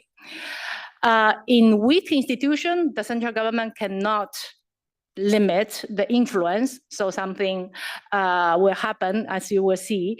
And these groups, they also have different ideas about what to spend, how to spend. So there's existence of a polarization in ideology that means that they cannot actually coordinate in optimal solutions because they have different ideas about how to govern and how to spend. And the distribution of power is captured by their power in the Congress, for example, or in terms of the share they get from the central government. And these powerful groups, they consume, they derive utility from the consumption goods. They receive revenue or external borrowing from the central government. They cannot do it directly. They have to go through the central government. On the good institutions, because the central government solution is the optimal solution, they borrow, they make the optimal decision and transfer to the local government. In the weak institution setup, these groups kind of maximize their own utility function, make decisions, and as a result of that, there's a negative externality that will arise because they do not internalize the action of their maximization function into other groups. So that's how the powerful groups try to influence policy. And then we have the foreign investor, that this is very typical in the literature, that they are risk neutral and they are competitive. They try to maximize the interest rate to match the risk-free interest rate. They know the institutional quality of the government and the degree of polarization in the economy. They lend to the government as a whole, not to individual groups. And for the foreign investor, as long as they don't get the full repayment, they constitute a sovereign default. So these are they are all extreme, but it is the setup for the modeling purpose. So in the two group and two period model, we have two groups. They are trying to consume goods through the transfer. And in the model, I just separate countries with good institutions, what I call unified government, or countries with weak institution, what I call polarized government. And remember that in the polarized government, the powerful group tried to influence the central government policy, and they succeeded. So there's a negative externality because they cannot coordinate. So I won't go into detail. The unified government is the typical central planner solution. They maximize utility of the two period subject to a budget constraint, which derive from the endowment and the borrowing. And in the second period, the revenue is the only shock in the economy. So they either default or repay depending on the realization of the revenue shock in the second period. In the polarized government, each group make this same maximization problem. As you see, there's the maximization problem is for group 1 and 2. And foreign investors know that in a weak institution, which means in this case the polarized government, the default risk is the maximum default risk among the two groups. As long as one group default, it's optimal for the other group to default as well. So that's the equilibrium interest rate. And okay, let me skip this. So the theoretical model can derive that for all degree of polarization in a weak institution, which means it's the polarized government, the default risk is higher, the interest rate is higher, and the debt level is higher. And this is the intensive margin. On the extensive margin, the more polarized is the government, the higher the default risk and the debt and interest rate. And let me just quickly tell about the intuition. Is the marginal cost of borrowing for one group in a weak institution setup is lower than the aggregate cost of borrowing, because they do not internalize the cost of borrowing that affect the whole country as a group, while they only receive portion of that debt. That's the source of a negative externality, not internalized in a polarized government, which means it's a weak institution setup. So let me quickly show you, we try to incorporate this in an empirical study and use two variables to capture the institution. One is the standard CIRG, and one is the regulation of influence by the different interest groups in the economy. So in the number 5 is the regulators case. The country has set up the clear rule of how this different powerful group can influence in the central government decision and which policy cannot be influenced. In unregulated situation is, remember the case of Argentina, during those 3 years, there's no legal framework how this negotiation happened. And then we tested, let me just show this one. So we separate the countries in good institution versus weak institution. So the variable PAREC is the higher is the better. So for countries below the medium, the first column, and above the medium. And the 3 and 4 is the countries with PAREC above medium, below medium plus 1 standard deviation and above. What I try to show here is that the degree of polarization only matters in the setting of weak institutions. So you can have, the ideological difference among the government as long as the institution is strong enough to limit the influence of these groups, the default risk is still manageable, or the variable doesn't even matter for default risk. So let me conclude how this research is relevant today. As Müller already said, many countries has higher debt to GDP ratio even before the pandemic. It's even higher now. And we also know there's a rising inequality, which could translate into ideological polarizations. So what do we do to limit these two factors that is already there is to set up institutions to limit the spending pressure that will arise from the different groups. And now currently I'm in Indonesia, the only country in Asia that had a default crisis after the Asian financial crisis, and they do have a fiscal rule since then. So I see that this political influence still exists in the context of Indonesia, not maybe from the local government, but from SOEs. But they have the 3% of GDP as a fiscal rule that is hard since 2003 and still remain very relevant. As a result, their debt to GDP ratio remain the lowest among the lowest in Asia Pacific. But at the same time, this budgetary process, the PFM that the bank also advised a lot, is also very important to make it transparent so this political negotiation doesn't happen. And finally, the debt transparency and part of the other speakers show is very important to know actually how much is the total debt that we are talking about, and try to conduct fiscal consolidation to lower the risk. Because all default happen for only three reasons: either capital flow reversal, interest increased by the developed country, or commodity shock. And to lower the risk for default is only to limit the debt level for many of the developing countries. Thank you. Many thanks, Rong. And with this, we concluded the presentations, and now we will hear from the discussants. Let's start with Marc Chamon from the fund.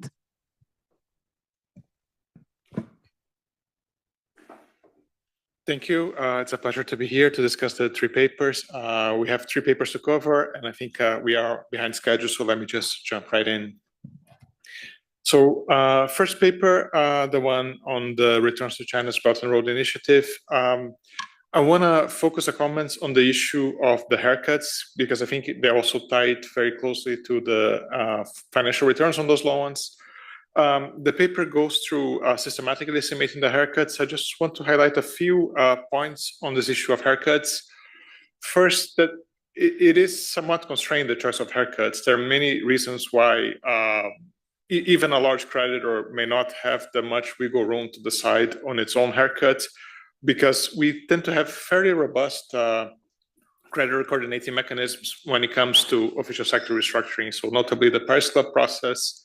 And even if a creditor is not a member of the Paris Club, it will still end up being bound by the process because of the need to respect comparability of treatment. So that could constrain the choices.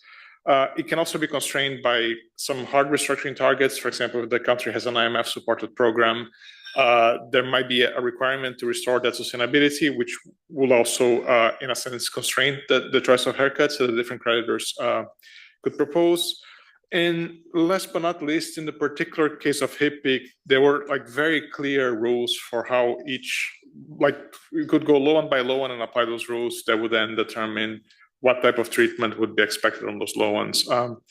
So if one wants to focus on this sort of bargaining dimension, it might be useful to just focus on episodes where there was only a bilateral restructuring between the debtor and China, which was not part of, say, a broader debt restructuring. On the issue of haircuts, I also want to mention the discount rates. They consider a range of discount rates. I would suggest focusing on the other sample on the HIPIC discount rates, and maybe on the more recent ones on the LICDSF 5% discount rate, which is the yardstick that the other official creditors would use when looking at comparability of treatment. On this, and also encourage maybe a bit more comparison between compare the haircuts, but also looking at the rate of returns, how would compare to the other official creditors, to also get a sense of how usual or unusual the lending behavior is. But on this issue of HIPIC, going back to this issue of HIPIC, this is one of the charts that was used on the presentation. And just visually, the point I want to highlight is that a lot of the episodes with very high haircuts tend to occur early in the sample, where the circles are quite small. Remember, these circles show the size of China's exposure to the country. So in a sense, since China is a relatively new bilateral creditor, it sort of sit out HIPIC. So when HIPIC was taking place and all these very large haircuts were taking place, China had very small exposures. And to the extent they had small exposure, they still did participate in the HIPIC initiative, but the exposures were small. And I think that's maybe that factor alone may be driving the low average haircut, and taking account HIPIC maybe would bring it closer to the average of the other official bilateral creditors. Turning to the second paper, looking at domestic defaults, this is actually something quite topical. I mean, as the paper highlights, domestic debt is playing a relatively more important role in recent episodes. I think they may have too broad a definition of a domestic default. I think it may be including a lot of episodes that maybe one may not necessarily consider a default, but I think either way one will cut it, the pattern will remain the same, that this has become more important in recent years. And I think this time dimension is something that maybe the paper could go in a bit more detail. They do have different breakdowns by time, but I think this is quite an important dimension to explore. On this issue of domestic restructuring, there is this perception that maybe restructuring domestic debt is easier because you're operating in your own jurisdiction, but I think that's quite a simplistic reading of the situation, because any domestic restructuring would bring a lot of financial stability considerations into play. And however bad a debt crisis is, a financial crisis can be a lot worse. So you really need to be careful. And I think countries do tend to be quite conservative when approaching this issue. And there was a reference to the IMF, and we also tend to be quite cautious about it as well. There's a recent board paper on domestic debt restructuring about 2 years ago, where this financial stability considerations do feature quite importantly. The paper finds larger losses for domestic debt, which is a bit of a surprising result, again, because these financial stability considerations are so prominent, and you have to be very careful about pushing losses beyond what the domestic bank can take. And it's also surprising because in some recent cases, there is indeed the view that the domestic debt was restructured more lightly, and there's no expectation of comparability of treatment between domestic and external debts, including the limiting case, which are many cases where external debt is restructured and domestic debt is not touched at all. So I think part of the challenge here would be finding the right discount rate for the domestic debt restructuring. I think this is something that's hard to do even for external debt restructurings. For domestic debt, it will be even more complicated because chances are you are in a very volatile situation, high inflationary environment. So what discount rate should one plug in? Maybe one way around it could be to complement with an analysis of comparing the ex post and the ex ante market prices of the restructured claims. I think maybe that should be doable, at least for a few recent cases where this data may not be so hard to get. And from there, you can compute different measures of either market or NPV haircuts and use it as a cross-check. And last but not least, I'll turn to the third paper on the role of institutions. It presents a very interesting model where you have two different groups in the economy making separate borrowing and spending decisions, and their default decisions will affect the other groups. So it's a very easy way to get this overborrowing problem, which is an alternative way to get the overborrowing problem, like more traditional political economy channels in the literature, like related to short horizons or high discounting. And they motivate the paper by the role of the subnationals, giving examples of states in Brazil and provinces in Argentina. And the channel highlighted is quite strong, as the model calibration shows. I mean, it is so strong that there has been a lot of effort to try to address this institutional shortcomings. So in the case of Brazil, I know there was a fiscal responsibility law that was passed in 2000 that really constrained how much the fiscal policy of the states and local governments. And I think probably something similar may have taken place in Argentina. But so this initial slides, and indeed the anecdotal evidence all dates back from the 1980s. So when I first read the paper, my first reaction was that, okay, maybe this was a big problem back then, but we have since graduated and the problem has been solved. But then on second thought, I think this problem is still quite relevant because there are many cases where we have state-owned enterprises which do make a lot of borrowing decisions, and they are outside the direct control of the Ministry of Finance. They may not necessarily be reporting what they're doing to the debt offices. So I think this sort of channel of decentralized borrowers making these decisions and then having spillovers to the country is still quite relevant. Maybe not in the in the way that they related to states or provinces, but I think through the role of SOEs, it can be quite relevant. So I think it's quite an important paper in that regard. And that's it. I hope I'm okay on time. This is very well made. Thanks, Mark. And now the last speaker of this session, Luca Bandiera. Thank you very much. So I'll try to be brief. I kept time for everybody now. I have to keep time for myself. Okay. All right. So so comments on these three papers. I will focus my comment on what's basically the policy implications, since we are the World Bank and I work in the World Bank. Then the data and definitions, the regression, and the theoretical model. So let me go very fast. So the key contribution, I would say, I'm working with a lot of data on defaults, and these papers, these two papers, the papers that Christoph presented and Enrico presented, were really gave key contributions, right? Because the granularity of this information is extremely important. Knowing when a country defaults, how long the default lasts, it's extremely important. And there is, say, paucity of data on the domestic debt default episodes, and this analysis that was presented today really feels part of the gap. With some empirical statistics that it's important to notice. So far, the conventional wisdom is that the default episode basically overlap, but they said no, they don't, right? And it will be important to understand exactly in which countries, in what circumstances. Also, the importance of political related variables, and the fact that different defaults have different outcomes in terms of haircuts, if they are preventive, which creditors have losses. So it's really rich. The contribution of this paper is really rich. And there are policy implications. If I can really summarize, the defaults are very expensive, so better to avoid them, even though the contribution that, for example, an institution like the World Bank could give to this default is very different. External defaults are linked to balance of payment problems, domestic default connected with financial stress, domestic financial stress. Debt relief is often not deep debt, we knew, and the fact that many countries today require deep debt restructuring implies that debt restructuring are really prolonged and very costly for the countries and the creditors likewise. And loans from Chinese banks seems not to follow economic and financial risk assessment, but they are motivated in a different way. And that implies that maybe one of the largest creditors do not really follow what we try to preach, right? That the terms of the loans needs to be adequate to the capacity of repayment of the country.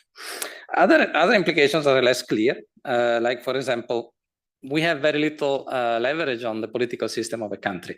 So I wonder if the analysis, especially the analysis on the defaulted institutions, can look at, can use in the regression and the empirical analysis variables that are more closer to what we can impact upon, like countries that have fiscal rules, countries that have a good understanding of how to regulate SOEs, or institutional variables like federal governments, right, compared to centralized governments.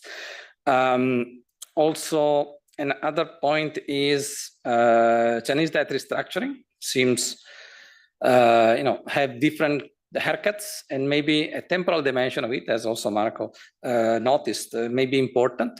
During HIPC time, it seems to us, we draft together with the IMF progress report on the HIPC initiative. Chinese creditors provided debt relief that was in line with the debt relief required in the HIPC initiative. Therefore, maybe it's worth stressing the fact that maybe there is the Chinese banks or different Chinese policy banks may have followed other creditors. Comparability of treatment implications apply. Also, in the paper on domestic default at the home and away, there is a bit of a contradiction. On one hand, it seems that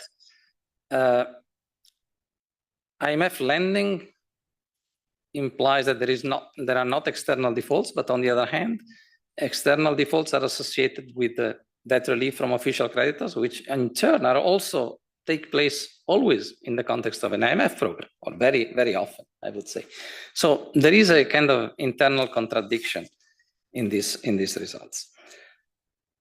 Moving to data and definitions, I think that both papers on the Belt and Road and the default home and abroad could be more precise on the definition of defaults and restructuring periods. This is really relevant for the empirical analysis to know exactly when a default happened. Right? Default is different from restructuring, so it's very important to be very clear on what they measure.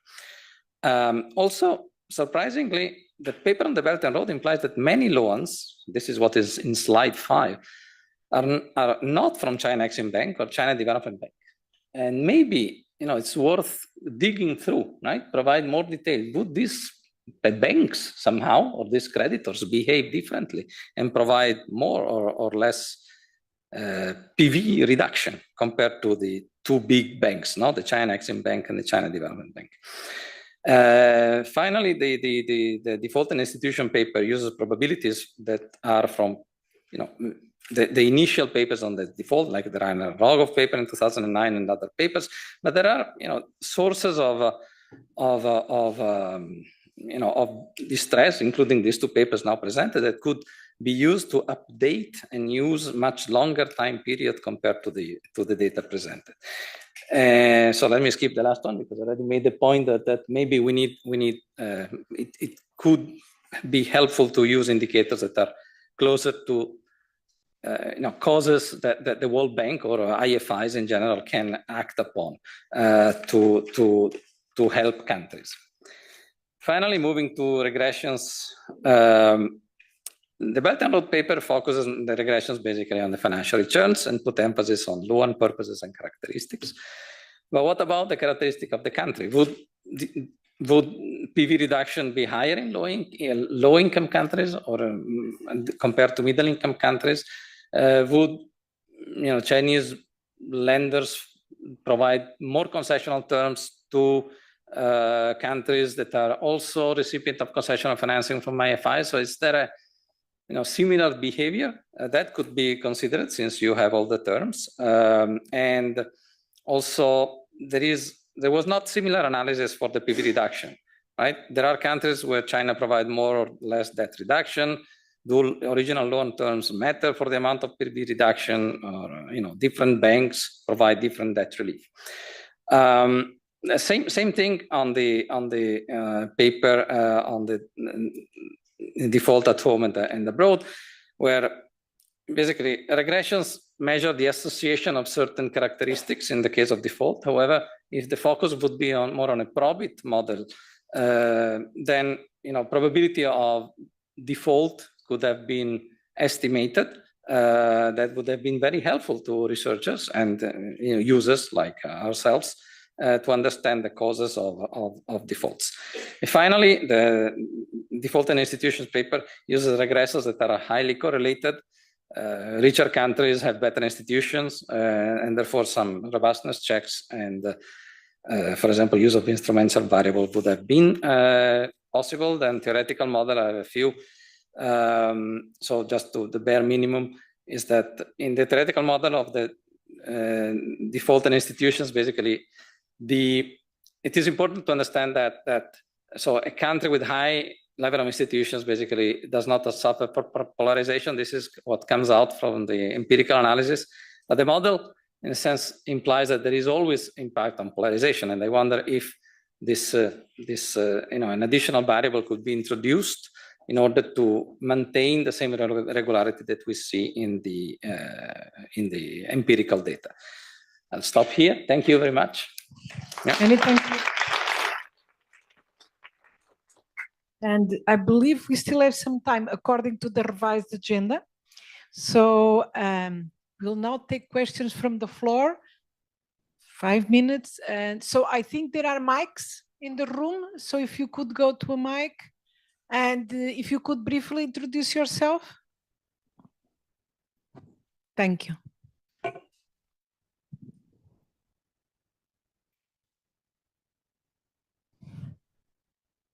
Hi, thank you very much. My name is Mohinder Gulati, and my question is on the presentation on the BRI, where you showed that the rate of return, financial rate of return was less than 2%. I assume that this is on the basis of the project cost, structuring, and the financing plan as presented. Did you take into account the fact that the goods and services in the BRI projects are generally supplied by the Chinese firms? The clawback that you can get from the inflated prices of those contracts, which can be 14, 15, 16%, and believe me, that's a conservative estimate. So if you have a clawback of 15% from inflated prices of those contracts, your rate of return would be 14 to 16%, even if you deflate it over a period of 3 or 4 years of implementation. So the financial rate of return is not 2%. It could be 14 to 16%. And one more variable, if you add to it, if these goods and services are being supplied by firms which have overcapacity, then just imagine the multiplier effect of the utilization of that idle capacity, which would otherwise be a very expensive financial and economic cost to the Chinese economy. So the haircut that you see of 2%, compare that with the cost of idle capacity of the goods and services which are being supplied in the BRI projects. So were you able to take any of these things into account in your calculations? Let's take 2 more questions.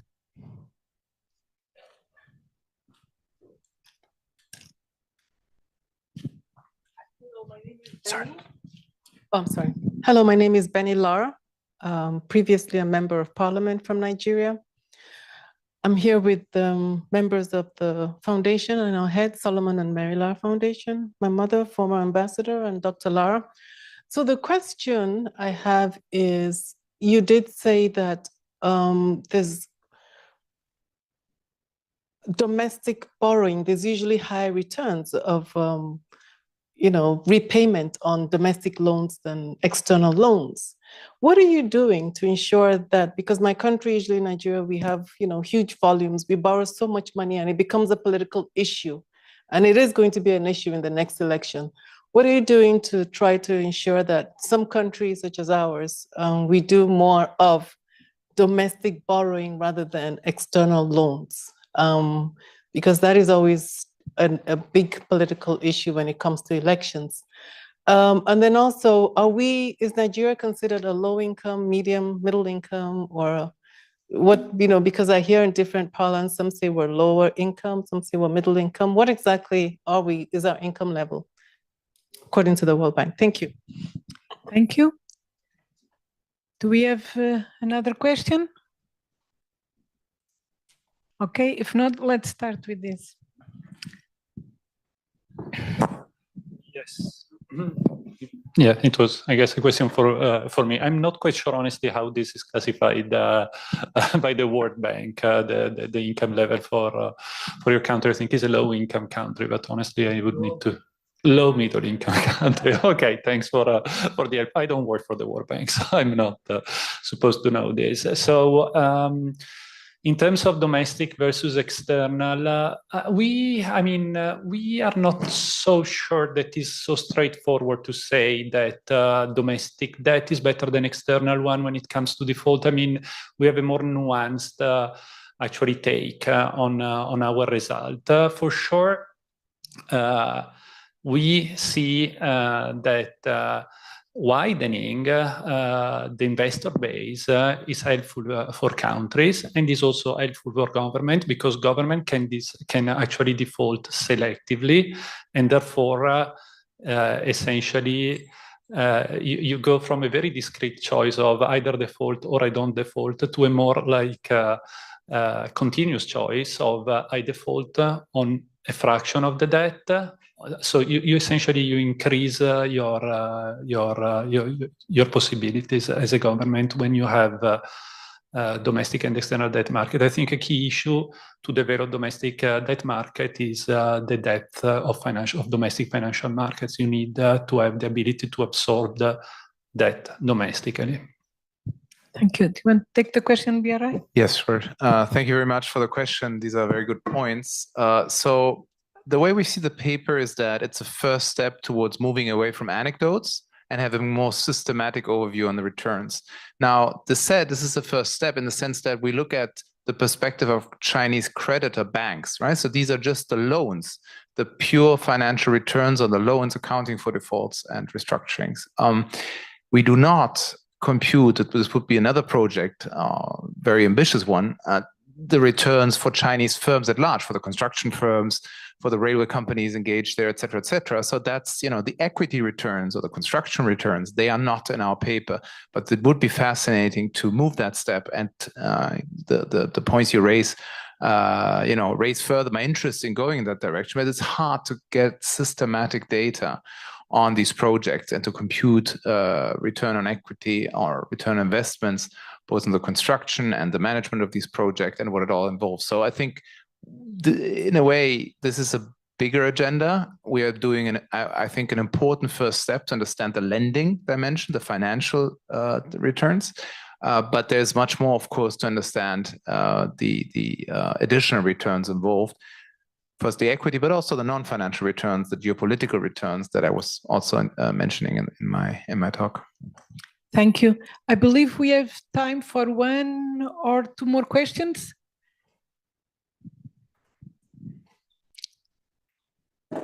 Please.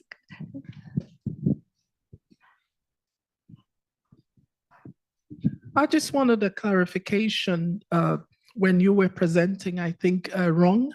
I think it was your presentation about inequality increasing polarization.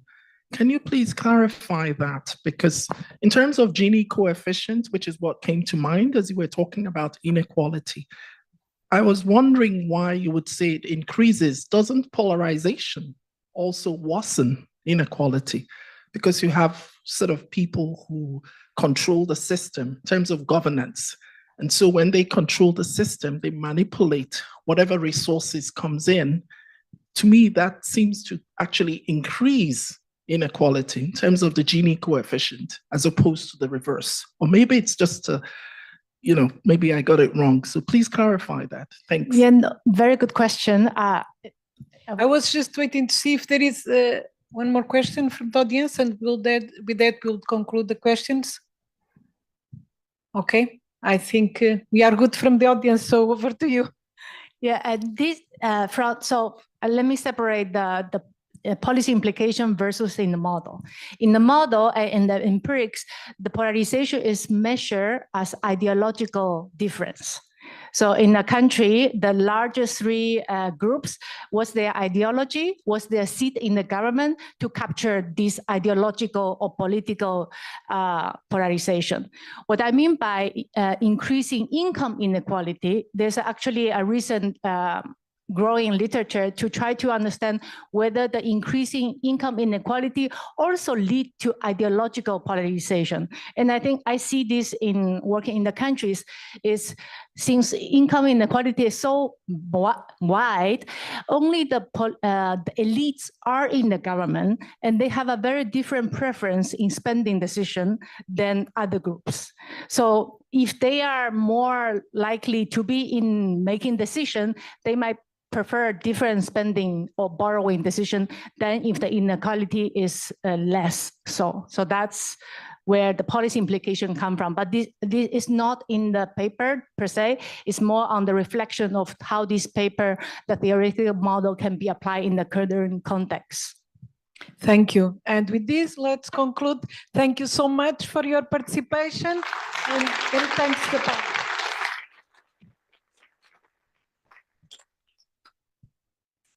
Thank you so much, Manuela.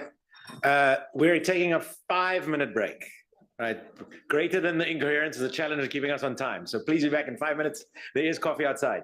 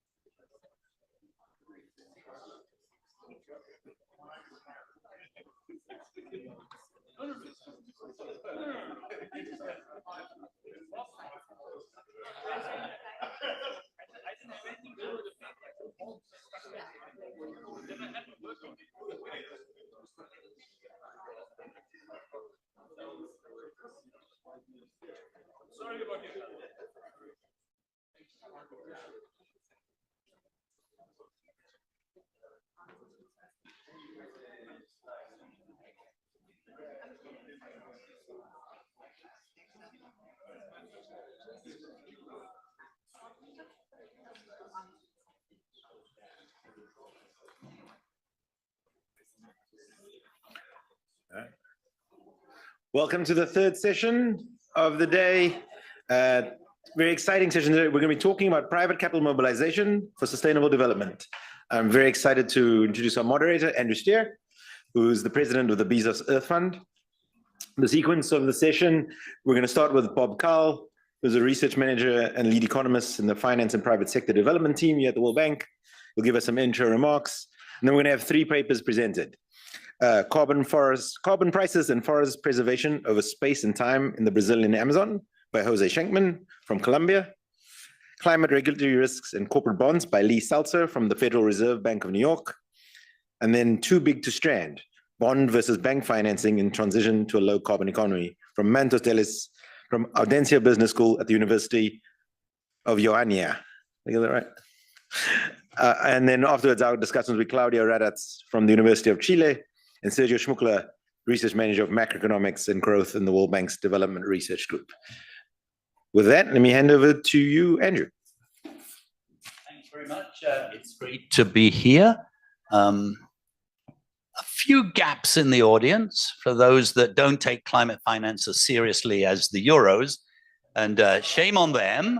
Shame on them. And that doesn't give anyone else the excuse to leave now in the mid, because the the important semi-final is tomorrow, Netherlands against England. You'll be glad to know. It is fantastic to be back at ABCDE. Indemit and I are old enough to have been at the first one. Were you there? 1989. I think Paul Eisenman was there. I was heavily involved in it then. And my goodness me, it's fantastic to see 35 years in, the role that ABCD has played on the intellectual journey for development has been stunning. And thank you, Indemit, and your whole team for continuing this amazing progression. And it's great to do it with CGD. The subject for this session is climate finance. You'll have heard many, many stories about how desperately short of finance we are. You'll have heard the IEA, we're going to need $9 trillion of investment worldwide. That includes rich and poor countries by 2030, compared to about 1.8 trillion today. Massive increase. The issue, as everybody here knows, is that not that there's a shortage of finance in the world. We'll come on to philanthropy, but there are $200 trillion under management of financial assets. No shortage of money. The challenge is, how do you get it to very important things that often are justified but not included in the marketplace? And that's where you need government regulations, and many books and papers have been written. And we're going to address some pretty interesting issues here right now. The World Bank is at the center of this debate because everybody knows that public money is massively too little, and therefore the name of the game is leverage of private money. And of course, the World Bank Group, those of us that have spent a lot of time here in our careers, admit that we actually haven't done a very good job at mobilizing private money. Every dollar of World Bank lending generates less than an extra dollar of private money. And of course, Ajay Banga regards this as one of his biggest challenges. And I'm sure he spoke about that this morning, and doing some very exciting things, reforming the guarantee structures, but also doing some other very, very interesting things as well. There are lots of innovations in this space, whether from carbon markets or debt for climate swaps, all kinds of issues going on.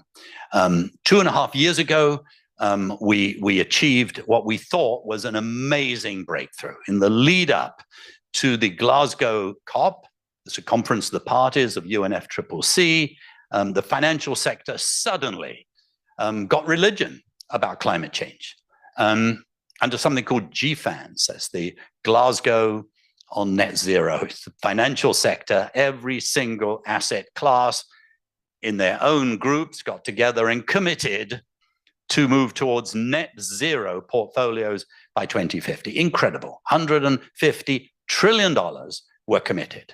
Well, that was like Saturday night, let's give a go of it. It's now Monday morning. It turns out it's much, much more difficult than we thought. So there's been some backtracking for all kinds of reasons, including political. We might talk about that in the question time. So our speakers today are going to be extremely efficient. We're going to start with Robert Cole, who's research manager in DEC, doing some really interesting work, and he's going to give us a sort of a framing of how we should be thinking about these issues. Over to you, Robert. If that's okay.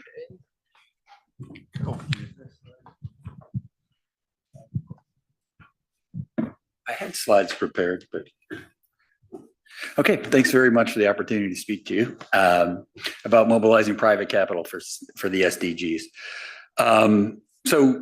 To be honest, in the research department, we're not the leaders on this, on private capital mobilization. Intermit sent me, must be 15 or 18 months ago, our chief economist sent me an email and he said, certainly you and your group should have thought about this pretty carefully by now, huh? We are used to such emails from Intermit, it's fine. But I think he knew the answer. I'm an empirical research economist. So yeah, I had thought about it. You can't avoid it around here, but I knew it was a tough problem. I like a simple problem with good data. Specify a hypothesis, test a hypothesis, gain a little insight from that paper, then move on to the next, and then make big contributions from that. Intermit's not that way. He's a go big or go home guy. And so we started this conversation, he and I.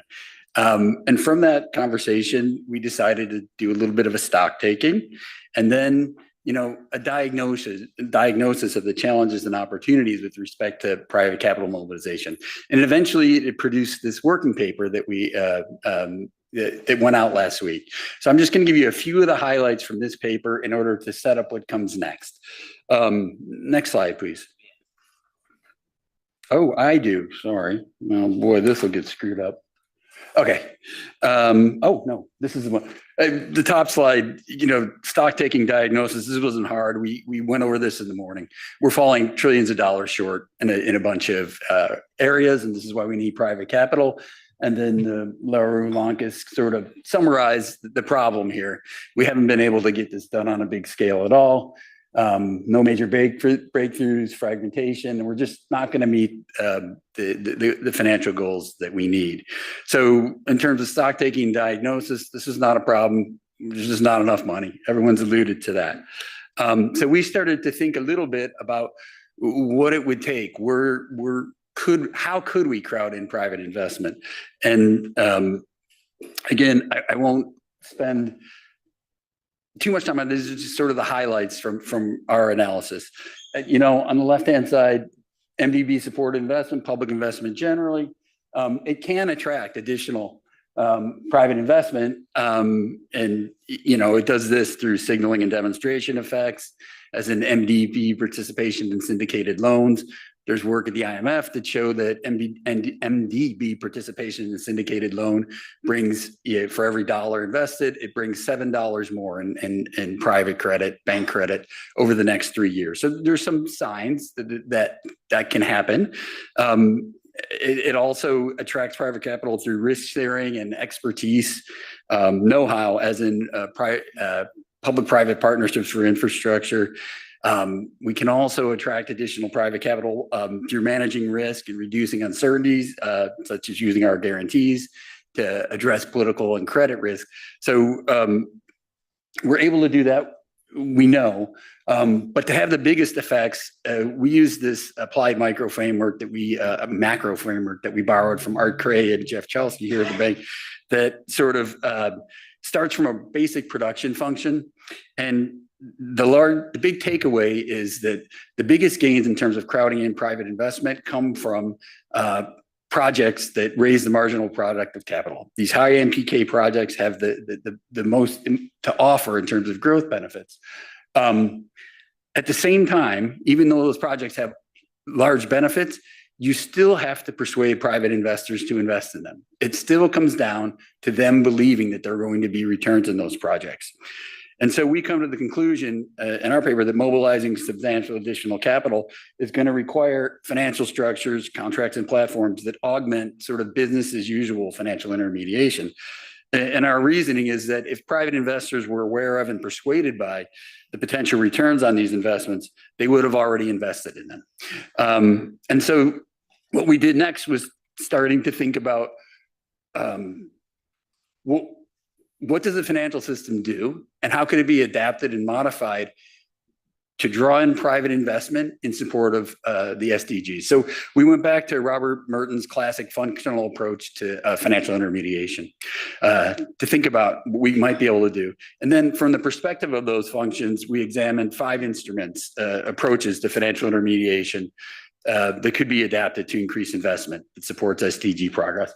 And we looked at guarantees, public PPPs, syndicated lending, sustainable financial contracts, and climate policies and bank regulation to promote green lending. The takeaway here, I mean, it's 2, pooling of funds. For example, if syndicated lending does a good job of that. 3, resource transfer, bank regulation, capital regulation to incentivize green lending would be an example. 4, coping with risk and uncertainty. You know, the World Bank, we do a lot in the way of guarantees that can do it. And function 6, dealing with asymmetric information incentive problems. PPPs, they improve risk sharing between public and private sector, and they resolve moral hazard and other incentive problems. So a few things, the stuff that the bank is involved in, the World Bank Group, the guarantees, the public-private partnerships, and syndicated lending, we have the most influence over, but they're the smallest in scale by far. And more generally, high marginal product of capital projects that could crowd in private investment are hard to come by. Scaling up is difficult. It's complex.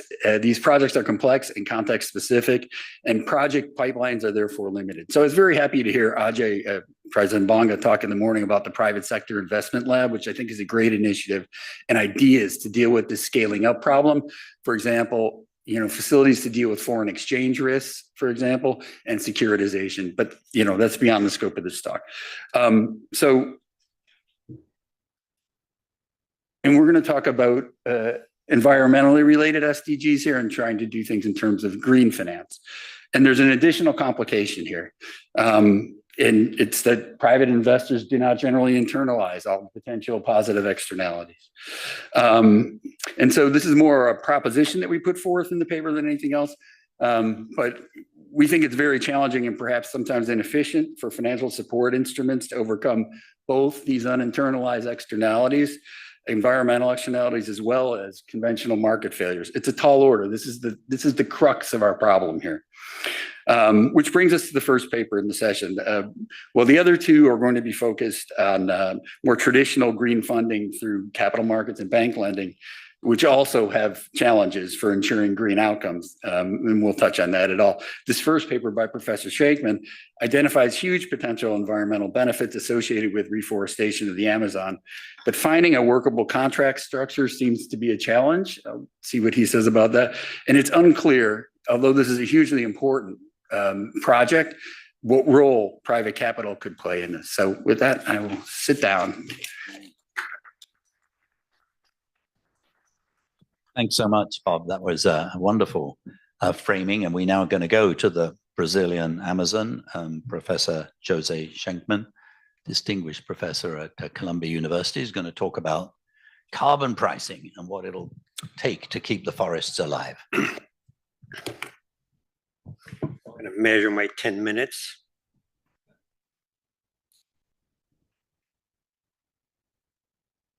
Okay, so the motivation for this problem is very simple. An area of the size of Texas has been deforested in the Brazilian Amazon. 85% of this land is going to low productivity cattle. And the destruction of the forest has not helped to alleviate poverty.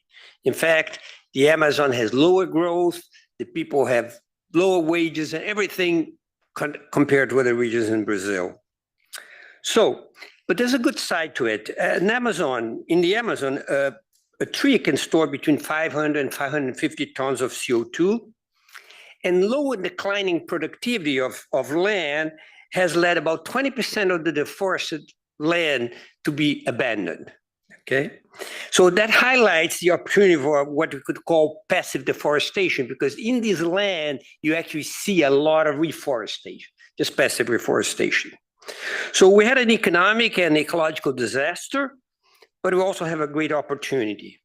So in this work I'm doing with Juliana Assunção, Lars Hansen, and Todd Munson, we try to understand how the trade-off between agriculture, mostly cattle, and carbon capture works. And let me start. There's a lot of math in the paper, but we don't have to worry about that. So here's the bottom line. With modest prices for CO2, the Brazilian Amazon can produce very large capture of carbon. I'll give you numbers in a moment, okay? We do that by thinking in two ways. First, we look at the historical performance to derive what we can call a reviewed price. How much have Brazilians valued the Amazon? And the number, it's not surprising, not very low. It's about $7 a ton if you see the shadow price that gets reviewed. But then we ask, what happens if you increase payments to get transfers? And I'll talk a little bit more about that. Of $10, $15, $25 per net ton. So there is no per net ton captured. So there's no payment for simply preserving, only for actual carbon capture. So let me get you to the graphs. I didn't use the slides because I think the slides are confusing, but this one is necessary. So this graph shows three trajectories. Okay, the red trajectory is what we call business as usual. What will happen to the Amazon if things continue the trajectory we've been in terms of implicit prices? And it turns out that deforestation will become something between 20 and 25% in the next 30 years. And that's enough to bring a lot of trouble, you know, depending on the scientists. Either the forest is going to disappear in some areas, or the forest is going to disappear everywhere into a savanna, and it's not really clear. But with even $15, if you look at that map, you can see that you completely get rid of agriculture and reforest the whole. This is the trajectory of agriculture, of occupation of agriculture. And of course, at 25, it's set. Now, this next table is, I want you to keep only a couple of numbers from this next table. Don't look at all of it. The first has to do with what will happen as these transfers come in and Brazil reforests. Okay, what happened with the value of agriculture? Agriculture essentially vanished. Right now, the present value of agriculture in Brazil would be about $372 billion, but that would be reduced to 18. So it basically goes away. On the other hand, you get transfers. Because for every unit of carbon capture, you're going to get $25, for instance. And those transfers add up to $350 billion. And then you have the rest. You can compare the Forest Service Brazilians would enjoy at this price of $7, et cetera. But here's the lesson you could get from this table. First of all, it's big, $350 billion, a lot of money.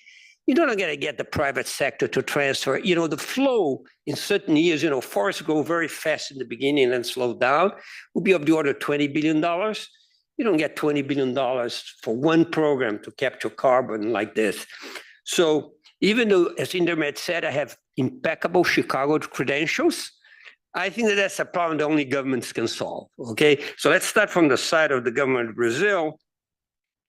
Now, so let's do some accounting very fast, okay? Business as usual would emit an extra 18 gigatons in the next 30 years. But if paid Brazil 25, it would be irrational to capture 15 gigatons. Now, you only get paid for the 15 gigatons. But on the whole, the change in trajectory is 33 gigatons. So if you compute the price per unit change, that turns out to be about $8 a ton. That's a very good deal. So the next table, which produced from data with you guys, okay? And by the way, 33 gigatons is big. You know, our budget for 1.5 degrees is about 200 gigatons at this point. So that's a big number. So let me talk about, this is a table prepared from the work by the World Bank that shows the price, the implicit price of carbon at different markets in the world. Now, I only put the ones above 25. There are a few below, but you can see that some of the biggest schemes in the world, like ETS, European Trading System, those are already at $100 a ton or over $100 a ton. So now one thing we economists know for sure is that since carbon is a global bad, given, as Andrew corrected me this afternoon, given the quality of the scheme, given the quality of the carbon capture, price should be uniform. There's no point in having different prices for carbon capture in Europe than capture in Brazil. And so these firms that are paying $100, I would argue that these firms that are paying $100 a ton at the margin, because they must be paying because that's the equilibrium price, they should be buying carbon at $25 a ton. Now, the second thing we should know is that this has to be done in scale, okay? For two reasons. One is a scientific reason. People that work on forests will tell you about edge effects. If you have a piece of the forest preserve, but next door you have human activity, you're going to have these edge effects. You're going to lower the quality of the forest. So as we learn in elementary school, right, the area of the circle grows much faster than the perimeter. It turns out that the best way to do preservation is to do a big area continuously. Okay. Now, experience in Brazil shows that you can do this. You can do this because there's work on this. We succeeded using satellites to stopping deforestation, essentially through a period. Okay. Now, the two questions you have to think about: that forests, they kind of grow very fast and then they exhaust. Okay, they stop growing. There's no infinitely long tree in the world. So as a result, once they reach an equilibrium, there'll be a temptation to deforest, but that can be achieved. That's where finance can bring in. There are bonds that countries could pay. Now, I don't want to tell you that there's no role for the private sector. The private sector can play in two sides. In the Brazilian side, in this example, they could actually be doing work on reforestation, active reforestation, which actually produces more carbon than passive reforestation faster. That's number one. The second is that they would be able to, in the European side, Europeans should allow their firms to buy credits in Brazil. And I mentioned that to one of Macron's advisors. He's probably out of a job by now, but he said, oh, that's politically very difficult. Okay. So let me finish by saying that there's a lot of potential. What's going on in Brazilian Amazon, in fact, I am pretty sure is generalizable to all tropical forests in the world. Okay. It's safe carbon because there are no natural fires in tropical rainforests. The prices are modest when compared both with this and for the crazy carbon capture schemes that we're financing right now.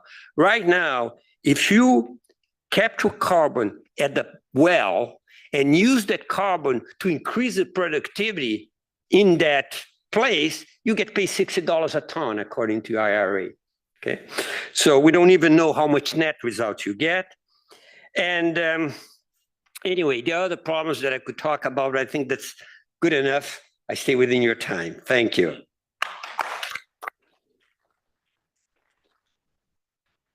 Jose, that was superb. Thank you very much indeed. A sign of real hope. In the discussion, we might sort of take it one step further, which is how do the transfers actually get made? How do we know they're honorable? Basically, some of you that are aware of climate COPs way back in 2007, the famous one in Bali, where the whole idea of REDD+, and we really thought we were going to protect forests. Well, we didn't. we took our eye off the ball, massive problems of leakage, low quality, no monitoring. Now we can do it much, much better. And I believe we're on a cusp of a radical increase in carbon markets. Currently, it's only 2 billion a year. But the analysis you do is incredibly useful basis. So thank you very much. Let's go now to Lee Seltzer, talking about climate regulatory risks and corporate bonds.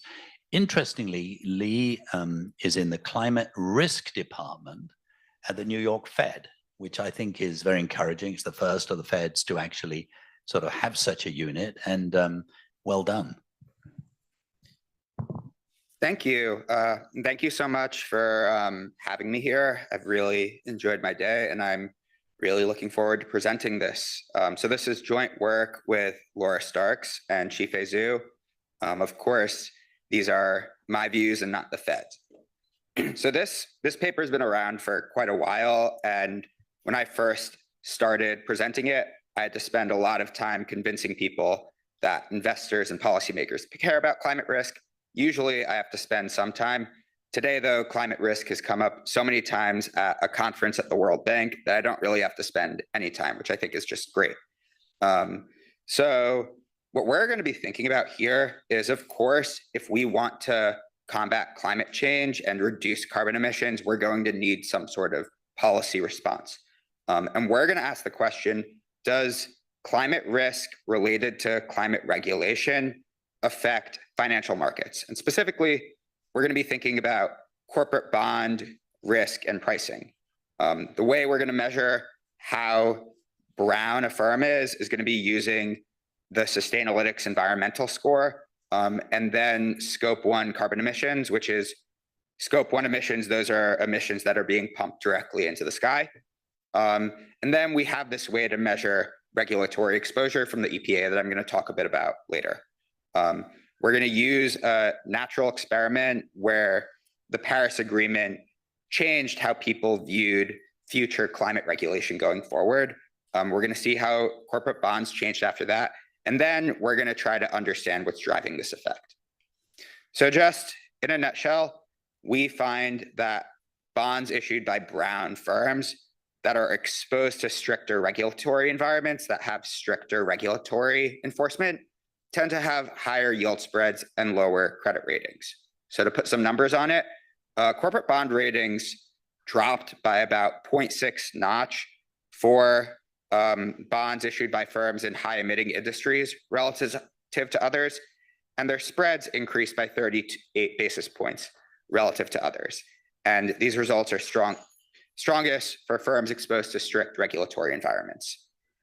We also see that these results seem to be driven by a change in the asset's volatility, which we ascribe to uncertainty associated with this regulation, which I'll talk about more later.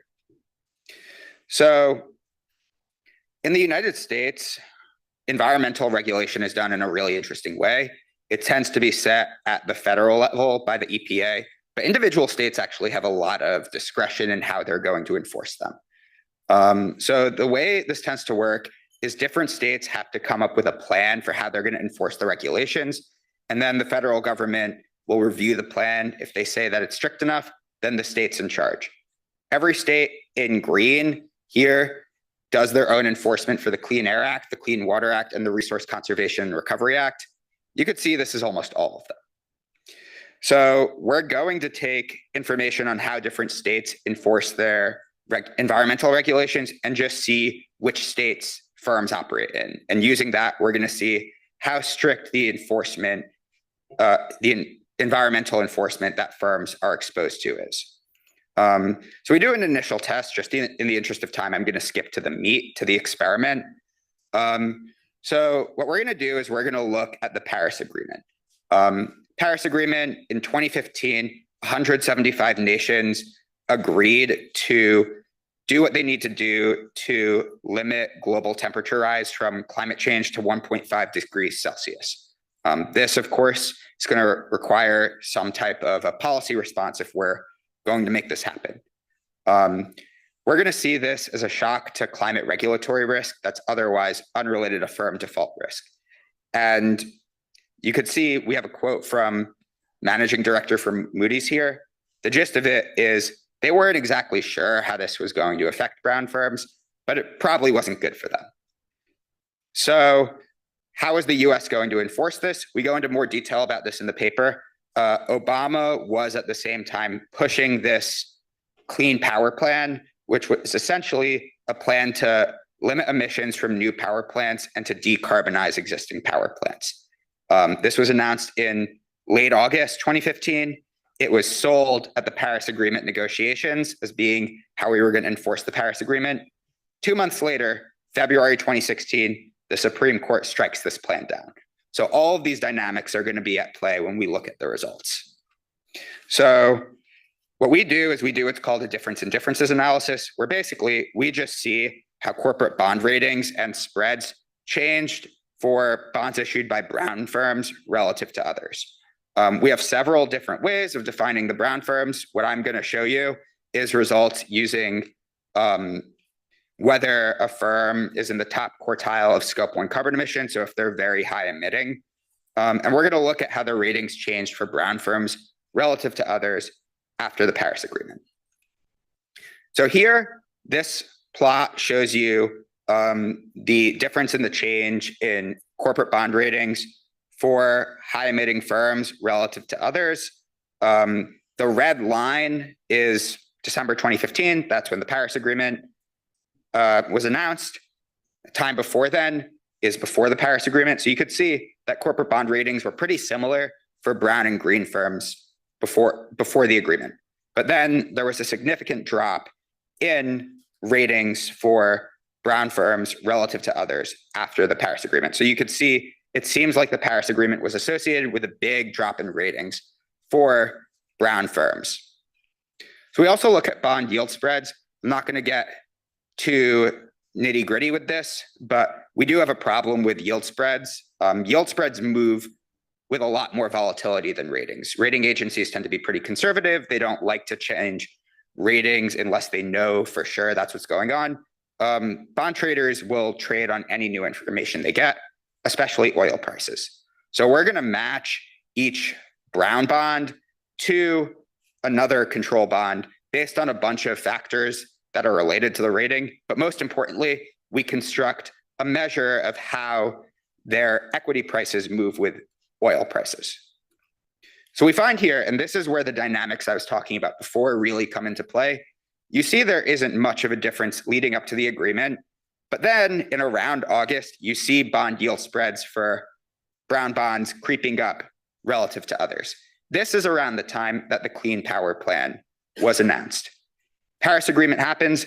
There's a really big spike in yield spreads, and this drops pretty soon afterward.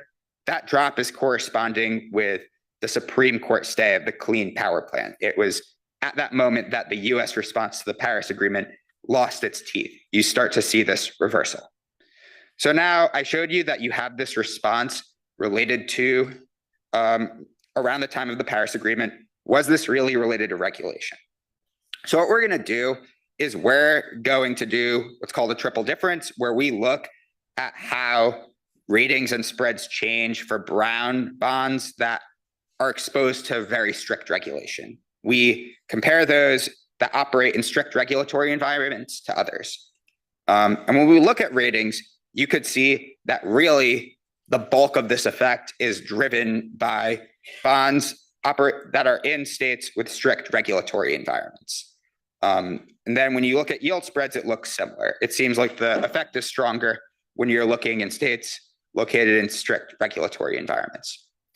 So in the last couple of minutes, I've shown you that there was this change in pricing that happened, but there's all of this funny stuff going on. We have this reversal. What's really driving it? So what we're going to do, and the details for all of this are in the paper, but they're frankly too technical and boring for me to go into detail about now. We do a Merton model decomposition where we jointly estimate the change in equity prices and bond prices. And this allows us to see how the asset value changes, how the fundamental firm value is changing surrounding the Paris Agreement, and how the asset volatility changes. And this asset volatility, you could say, is should be related to some sort of policy uncertainty. You could see that for brown firms relative to others, there is a drop in asset value, but right around this Supreme Court stay, you see it reverse more or less completely. If we look at the asset volatility, first, the increase in volatility is very, very big, but we don't see a complete reversal. There is some reversal after the Supreme Court stay, but you still see elevated volatility. And the reason for this is because even if we didn't have a literal change in policy at that point, there was still a lot of uncertainty because remember, this was the time where we didn't know who the next Supreme Court justice was going to be. It was going to be based on whether Trump or Biden won the election. And because of that, there was a lot of uncertainty in the policy landscape. So just to conclude, these results show that corporate bond investors and rating agencies respond to regulatory risk. And we have survey evidence that says that institutional investors view regulatory risk as an especially important channel of climate risk. And this is consistent with that. But I think something that's really interesting here is these results show that the change in volatility is driving the results. And we know now we're 9 years after the Paris Agreement that nothing really happened in the US after the Paris Agreement. But this indicates that regardless, because there was that change in the policy uncertainty, investors responded. So even in the absence of changes in policy, if we have some sort of shock to the policy uncertainty related to climate change, that can matter for asset prices. Thank you. Thank you, Lee, very much indeed, and fairly encouraging. Financial markets do reflect the climate risk. Finally, Manthos Delis is from the Audencia Business School. He's going to present a very interesting paper about the difference between bank lending and bond financing. Great. Thank you so much for having me in this place of wisdom. First time in the DC to present this paper on the bond-to-bank substitution. This is part of a broader endeavor, actually, where we use syndicated loan pricing in many respects to examine how the banks price carbon risk, how they price fossil fuel reserves, how they price the possibility that, or the probability that these reserves are going to get stranded.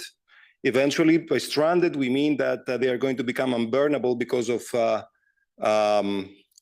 policy stringency, right? So that's the main idea here. I don't think that I need to motivate in a place like this and following the speeches that we had this morning too much this paper. We know the background. We know what's happening with.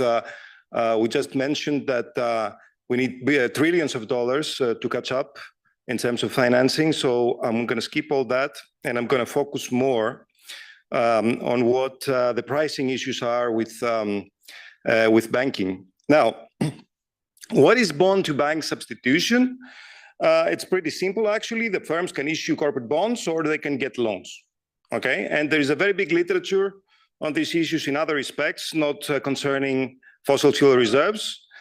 This theoretical literature suggests that bank finance can be subject to more monitoring and screening. However, banks, as we show in this other paper with de Graaf, Iosifidi, and Gena in 2021, are a little bit more weak on the environment compared to markets. And I'm going to show you some data on this soon enough. And the banking sector development is not the most suitable one, according to other research, mainly by De Haas and Popov on innovation-intensive industry. So we need to find finances on this respect from other sources. And this is super important in terms of the literature that we are trying to augment and the problems here that we aim to tackle. So why is that substitution from corporate bonds to loans possible? Now, these firms obviously are large firms, right? We are talking about giant firms extracting fossil fuels and holding reserves. Now, these firms are going to aim to get finance from very large corporate bonds or from large syndicated loans. That implies that large banks are more likely to be involved. And large banks, we know, they're more able to diversify risks, but they are also subject to capital requirements. And the capital requirements imply moral hazard. We know that from Banking 101, right? So when you have a high capital requirement, then you feel safer to provide these loans. Don't forget that these fossil fuel giants are super profitable. So it's profit maximizing for the banks to provide credit to fossil fuel firms. And of course, that is going to generate a not too big to fail problem, but perhaps a too big to strand problem for the banking sector. Of course, there are other issues at play. For example, syndicated loans have an average maturity of 4.5 years, whereas corporate bonds is 10 years or more in terms of maturity. And also banks are politically connected. So this is also kind of important in this line of research. So skipping the overview of the results and going straight to what we do in this paper. So we generate this climate policy exposure index. We did some very heavy data collection here. The data collection comes in the first part of the product in the relative reserves. So these are the relative reserves for each firm in each year and in each country where they hold their reserves. Okay, and we're talking about fossil fuel reserves here. So these are hand-collected data. We literally go inside the financial statements of the firms and collect this data from 2007 to 2018. And then we multiply this index, which implies how sensitive these firms are going to be to stranding assets if policy becomes more stringent. We multiply this with this CCPI index, which is a it's a country-specific with a time variation, okay? A country-specific climate policy index. How stringent climate policies are in each country that we examine in our sample. So this is the climate policy exposure index. You can see the location of fossil fuel reserves here. The climate change performance index is the highest, the most stringent in the United Kingdom. The United States is somewhere in between there, rising until 2016. And then you have countries like Australia somehow at the bottom of this stringency in terms of the index. And this is the map. You can see that North America is not doing very well in terms of our index. Europe is doing better. I come from Europe. I also come from Greece, where I shouldn't discuss fiscal policy too much. So anyway, so this is the data. The data that we have two data sets. The one is syndicated loans. We have at the end more than about 13.5 thousand syndicated bank loans. 1,100 of these loans are to fossil fuel companies. And then we have this corporate bond data set, more than 9,000 corporate bonds, and 682 are to fossil fuel firms. Comparing these, now, of course, there's lots and lots of endogeneity issues floating around. I'm not going to take out the identification police in this audience, but we do many things to safeguard causality. Some of these relates to the previous presentation where we do diff in diffs. We also use instrumentation. Okay, what I want mainly to show here is that the corporate bonds have a mean spread of 195, and the fossil fuel bonds have 377. So there's a massive difference between the corporate spreads of corporate bonds to fossil fuel firms compared to non-fossil fuel firms. This is not at all the case in syndicated bank loans. You can see that the mean is 231, whereas for fossil fuel loans, it's only, the gap is minor, it's only 247. This is what generated the interest, our interest in this idea. This is the regression that we run. The first regression, we estimate two separate regressions, one for the loans, one for the bonds. We have the cost of debt, which is the loan spread and the bond spread on the left-hand side. And then we regress that on this red interaction term between fossil fuel dummies, 1 if it is a fossil fuel company, 0 if it's not, and the climate policy exposure index that I just talked about. You can see that the difference, much like the descriptive statistic, the difference in loan spreads, it's the red column, is 31 basis points. The difference in bonds is 82 basis points. So it's much bigger difference in corporate bonds. So this essentially motivates the rest of the analysis. In the rest of the analysis, this is the regression that we do. We use loan to bond substitution. Essentially, on the left-hand side, we have a dummy, which takes the value 1 if we only have syndicated bank loans by an underwriter, by the large bank that is underwriting the loan, and 0 if it's only corporate bond. Okay, and then we run the same regression as we did before. And this is very small numbers here. This positive effect. So indeed, for a plus 30 index points of the climate policy exposure, so you increase policy stringency by 1 standard deviation, you have a 21 percentage points increase in the probability that you issue a loan compared to a bond. So essentially, these underwriters are substituting bonds, corporate bonds for loans. Okay, so this is the main result in the paper. Lots of other stuff. Here we do one last thing. Is this because of large banks? Indeed, yes, it is because of large banks. This is the main result here, triple interaction term. Okay, if you control for pretty much everything, then you see that the price decrease in the loan spread comes primarily when you have a large bank as the underwriter of the loan. Okay, so what is the takeaway from all of that? The tentative conclusions, 3 things. Banks give better pricing to loans compared to bonds. Okay. Second issue is that they substitute actively bonds for loans. And the third issue is that this primarily comes from large banks, irrespective of the fact of whether these claim to be green banks or not. Okay, by the way. So that's that. Thank you very much for listening, and I'm looking forward to the discussion. Thanks very much, Manthas. Fascinating. I'd be interested to know whether you've presented these findings to some of the large banks. It'd be really interesting to see what they have to say, and maybe in the discussion we could consider that. We're going to have 2 brief comments now from World Bank senior research leaders, Bob Cull and then Sergio Smuckler. Over to you, Bob.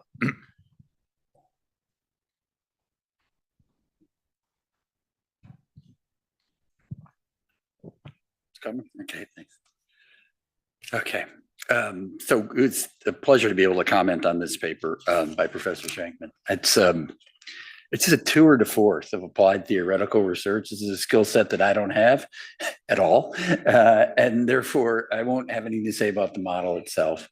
But the conclusions, there's a huge environmental opportunity here, and it seems so simple. It seems so simple. It's like low-hanging fruit. And so why did I ask myself as I was reading it, why doesn't this get done? And so motivated by that last question, I have comments in 2 areas about the contract itself and how it could work in practice. And some of those are about clarification, just some of the things I didn't understand. I think now that we've spoken to each other, but still maybe helpful for others in the audience to, I'll reveal my ignorance, which is always fun. But those questions may help you as well. But then a second part of the comments is how do projects, contracts that support attainment of environmentally related SDGs, which in this case appear to have a huge payoff, how do they fit within the framework for private capital mobilization that the bank has laid out for itself? So in terms of these clarifying questions and how the contract would work, again, reveals my ignorance. So there's a phrase here: the planner would agree to sign an agreement to receive B equals 25, which is the cornerstone of the analysis, to get the optimal benefit in terms of reforestation for each ton of CO2 captured. So, and this is such a basic question, who are the parties to the transaction?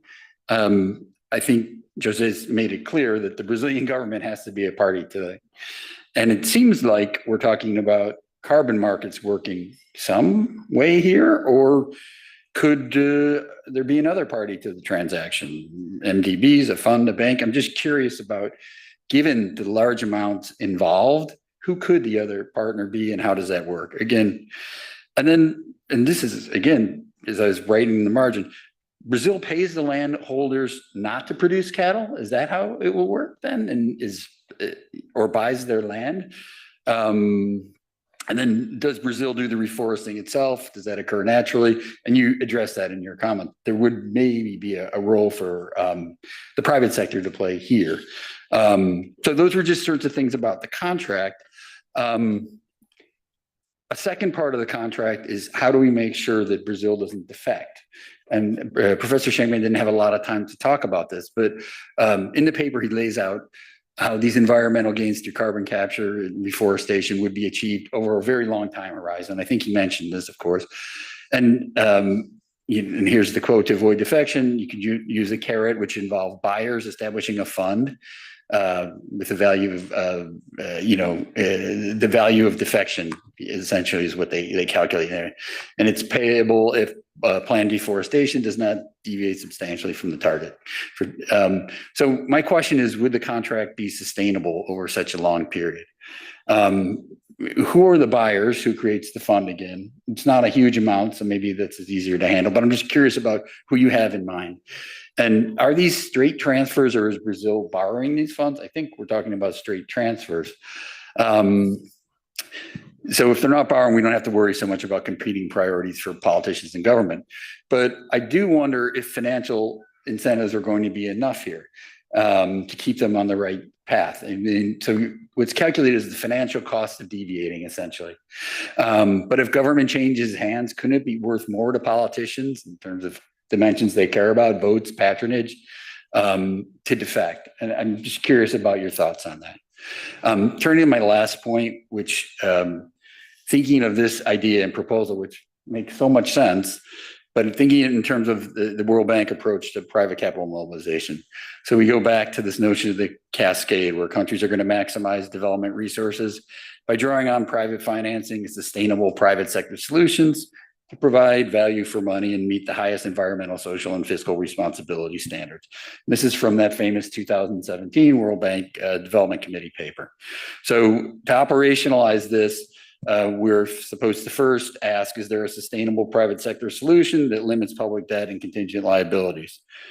And I wrote, I don't see an obvious one. And I'd like to know what Professor Schenkman thinks about that. If the answer is yes, promote such solutions. If the answer is no, ask whether it's no because of policy or regulatory gaps or weaknesses. I don't see that being the problem here, though I may be missing something. Or is it because of risks? If so, assess the risks and see whether World Bank instruments can address them. If you conclude that the project requires public funding, pursue that option. So similarly, I don't see risks that need to and could be addressed, mitigated using World Bank instruments. And so carbon pricing, transfers, reforestation, I don't see it fitting into the way we're thinking about private capital mobilization. I would love to get Professor Schenkman's views on that. The major impediment to private capital mobilization that I see in this context, and I might be wrong, is that the project would not generate returns for private investors. I don't see an easy way to do it. And then it forced me to step back. And again, it's great to have you here just to hear what you think about this. I wonder if you think this feature is likely to be a common one for projects designed to tackle, environmentally related goals, SDGs, but on a really large scale. And so, if so, how much scope is there to pursue private capital mobilization in these contexts? So those are my comments.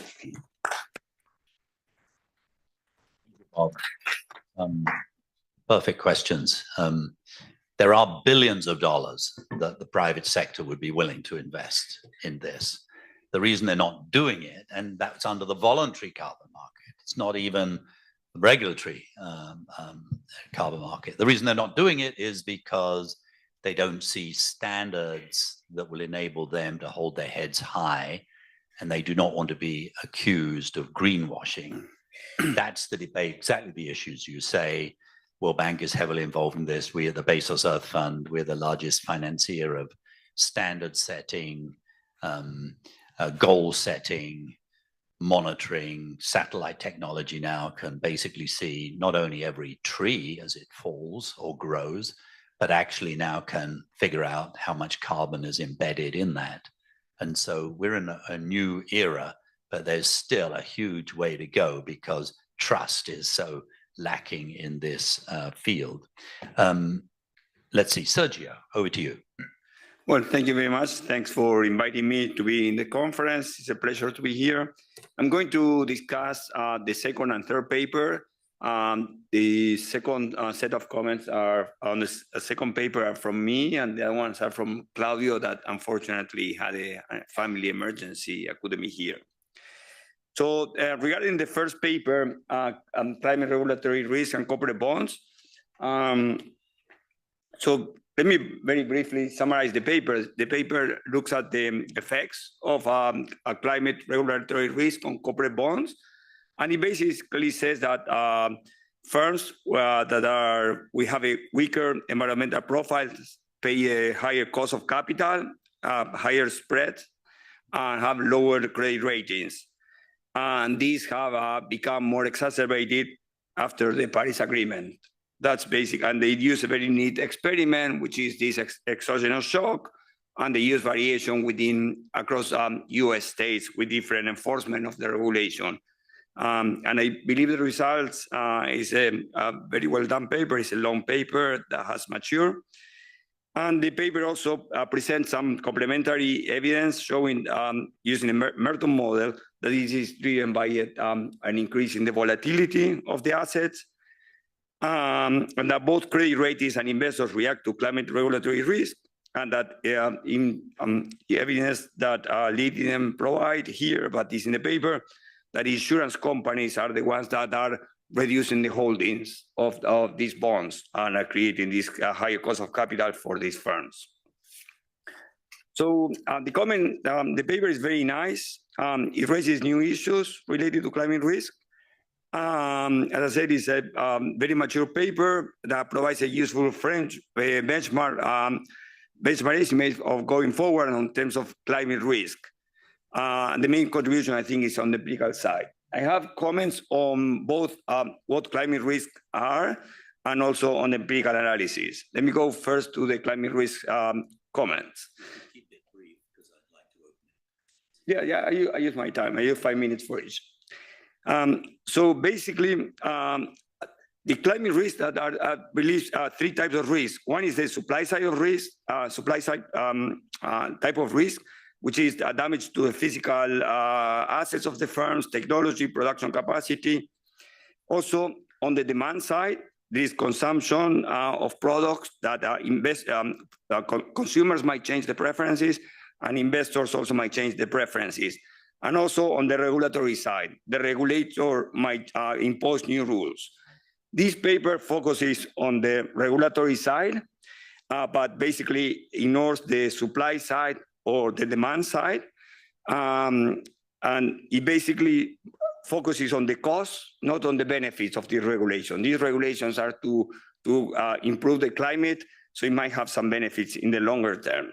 So the bigger questions is, how large are these regulatory risks versus the other type of risk that the paper doesn't measure, but it would be good to have those answers to have a bigger picture of the importance of regulatory risk.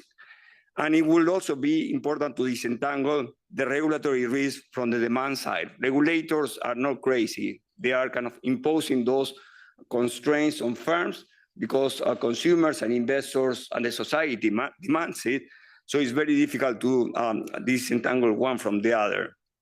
And also, the paper tends to focus on the negative effects on the claim, on those risks, on the regulatory risk, but there might be some longer-term benefits. And the long-term benefits might be affecting, for example, the diff in diffs that you have on the treatment firms that might benefit from some of those regulations. So I think having a bigger picture would be useful.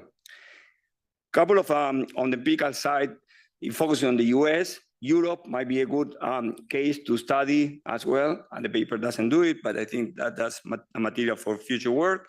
And also related to the other paper, it focuses on bonds, which are important, but they might be in transition from bonds to bank financing. So look at the cost of financing to this firm, not only on the bond market, but also on the bank side, might be useful, as well as distinguishing between green and brown bonds. To finalize my comments, on the fiscal side, you focus independently on ratings and spreads, and these two things might be correlated. If rating agencies downgrade the firm, that will have an effect on spreads. If spreads increase, rating agency will tend to downgrade those firms because the cost of capital increases. So looking at the feedback loop between these two variables that you study independently would be very useful. Also to understand better why volatility is increasing, because regulation might make things more certain, not more uncertain, and also try to understand why pension funds are reacting this way, and not only whether we care about pension funds versus mutual funds as the paper does, but also we want to look at the overall size of the investor base, not just the composition. So these are the comments on the first paper. Let me go for a couple of minutes to the other paper. So these are Claudio Rada's comments on the third paper. And basically, the paper looks at banks that the paper argues they charge a lower spread than corporate bond markets for lending to fossil fuel firms with higher stranded assets. And the paper argues that this is evidence that banks are mispricing these stranded assets because they have an implicit support they could get from the government. And this produces reallocations toward bank lending that mitigates the capital constraints of fossil fuel firms and postpones the green transitions. Banks are financing fossil fuel firms. That's what the paper finds. And the paper basically argues that banks are doing the mispricing. So 2 comments. Is it really that banks are mispricing or the bond market participants are mispricing this transition risk? It's not clear. And the second comment is, can banks help with this green transition and not be here the bad financial intermediaries?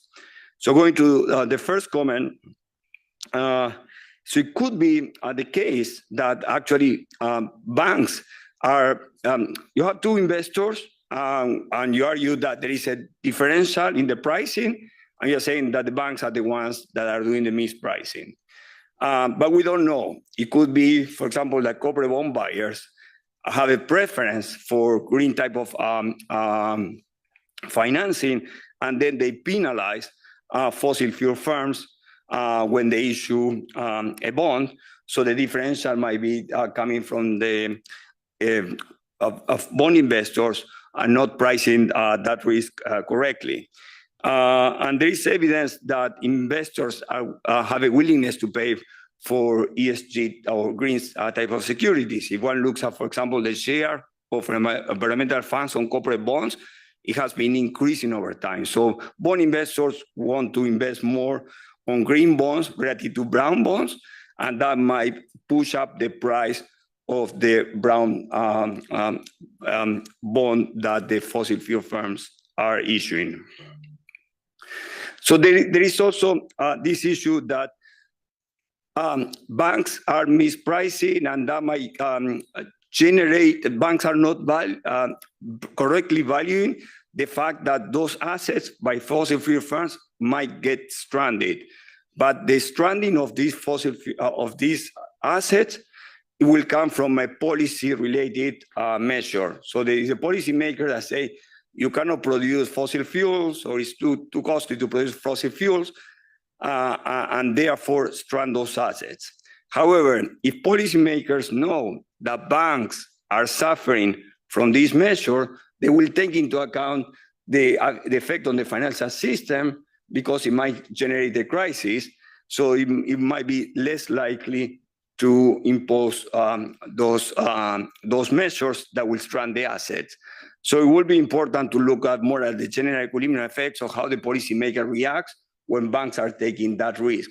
So in that sense, if the policymakers is going to take that into account, then the banks might not be mispricing because they know the action of the policymaker is going to take, not to kind of penalize banks to generate the financial crisis.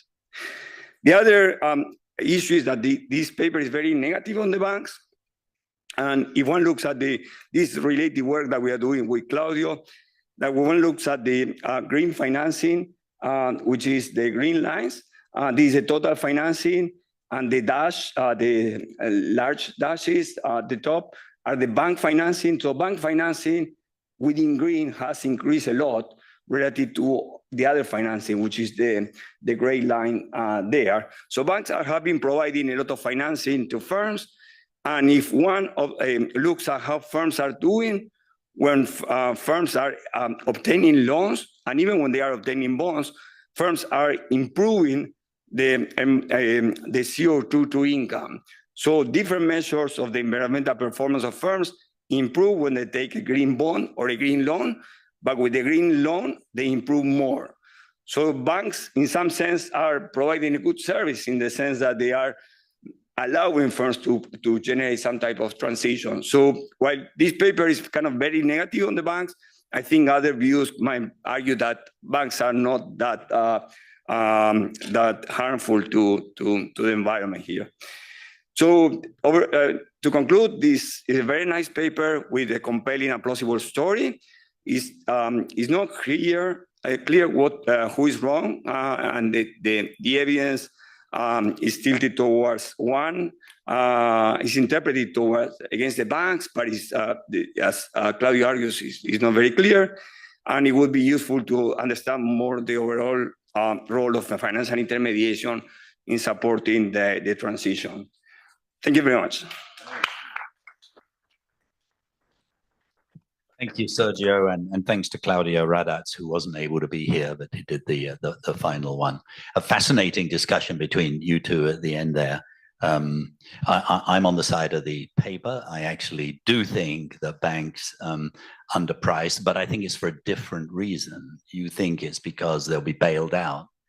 I wonder if it's because banking is a much more relational issue. I was on the advisory group of Bank of America. Its largest client was ExxonMobil. They say, well, you expect us to just stop lending? No, we've had a relationship forever. And actually we can influence, they listen to us. I was chair of the climate board for HSBC. Incredibly sophisticated guys, these, by the way, doing work on what would it mean to have a net zero portfolio by 2050 when we make 10,000, we have 10,000 customers in Asia. They don't even know how to measure their climate, their emissions. What would it take for us to reach that level?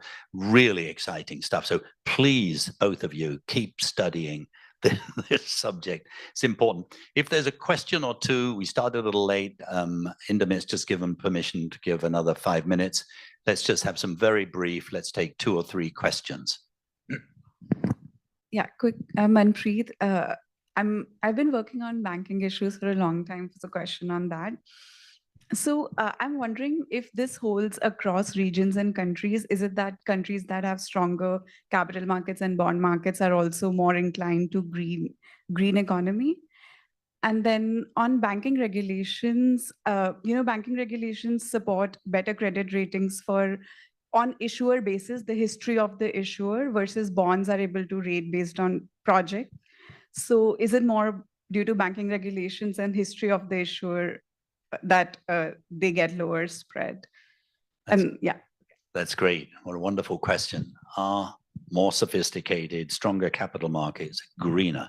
So we'll just go along the line before we end, and it's a yes/no answer from each of you. Here, sir.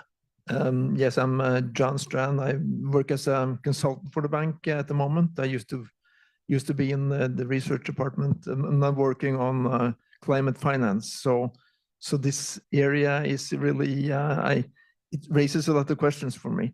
I just want to raise a couple of points. One is to Bob Call's initial presentation, and it has to do with how to mobilize the private sector. And I think a key issue which hasn't been stressed enough here is that carbon pricing is essential. Carbon pricing in all the countries where the private sector is to come in. It's really essential. The other question, the other issue I just want to mention is to Schenkman's presentation on the Amazon. I've been working a lot on the Amazon myself, and I know quite a bit about the mechanisms working there. I know that there's one thing that you haven't really stressed too much, namely that a big part of the problem of deforestation in the Amazon has to do with ownership issues. And it has to do with the fact that the Brazilian government is not sufficiently strong in enforcing ownership rights. And John, we just have to get to a question. Or yeah, the issue is that when parties deforest, it's to a large extent because they want to try to grab that land. Yeah. And I think that's an issue that has to be in the account here. Excellent. Thank you very much. Who's got the microphone? This gentleman here. Hello, Chris McRae. I'm surprised that so far today, artificial intelligence hasn't actually been mentioned. Now, I know that's many different things, but the part of it that interests me is that in the last few years, you've had 1 million times more compute available for really big data analysis, and you have hundreds of networks and companies doing that. I'm wondering if you can translate some of those simple things, like you can now monitor each tree in terms of its effectiveness, into AI so that it can be a positive story for you and a positive story for King Charles's AI summits or anyone who wants to see the good uses of AI. Well said. The answer is yes. We'll take one more at the back or along here. Paul Eisenman. Thank you. I have a question for the moderator. Just picking up on something that Indermeet said this morning, he had a very powerful chart showing how growth in developing countries, except in South Asia, over the next 10 years was likely to be well below past trends. He didn't give similar information about the creditor countries, but between the problems of the growth problems and the debt problems of most of the creditor countries, the outlook doesn't look so great. And the question is, given that there's clearly a link between growth and the availability of private sector lending resources, what is your counsel about dealing with this apparent very difficult problem? Wow. Should we take an evening session? We'll just keep going. Thank you, Paul. Should we take one more? And then I think we're being told we probably need to end. Thank you. My name is Sandeep Jain. I really enjoyed the discussion. 2 comments, both on market discipline. So when the commercial real estate market had a problem, it was immediately reflected on the bank's share prices. Why do you think there will be a standard assets problem and it will not be reflected on the bank's share prices? And second, if the market can discipline the firms in terms of their bond pricing, it will also discipline the bond prices of the banks, and the banks themselves are big borrowers. So two comments. Thank you. Thank you very much. Look, I would just ask you to be very disciplined. Let's just go around down the road, pick one question, maximum 30 seconds, I'm afraid, starting with you, Bob. Oh, you can skip. You can have 45 seconds. I don't know everything. There were a lot of questions, and please forgive me if I don't answer yours. I'll start with Bob's. I think this is a problem of collective action. I keep saying, I think it's more surprising that Europeans are willing to put a tax on their firms by themselves just to protect the environment and to diminish climate. I think that's wonderful, okay? But it's very hard for an economist to explain. So it would be easier if we had collective action. That's number one.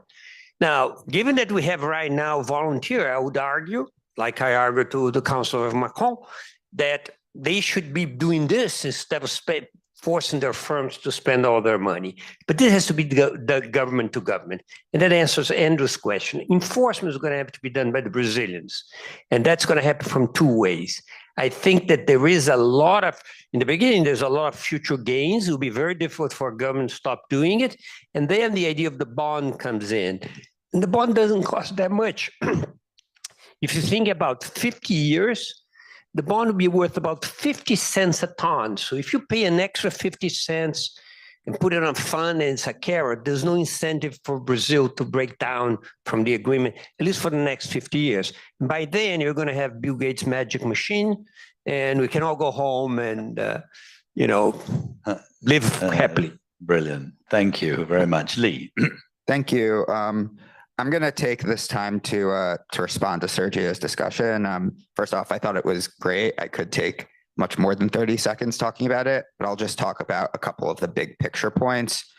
So on the supply demand point, that's easy. That part's really hard. That's why we didn't look at it. The second point, I think there's two things that are important to think about when we are talking about the benefits of these policies. So one issue that came up before that I think is really relevant here is that a lot of the effects of the policies would be essentially positive externalities. So the brown firms wouldn't necessarily be feeling them. They'd be felt by the rest of society. Now, of course, it's important to mention that the analysis I did was partial equilibrium.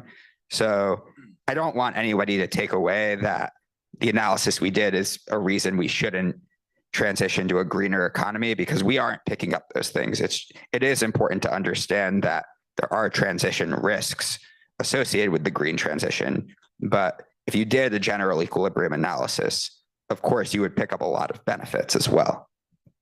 Great. Thank you very much. Manthos. So there is no right or wrong in terms of corporate bonds and loans. I agree with the comment. It's relationship lending, okay? But in one of the robustness tests, we have the same bank, the same underwriter also issuing the bond. It's the same bank that issues both a loan and a bond. And that bank prefers to issue the loan. It's a maturity issue, which relates to your question. Okay, that risk is going to go down the road. It's not a risk that materializes right now. So it's not the same with home ownership.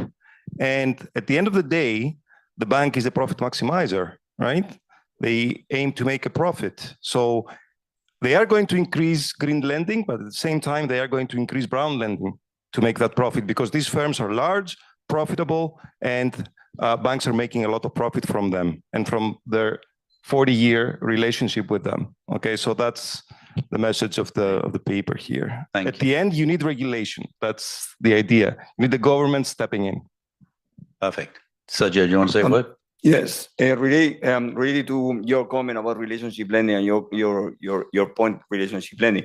If banks are doing relationship lending, they might have more information about those firms, and they might be able to monitor more of those firms. So in that sense, they might be a better financial intermediary than bond markets to channel the green financing. Great. Thank you very much. Just a word on AI. Yes. And in a way, that might be a help to Paul's question too. Huge opportunities. 2 weeks ago, we, the Bezos Earth Fund, launched a $100 million grand challenge for those that are trying to solve problems of climate change and nature on the front line. We're going to match them up with the AI and provide financing to make that happen. Yes, Paul, it's a dreadful global economy we face looking forward. The good news is that doing it green actually is no longer more expensive. There are some things that are more expensive, a so-called green premium for green hydrogen, But even there, the cost of electrolyzers have fallen by 75% of what they need to fall by. So in a way, given how very, very difficult it is, we need to have ideas that are sort of really different. Like President Ajay Banga and the African Development Bank are committed to bring to 300 million Africans green electricity by 2030. We're piling into that because it's important. AI can play a really exciting role, but there's a real possibility that great initiatives such as the so-called JET-Ps, which were deals done with Indonesia, South Africa, Vietnam, and now some others, whereby G7 will come and provide finance and they will close down coal plants and only invest in renewables, those potentially could collapse unless we're able to be innovative and bring the kind of carbon markets in. There's plenty money there, there's philanthropy, but above all, there is the catalyzing role of MDBs and others to bring in the private sector. We believe at the Bezos Earth Fund that there is a huge gap of what we're proposing something called a deal team for the planet, where the World Bank should lead together with DFCs, other MDBs, private financial institutions, and instead of staying in their own silos, because at the end of the day on a Monday morning, MDB people do not think the way that the private corporate investors think. They should form real teams with real commitments and go after like half a dozen major regional investments. And the presidents of these institutions, whether it's Jamie Dimon or whether it's Ajay Banga, they should be saying, okay, 9 months from now, our teams are working between now and then.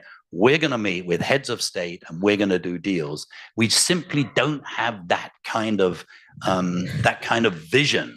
We do when it comes to war. We do when it comes to, the pandemic, but we don't have it when it comes to do with what's an even bigger challenge. Look, this was brilliant. Thank you very much.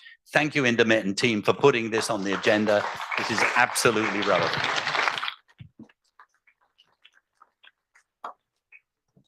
Thank you so much, Andrew. The turnaround is super quick. You have 2 minutes. We need to change the batteries, change all this other stuff. Next speaker is Michael Kremer.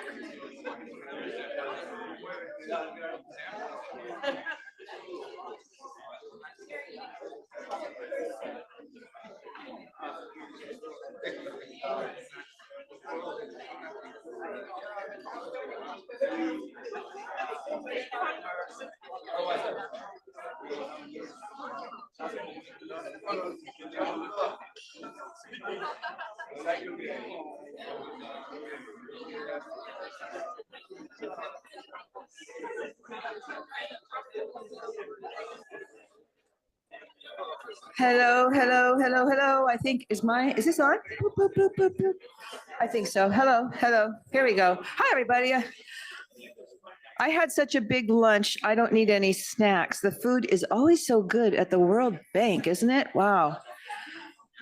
I thought maybe I won't eat dinner tonight, but I think I'm still going to. And anyway, we're going to get started. So just everybody, you can just casually, leisurely find your seats so we can get our keynote speaker up here. And I think you're going to, when this is all over, when you've heard what he has to say, you're going to feel that you were lucky to be here today to hear the thoughts of someone who is such a renowned person in his field. But he's not just any kind of renowned economist.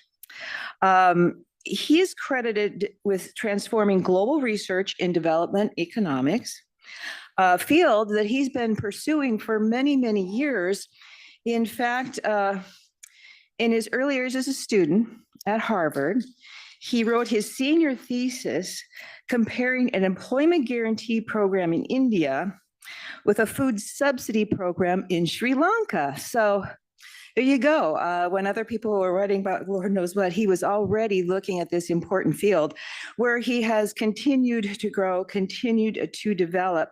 And I'm talking about Professor Michael Kremer. He is at the University of Chicago Development Economics program. He's had a long, illustrious career, so many different places, developing this field, and so much so that in 2019, he co-won with two other economists the Nobel Prize in Economics. They were recognized for their experimental approach to alleviating global poverty. This groundbreaking research has reshaped our understanding of the role of human capital, poverty alleviation in developing countries. There's, if you look at his wiki page, I could go on and on, but instead, I'm going to now bring you Michael Kremer to the podium. Michael, welcome.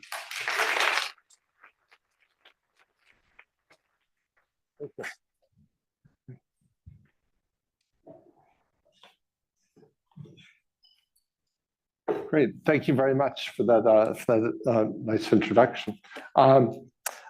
So earlier speakers noted the gap between the ambitious targets that the world has set for itself on development, on climate change, and the resources that have been made available and are likely to be made available for those purposes.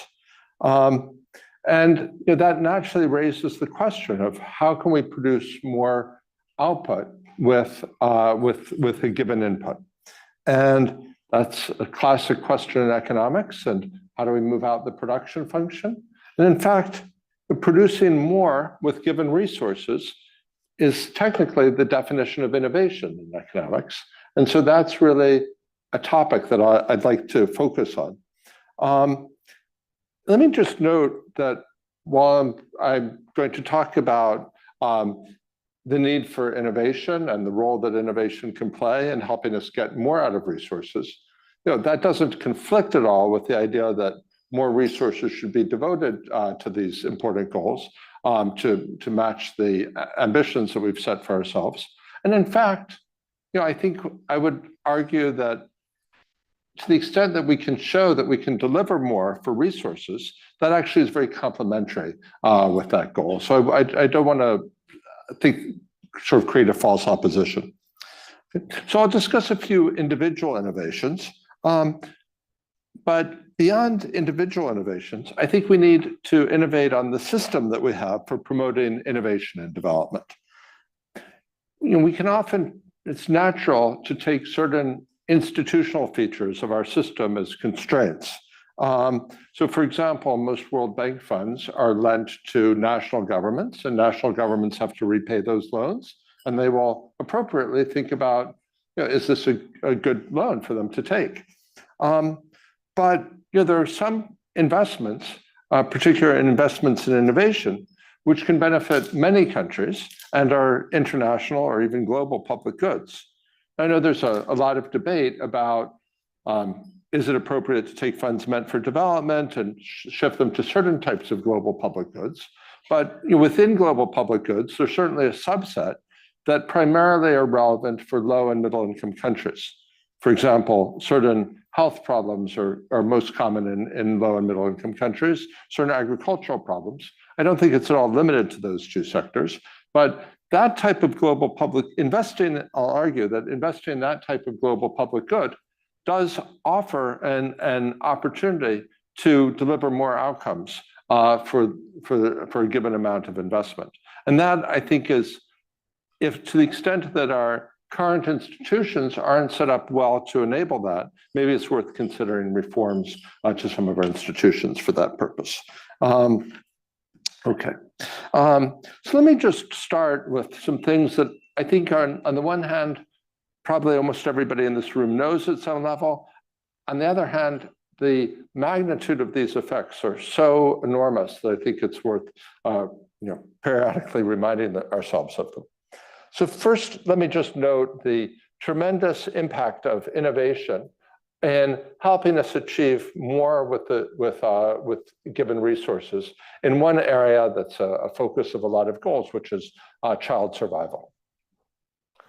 So this is what this graph shows is the top shows is a graph of health and income in 1900. And so you see Italy there. And in 1900, 300 out of every 1,000 children born in Italy died before their fifth birthday. Now, the bottom part of that shows the relationship in today. And I've highlighted Kenya. In Kenya, less than 5% of children die before their 5th birthday. So, huge improvement in human welfare, almost unfathomable improvement in human welfare. And yet, is that because Kenya today is richer than Italy? No, Kenya today is actually slightly lower income than Italy in 1900. The difference is a whole suite of innovations that enabled that. And that includes everything from a bunch of technological innovations, development of antibiotics, vaccines, oral rehydration therapy, but also social innovations that provide the vast majority of women and their children with access to prenatal care, attended delivery, and essential healthcare. I think there's lots of potential for further innovation, but while there's strong incentives for certain types of innovation, and purely commercial incentives under our existing institutions are somewhat weaker for other types of innovation that are socially very valuable. So within health, you could think about a malaria vaccine, for example, or low-cost water treatment for rural areas. I'll come back to the discussion later of pneumococcal vaccine. There are different strains of pneumococcus in high and middle income countries and in lower income countries, and vaccines were developed first, as you can imagine, for those in higher and middle income countries. I think economic theory can shed light on when there'll be relatively large gaps, when there'll be smaller gaps between commercial incentives and social incentives. So there are multiple cases. This is a very interesting area in economics, very rich and complex. But let me just give a couple of fairly straightforward examples. One is the case of externalities. So some innovations create benefits not just for the user of the good, but for other people. So a good example of that would be an industrial innovation or an agricultural innovation, for that matter, that reduces greenhouse gas emissions. So I'll come to the case of green cement, but cement produces a lot of emissions. If we found a way of producing cement that released fewer emissions, well, that would be of enormous benefit to the world, but it's not clear that the buyers of cement would pay more for that. So there might be insufficient incentives to invest in that. Another case is innovations in provision of government services, such as improvements in tax administration, for example. If I think about, we may not think of it today as one, but value-added taxes were not common in most of the world if we went further back. And thanks in part to, I don't know whether I'm allowed to say nice things about the IMF here, but thanks in part to the work of the IMF, these are now common around the world, and I think they are an efficient way of raising taxes. But you can also think about ways of providing health, agricultural extension, education. So I think there's a role, and it's difficult for firms to make money anywhere near. I'm not saying you can make zero money, but it's hard to get for them to. They don't have the incentives that are commensurate with the social value of some of these innovations. I'd also note that some of these are global public goods as well, and that creates a little bit of a free rider problem among countries. So if we look, I've been given a few examples. If you look at studies of the rate of return to innovation, there are a number of them, and they generate very high estimates of the rate of return, things like 60, 70% annual rates of return, social return. So I should note, however, that innovation is first inherently risky, and second, it's very easy to throw good money after bad. And when we think about institutions to encourage innovation, we need things that will accelerate the pace of innovation, shape it to meet social needs, but also we need to design institutions that can limit some of the waste that might come if we don't find a way of preventing throwing good money after bad. So let me say a little bit about the rest of the talk. I've been been chairing a commission on innovation for climate change, food security, and agriculture.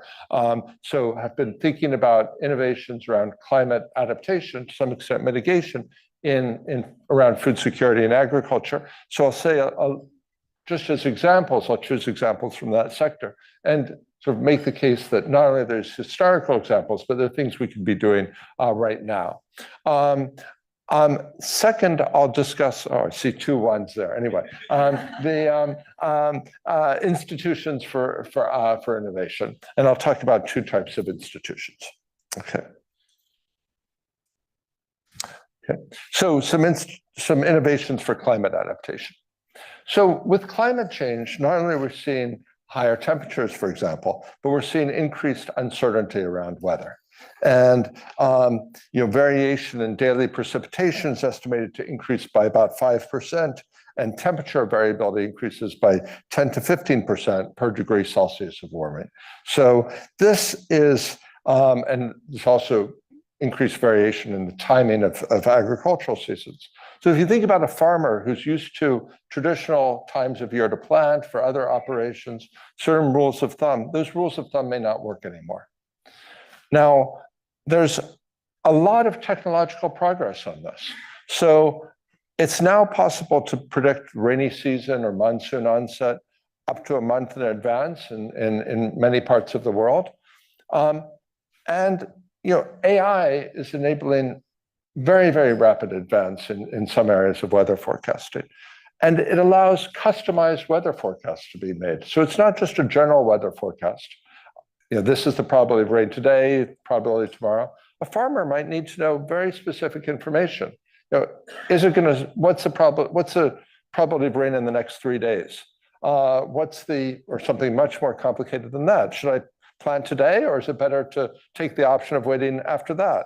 Well, it's now you can set AI, AI models can be optimized. The loss function on them in technical terms can be set around whatever parameter is most important to the farmer. And these can be run very quickly. The big firms in this area, like NVIDIA and so on, they have open access models that can easily be tweaked.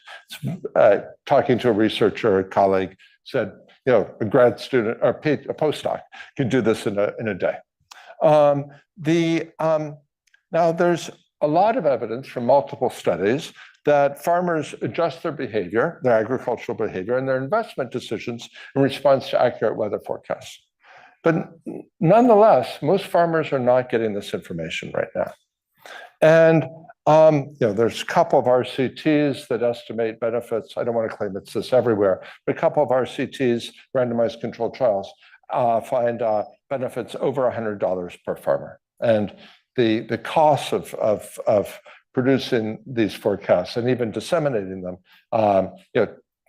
maybe 1/100th of that. In part because they can be delivered digitally. Been working with the Indian government. They just, for the most recent monsoon, they delivered forecasts of monsoon onset and total rainfall in certain parts of India, not Mumbai, which that wasn't part of this pilot year, to 9 million farmers.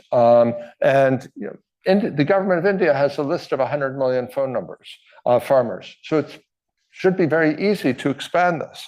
And of course, other countries in South Asia, Africa, in fact, other areas, Inter-American Development Bank, to speak well of another nearby institution, they're working with, they're trying to extend this in Latin America. Now, I don't want to claim this is all automatic. When you're doing this, you need to think through how do you best communicate with farmers about probabilistic information? How do you build farmer trust? You probably want to build in a bunch of A/B tests to optimize these types of systems. But what time of, even boring things, what time of day do you send the messages to the farmer? How many repetitions? Well, tech companies are doing A/B tests like this all the time. I think we could be doing similar things, and the benefits will exceed beyond any one country. Okay, let me turn to another, that's sort of a technological innovation that also needs a bunch of institutional and social adaptation. Here's something that's more not particularly technological at all. It's just a financial market innovation. So obviously a vast literature on microfinance. And I think that the latest wave is a little bit of an uptick on that. There was a lot of excitement, then a lot of disillusionment, but there's still some, I think we don't want to throw out the baby with the bathwater on that. But one area that's been somewhat disappointing is the effect on productive investments. Well, one of the interesting areas of research that many people are involved in is, can we try to adjust the typical microfinance contract to make it more conducive to expanding actual investment? So here's a study that I was involved in with Tavneet Suri and Billy Jack and Joost de Laat. You see a picture here of a rainwater harvesting tank. Dairy cattle need a lot of water. They need to be water every day. And of course, humans need water. These tanks, you see them everywhere on top of roofs in urban areas, but they can also be useful in agriculture. They cost $300, the 5,000-liter tank. That's not trivial for a farming family in Kenya to buy. So we looked at if you take a look at that, there's no moving parts. It's pretty big, hard to hide. Makes pretty good collateral. So we worked with a savings and loan cooperative that tried saying, okay, we'll just do an asset collateralized loan. They got take up of the loan product went from 2% to 25% without any increase in default rates. Dairy farmers were producing more milk. They were also better able to get through periods when the rain was not coming. And they actually, this was a study, but the dairy cooperative and the Associated Savings and Loan Association continued the program afterwards with their own funds, and other cooperatives are doing that. This is another thing that I think you could invest in scaling. Here, I think the gap between commercial and social incentives are much, much smaller. But if you think about each stage of taking this on a little bit more broadly, it's another thing for a bank or some other financial provider to expand access to this program, working with savings and credit cooperatives or dairy cooperatives. They would be taking some risks. If they succeed in that, a bunch of other financial institutions are going to enter that market, and they're not going to get a monopoly on this market. They're going to have to share the profits in that. If they fail, they're going to take the losses. So this is an area where, to the extent that there is an institution that is willing to provide capital for climate resilience or willing to invest in these are also particularly favorable to women, because women are often have to do a lot of the work of collecting water, that has that as a social objective. It's worth probably helping finance at least experimentation in that, even if not necessarily long-run subsidies. Okay. Okay. So those are examples of types of innovation that can be used. And there's a long list just within agriculture, food security, climate change. We've got on our website for the Commission, we've got a long list of innovations with evidence of impact and cost effectiveness that we think are ready to scale.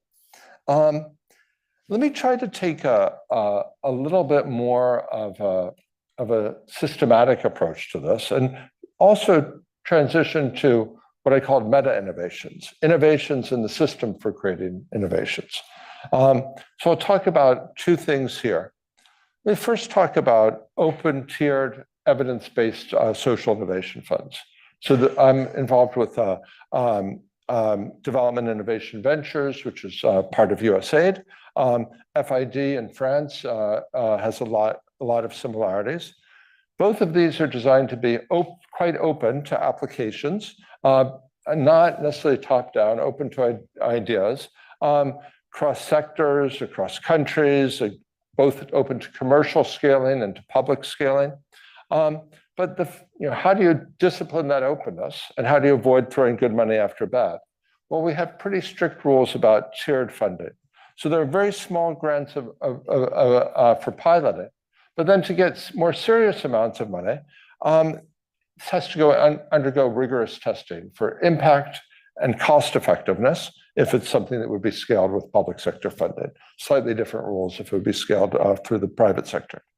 And then we have funds available for that, and then we have funds for transitioning this to scale, because that, additional tweaks are needed for that, more than tweaks, to adapt things for scale.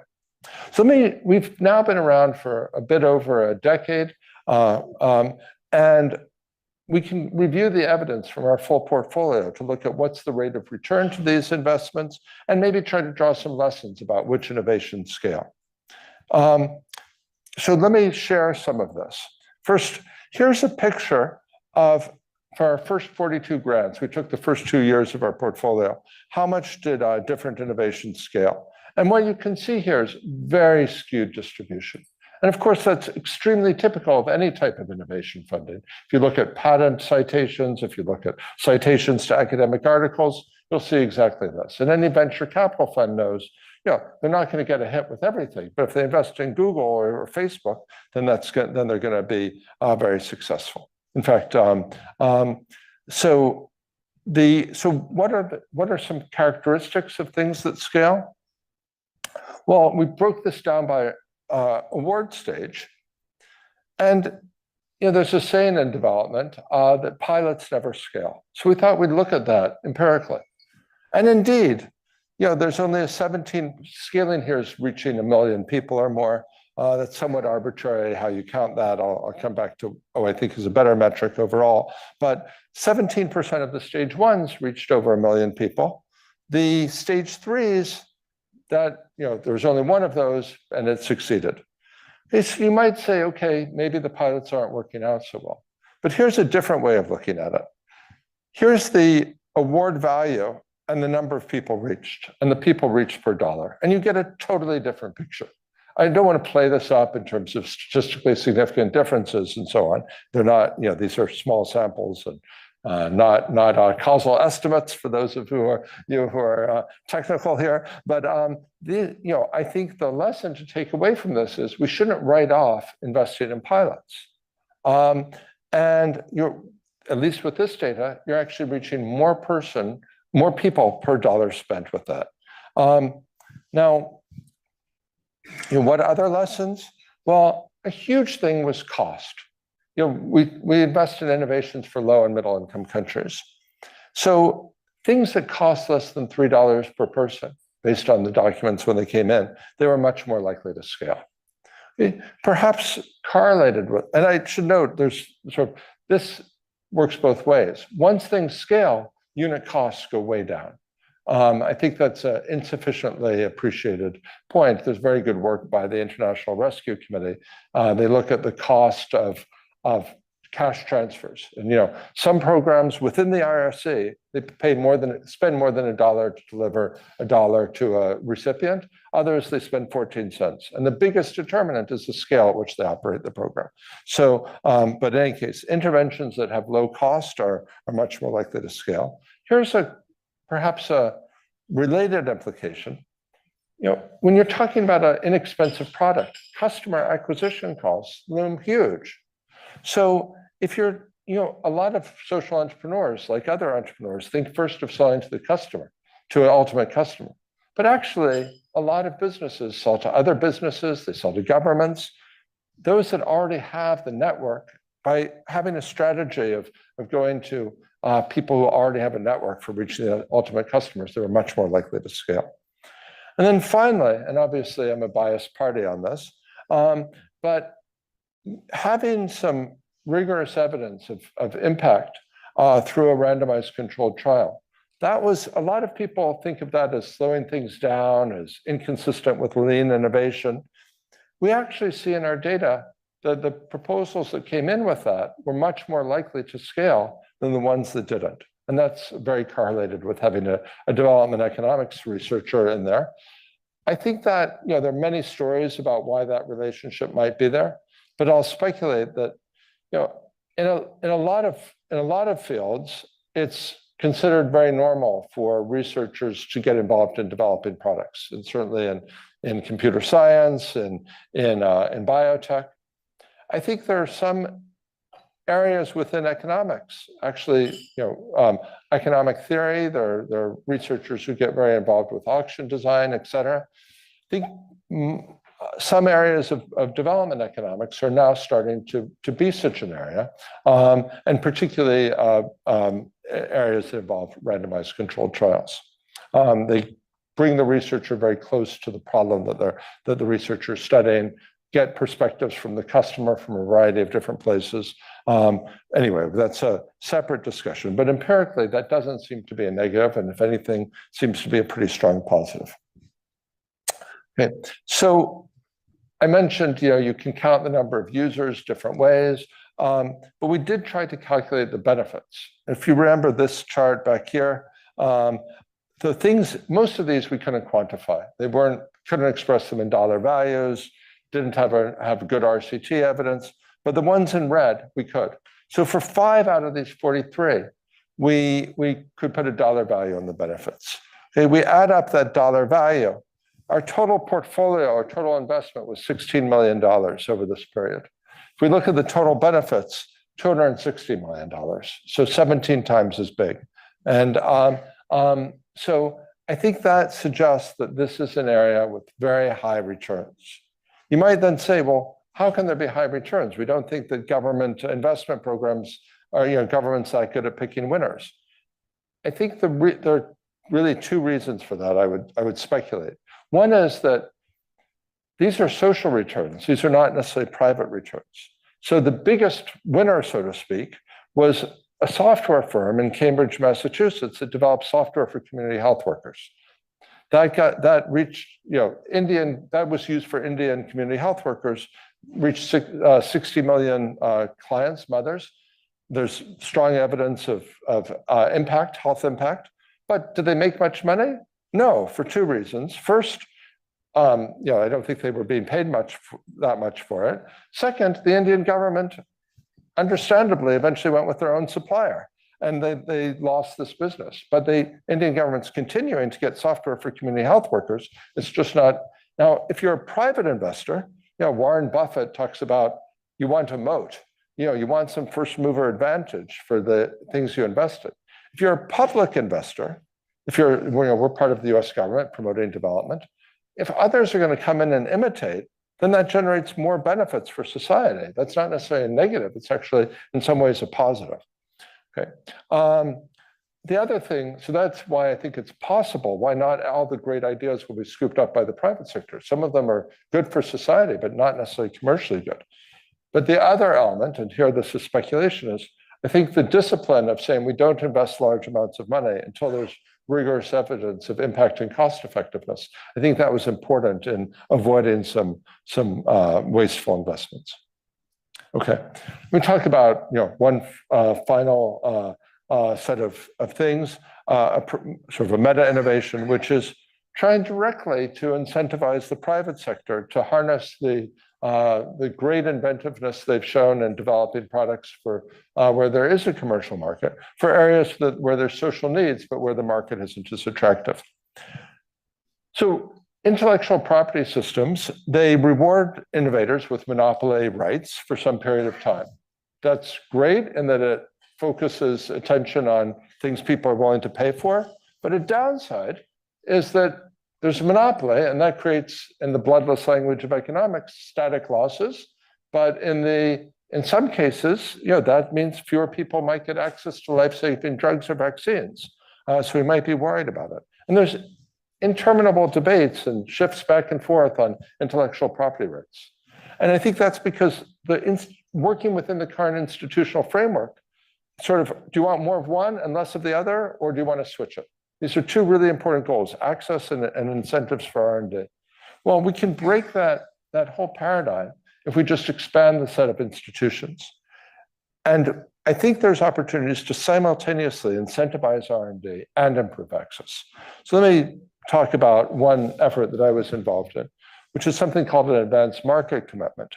So those are legal commitments made by governments or by donors to pay a top-up for, in this case, a vaccine meeting certain specifications, if the governments want to pay something for it, and if the firm agrees to some maximum price. That basically offers the opportunity, by committing to to buy this and to buy a large quantity, that offers the firm an opportunity to go from a relatively high price market serving a small number of people to a much higher volumes at a somewhat lower unit price. But that can increase their total incentives and it can get access. So an advanced market commitment was set up for pneumococcus. $1.5 billion was committed. These were the prices that were chosen. Here's some evidence on, so 3 vaccines were developed against pneumococcus, 2 by large multinational firms, a 3rd recently developed in India. This was rolled out very, very quickly relative to most vaccines. I think in part because of the structure of the advanced market commitment.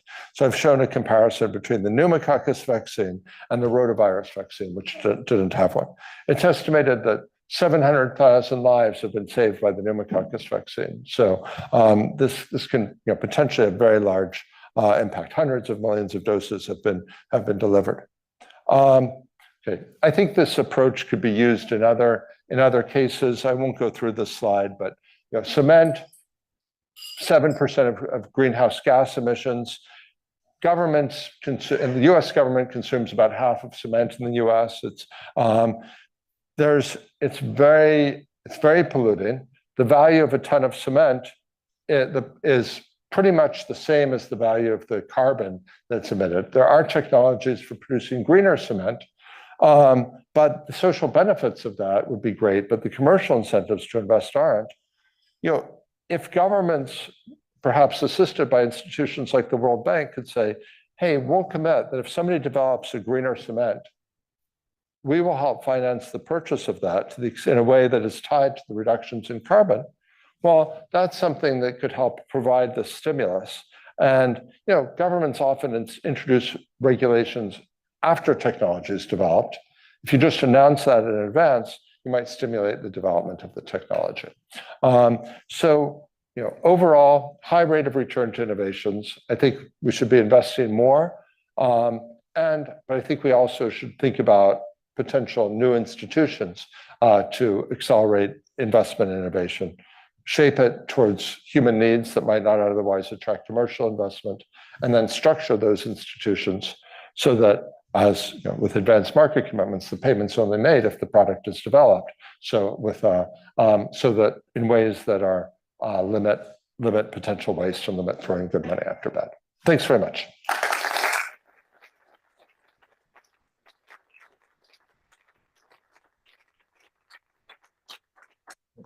Oh yeah, I'm happy to take a few questions, and maybe I'll gather them up and then try to answer at least some.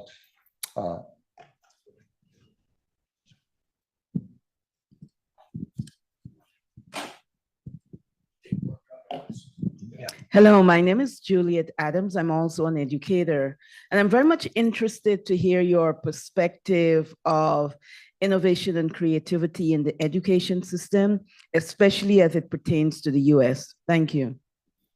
Sorry, especially as it pertains to what? The US, okay. Yeah. Yeah.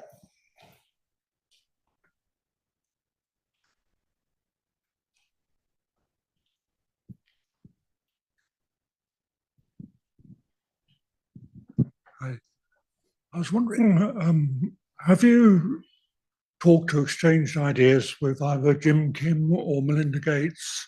Your work sounds very similar to Farsley Abed's at Brax.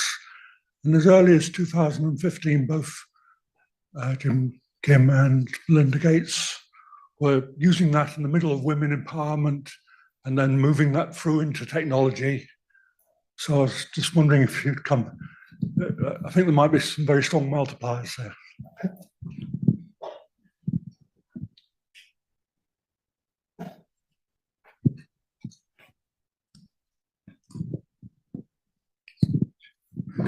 Hello. So my question is, in a decade or two, do you think that entrepreneurship and innovation from an economics point of view would contribute to solving unemployment? And if so, to what extent can we rely on entrepreneurship and innovation, especially tech-based enterprises?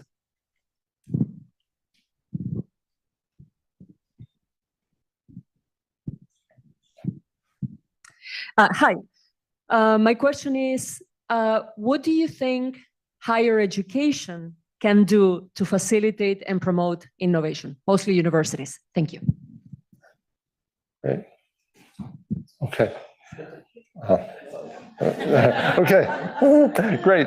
I think I already have more than I can handle. Well, let me first take the first question, at least, on education, and maybe this will link a little bit to higher education as well. There's I think a lot of potential. There's a lot of excitement about artificial intelligence, to take one example, and I think some people have the view that there's a lot of huge amount of potential for artificial intelligence to help in education, and some people have the view that there's a lot of hype. Now, I think both things are true. So how do you make progress in this area? Well, first, why is there a lot of potential? A lot of children fall very far behind where the official curriculum is. In that type of a situation, it's very hard to benefit from the existing curriculum. And those, as we'll hear in the next session, COVID's obviously worsened that problem, but it was there before. Well, a very important principle is to meet the learner where they are. So you can develop personalized adaptive learning systems, and AI can be very good at that, at trying to understand where the student is and trying to help them. And then trying to figure out how best to communicate with that individual learner, for example. And there are very encouraging results on some of these personalized adaptive learning systems, huge learning gains. At the same time, it's far from trivial to think about how do you integrate this into an education system that isn't built around that. So working on that's going to require a combination of technological innovation, and it's going to require a lot of social innovation. I'm working on the ground with teachers, with ministries of education to make progress on it. And it'll probably require a lot of trial and error and multiple approaches that involve working with the students, approaches that involve maybe helping teachers develop lesson plans, approaches that involve working at the level of the headmaster, the education system, to provide support to teachers. There's a huge potential in this area. And you saw that chart. There's going to be a lot of the skewness of the distribution. There'll be a lot of failures in this area. But I think the point is, if you think about this from an overall portfolio investment approach, you can afford some failures if we can get learning gains. What drives growth in the end, well, many things drive growth, but technological change drives growth, and capital drives growth. Human capital accounts for, correctly measured, accounts for a huge fraction of overall capital investment. And that's a big sector big share of total investments in countries that have high population growth and skewed age distributions. We have a chance now, we have terrible education results in much of the world. We have a chance to improve that. Investing and improving that seems like a great case of the need for innovation. What can higher education do? Certainly, I think there's many of the successful innovations I mentioned involved researchers, often university-based researchers in many of this. I also think that having, I guess I would add two elements. One is, I think, having openness so that they can develop their own partnerships and propose their own ideas, even if they're not coming from a top-down analysis that we've done at USAID about, these are the priority sectors. We deliberately set it up that way. And obviously, USAID has a lot of areas it declares priorities, but having openness to input from researchers, I think, and others, entrepreneurs, makes a lot of sense. The other thing is sometimes you do need bigger, DARPA-like projects to focus on goals. Okay, let me I think I won't go into detail on some of the other issues, but I think there's a lot of creative things that can be done on gender. I mentioned one thing related to gender. Gender Innovation Lab at the World Bank obviously does amazing work. And there's wonderful, really exciting things on prevention of gender-based violence, and very exciting results on that from a number of academic researchers. I think trying to think about how to scale those up. That's going to require additional work to convert those to scalable products, but it's vital. The issue of entrepreneurship and unemployment, I think this is a really interesting and important issue. One, people have focused a lot on the negative side of technology in terms of employment. There are a lot of people and again, the scenario where there's, I think, a lot of potential and a lot of hype, but there are a lot of people who are not very mobile and who can't necessarily go to where the jobs are and can't do them. If you think of farmers, in rain-fed agriculture, sometimes they have a lot of time during some parts of the year. If you think of women, there might be jobs in the city or in certain places that women can undertake, but they're not able to move to take those jobs. Well, to the extent that technological advance can make things more mobile, maybe the jobs can move to where the people are who can do them. And I think maybe I'll leave it at that. But thank you very much.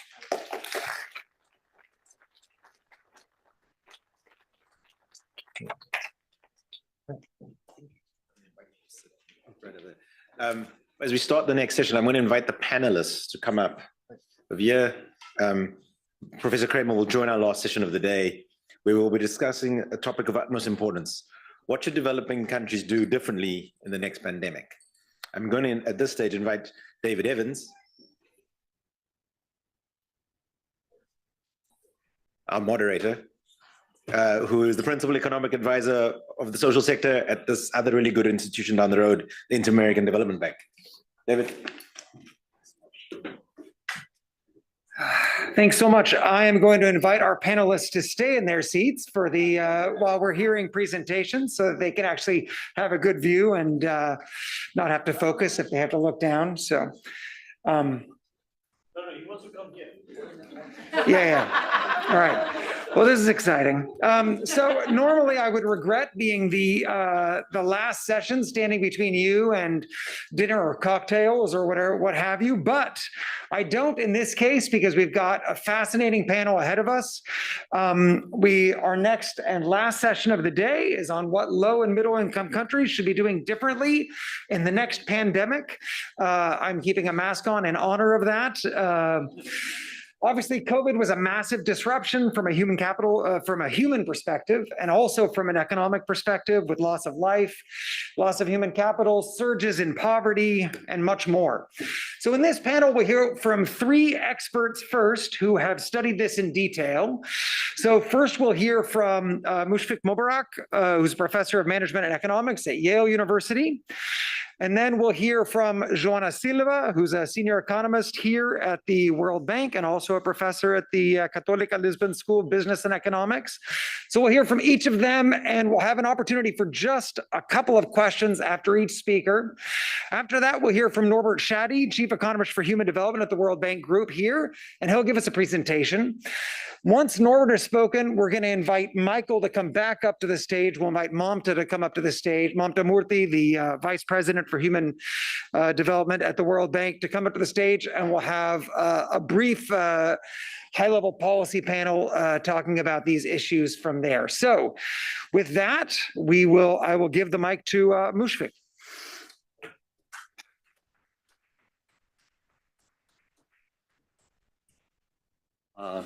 Thank you. So while I wait for my slides to come up, when Norbert invited me to do this talk, I thought 15 minutes is too short for one paper, and so I'm going to present about 5. So it's titled, I tried to reflect back on what we learned during the pandemic. So I'm going to try and give you a few lessons that maybe we can take forward for the next pandemic, especially keeping in mind what's at stake for low and middle income countries. Okay. So the lesson number one, and I'm going to try to be very, very quick through these messages, is that it was an unprecedentedly large economic shock. So initially, March, April, May 2020, we were really focused on the public health aspects, how the virus was going to behave, but ultimately it became clear that food insecurity, income losses, employment losses were the much bigger stories, right? So here, given that we have eminent leadership of the World Bank here, I'll say that that also suggests that maybe we should have had institutions like the World Bank rather than biomedically focused organizations like, say, the WHO, maybe play an even bigger role. And going forward, I think the World Bank should keep that in mind, right? That ultimately, when crises happen, even if the origin is conflict, if the origin is a virus, right? The effects on human life are large. And here the World Bank actually played a very important, so I'm showing you macro data here, right? But then when we started thinking about in March, April, May, how this was affecting the lives of people in developing countries, right? We quickly realized that we didn't have that information and nobody was also able to collect data in person, right? So in the US, you could solve that problem because people leave digital traces. So we could indirectly infer what was going on. In developing countries where a lot of people are in the informal sector, right? Even government survey methods were not sufficient. So we quickly, many researchers who work around the world, we quickly put together this effort of aggregating data from across many different countries, right? And we learned things like, huge income losses in the median sample, 70% loss in income. And that was also, these employment losses was actually also translating into increases in food insecurity. People were reporting missing meals, right? And I have to give credit to the World Bank here. While this was sort of a ad hoc enterprise by some researchers at various universities, the World Bank really took this type of effort and put it on steroids, right? And there were huge, large-scale surveys, like phone surveys being done in a systematic way with nationally representative samples, which I was not able to do, right? Second lesson that became very clear in March, April 2020 is that we can't really afford to blindly copy. I'm from Bangladesh, low and middle income countries couldn't really afford to just blindly copy the pandemic response policies that were being promoted and proposed in US and UK, like things like, if you recall, flatten the curve, lockdowns, right? So things like that. So what I did at that time was, let's take that imperial college model that governed our response in the US and UK, right? Let me just calibrate that to data from Pakistan, Nigeria, Bangladesh, right? Let's see if you get the same answer. And quickly you figure out you don't actually get the same answer there, right? And the intuition is really easy for me to explain in 30 seconds. One is the age distribution of the population is very different.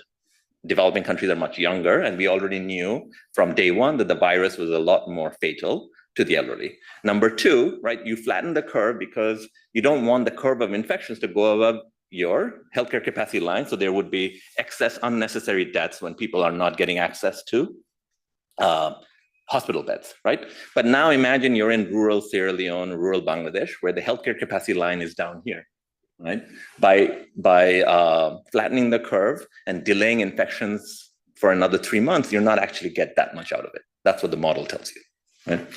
And so then that made us focus a lot more on the benefits are a lot smaller from lockdowns. So what are the costs of lockdowns, right? And this is data from Nepal. I'm on purpose showing you the early round of the data collected in March of 2020, right? And what people were mostly worried about wasn't health and safety. Even in March of 2020, rural Nepalese were mostly worried about their food insecurity and the income shock. Right. So this is why we need to get that information out right away, right? To be able to target our responses more accurately. Now, here's another place where I think institutions like the World Bank could play a bigger role. So something that became clear at that time is, regardless of your position on lockdowns or not, it became clear that we needed to get money in the hands of poor people very, very quickly, right? And that we also realized that we didn't know how to do that, right? First of all, we didn't even know who needed support, right? Because that requires a lot of data, okay? And then there were really interesting innovations, like in Togo, working with Josh Blumenstock, who's at UC Berkeley, they figured out how to use cell phone records to make indirect inferences about who might need support, right? So we need innovations like that. And again, those innovations have to be economic, technological, those are not necessarily public health or medical innovations. Okay. Right, let me skip over. Yeah, and just to say, I also wrote at the same time that the answer for the rich countries were actually quite different, right? In rich countries, the right thing to do was to just like crush the virus like New Zealand did so that they could open up more quickly, whereas countries that did not manage to have strict lockdowns, they remained, their economic activity remained depressed for almost 2 years afterwards, right? Okay, sorry, these were, there were some hidden slides there, but they're shown.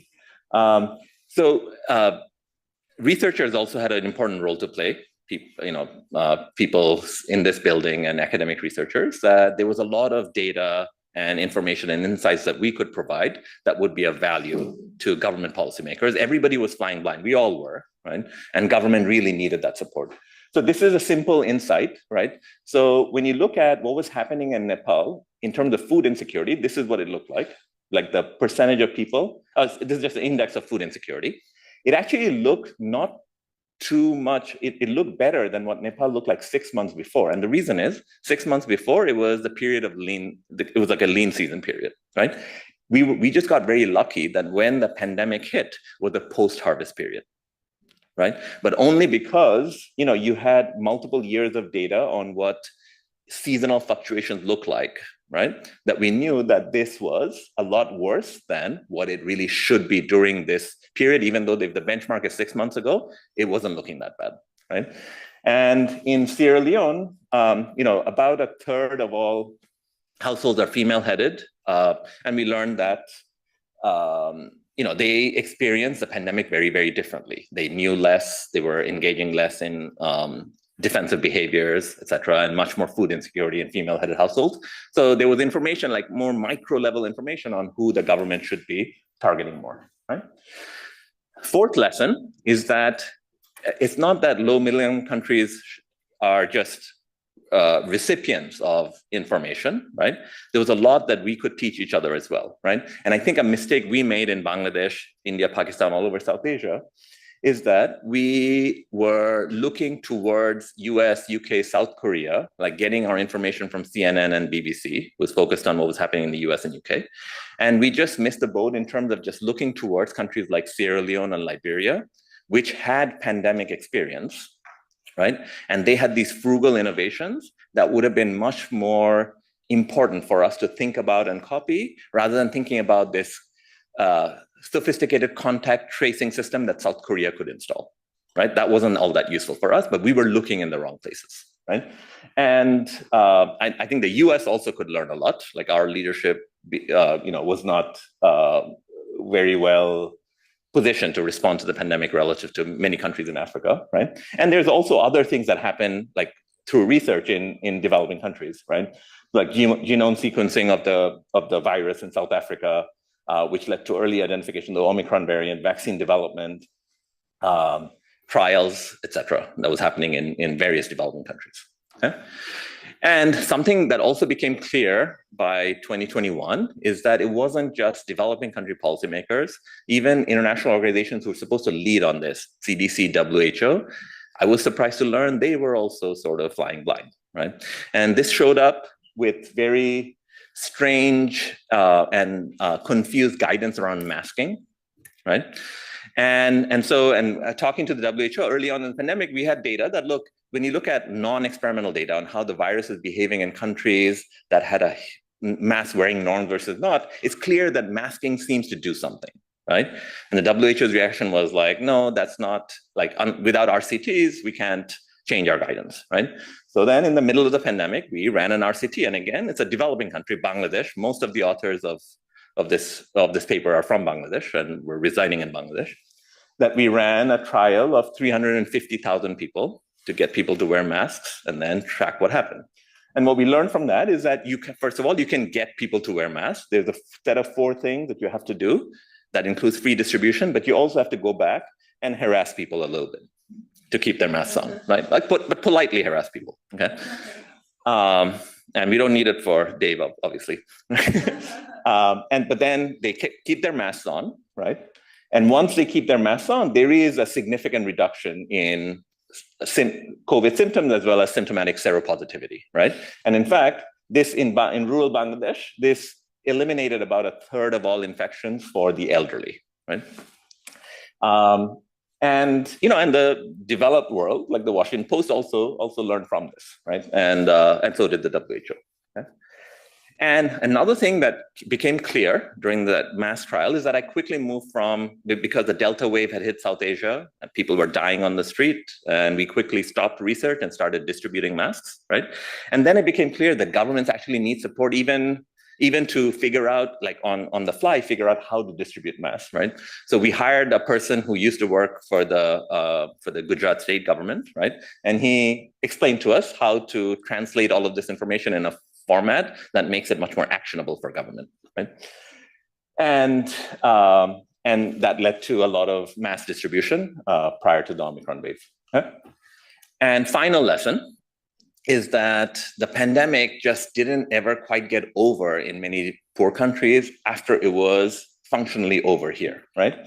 And that comes from this picture. Let me just jump to this picture. Like 18 months after vaccines came to market, most of sub-Saharan Africa remain unvaccinated, right? Also the poor countries in the Caribbean, okay? Why was this? So when you ask this question, why were vaccination rate lagging? African scholars, policymakers made the good point that vaccines were effectively being withheld from them, right? But in response, the pharmaceutical companies claimed, this is on record, that, oh, no, that's not the issue. If we were to send doses, they don't get used. Vaccine hesitancy is too high. Right? So I was like, okay, that's an empirical question that can be answered, right? So let's run this survey in 15 countries, but the trick was let's add the US to it. And what you learn from that is in every single low-income, middle-income country, vaccine hesitancy was lower than it is in the US. So just on the face of it, it was just like a BS excuse, right? So it wasn't vaccine hesitancy, but we did learn is that getting vaccines to people was really difficult, right? So then our final trial, this is the last thing I'll say, is let's go to the remote places, let's take vaccines and see what happens.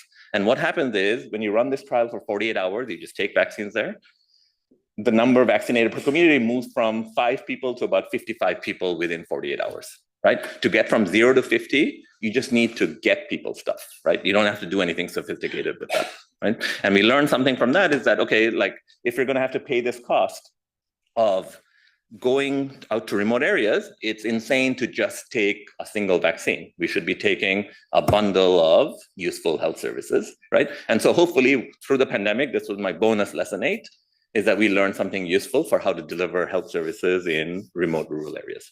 Thanks.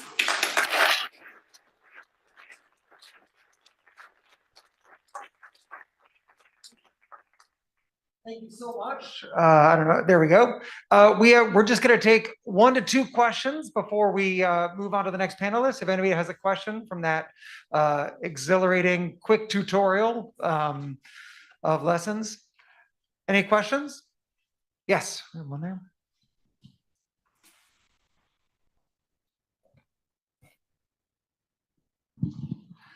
Very insightful. Thank you very much. Have we learned these lessons and are we ready for the next pandemic? Thank you. Yeah. No, we are definitely, okay, sure. Do we have one more, or is that, yeah, let's take this one more and then we'll, and then you can answer both of those.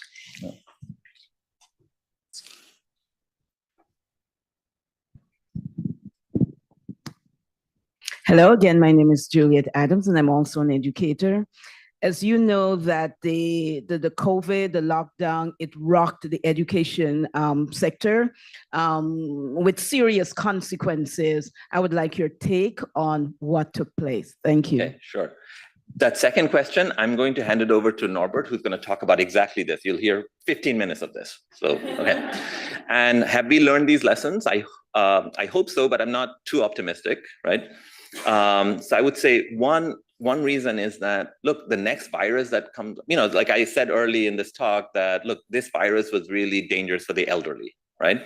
The next virus could affect the respiratory systems of children more, right? And we'll need a completely different set of responses. And, so we need to stay on top of things. And it's not just about like taking these lessons and it'll immediately translate over. That's one. But on the other hand, the reason what I'm optimistic is that I did notice very early in the pandemic, in March, April, May of 2020, right? Countries with pandemic experience like Sierra Leone, Liberia, Guinea, etc., they actually reacted much better than we did in Bangladesh or in India or Pakistan or even in other parts of Africa, right? And that makes me think that experience does matter, right? So I hope that's my optimism. Let's give another round of applause as Joanna takes the mic.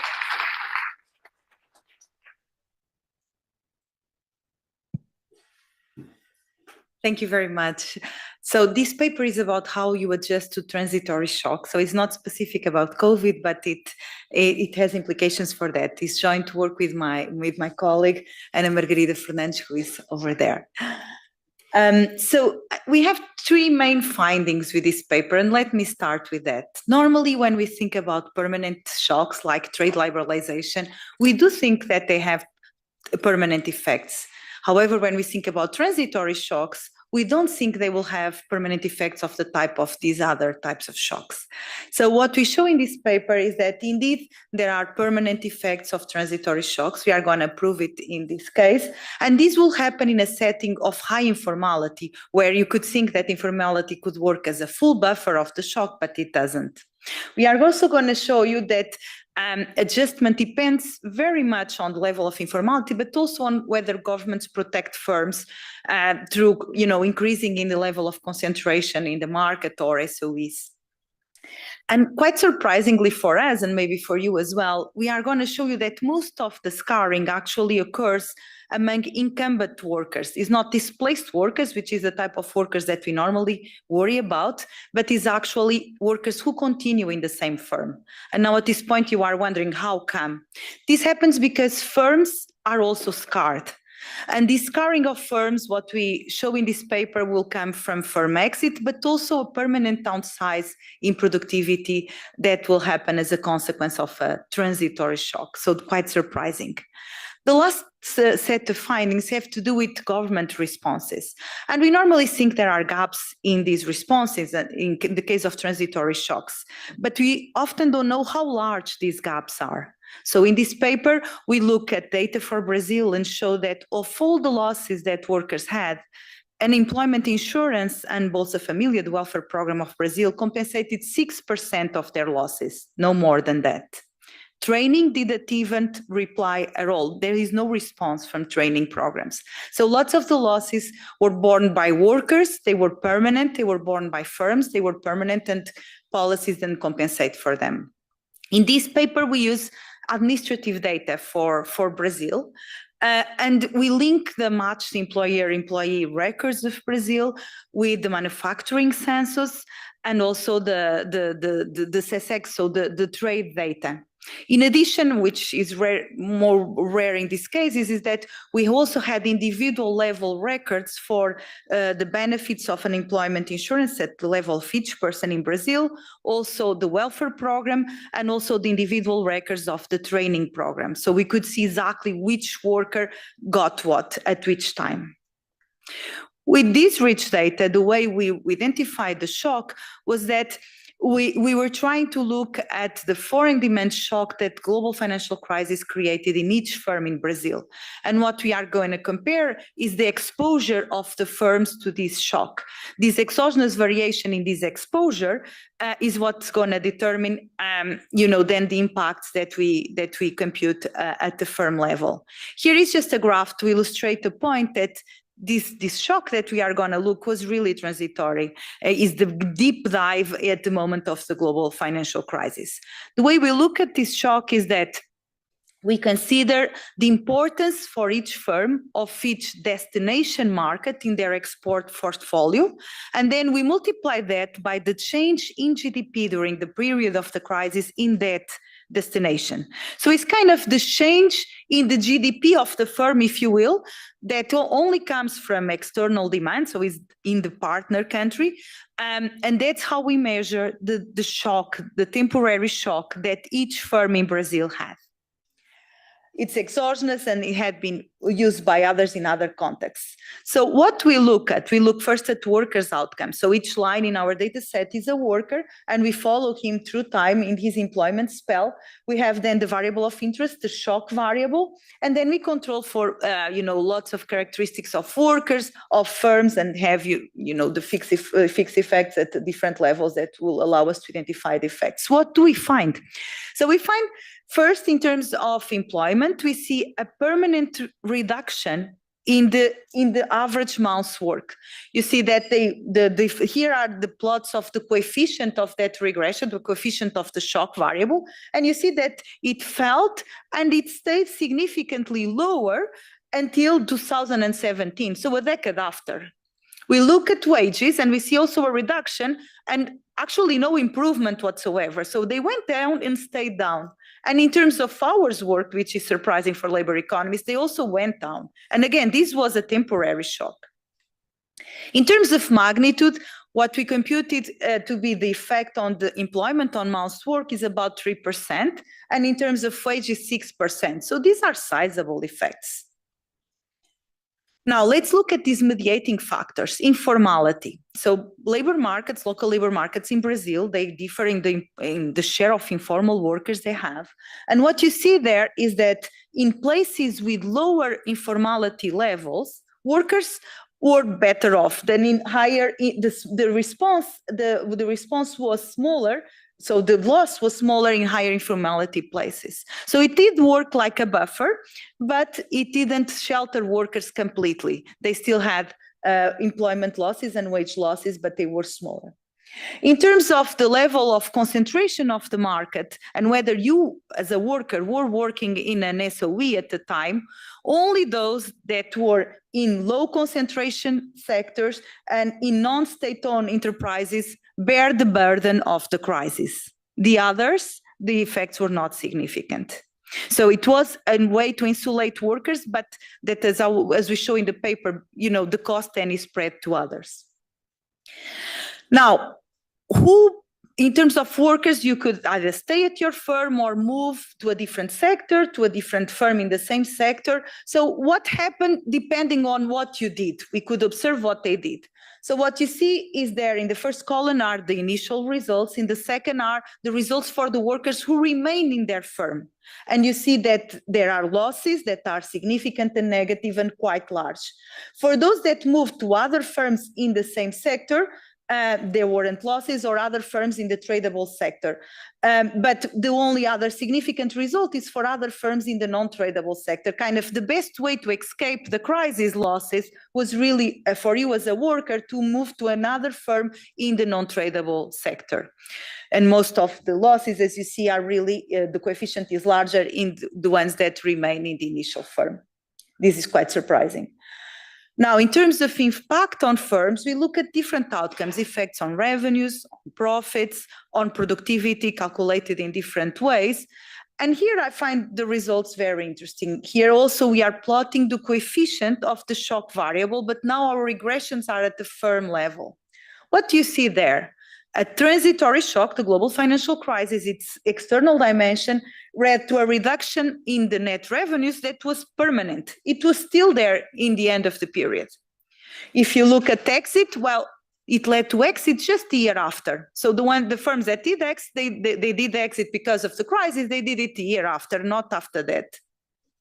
And in terms of size, you see this contraction in terms of size. What did they do to the labor force? So they adjusted the types of workers they had. They stayed with less unskilled workers and less skilled workers. But the reduction was much larger in the quantity that they were using of unskilled workers than skilled workers. So as a consequence, the share of unskilled workers that each firm in Brazil was using became lower, as you can see in the last graph on the left. So they kind of adjust the composition of their workforce. What about the technology they were using, the productivity? As you can see here, they adjusted down the materials, so they use less materials. The material per worker, they did decrease. The effects on capital per worker in Brazil were not significant, so that was not the main margin of adjustment, were workers. And then, as you can see in the TFP effects, and we use several measures, really persistent effects of on productivity. So firms that were hardest hit, they had lower productivity, not for 1 year, but for a decade. So, one thing that we say, and kind of now linking to the macroeconomist literature, is that there can be cleansing effects of crisis. So a good news for productivity could be one where the firms that exit the market are the weakest, the least productive, and therefore the market share of the best firms actually increases with the crisis. Here we are not in general equilibrium, but we could at least ask which firms did exit in the case of Brazil. Indeed, they were the smaller. They were the least productive. So at least in that respect, some good news. Okay, now looking at the last set, the compensation mechanisms. How did they work in Brazil? So we know for each worker in Brazil, because of the type of data we have, exactly how much he lost. And we know what he received in terms of unemployment insurance and welfare programs and whether he got training. And what do we find? So there you see the response in terms of unemployment insurance. So yes, the ones that were working at firms that were hardest hit were more likely to they did get more unemployment insurance. They did get more Bolsa Familia program. But what's really the share that was compensated?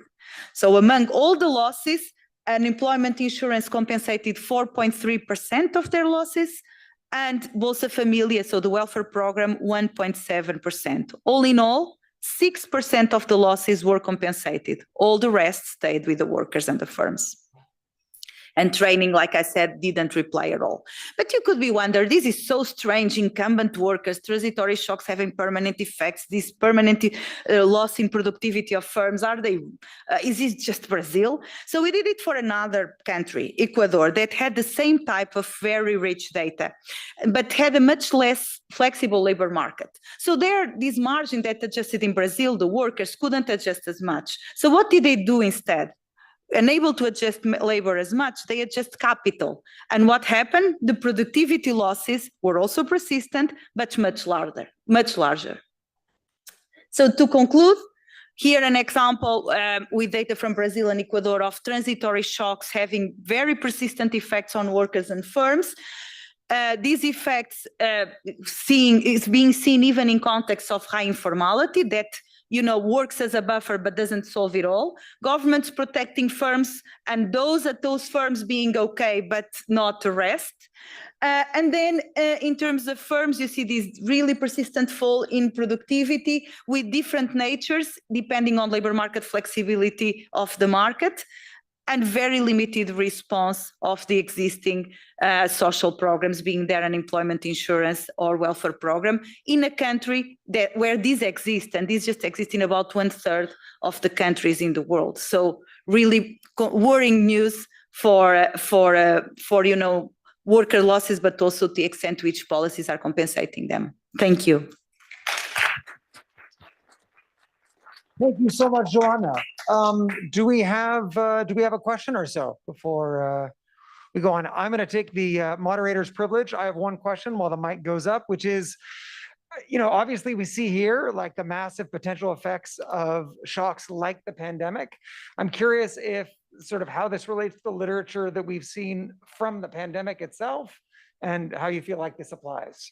And we'll take the second question as well. Yeah, thanks, Joanna, for such a good presentation and very interesting work. I had it was a lot of material, so it may be obvious. How were you able to rule out an explanation whereby it's the weakest workers who stay in the firm, and that's why you're seeing what you're calling the scarring effect for those who remain rather than those who leave?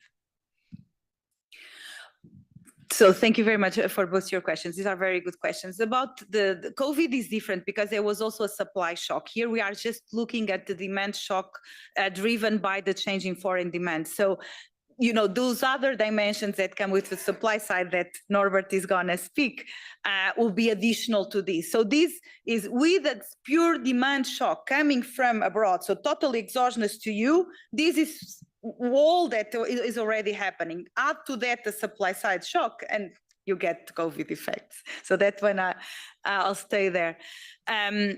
To Raquel's question, So here in this paper, what we are looking is really the effects that just the effects that. So we are not making a statement about who stayed and who left.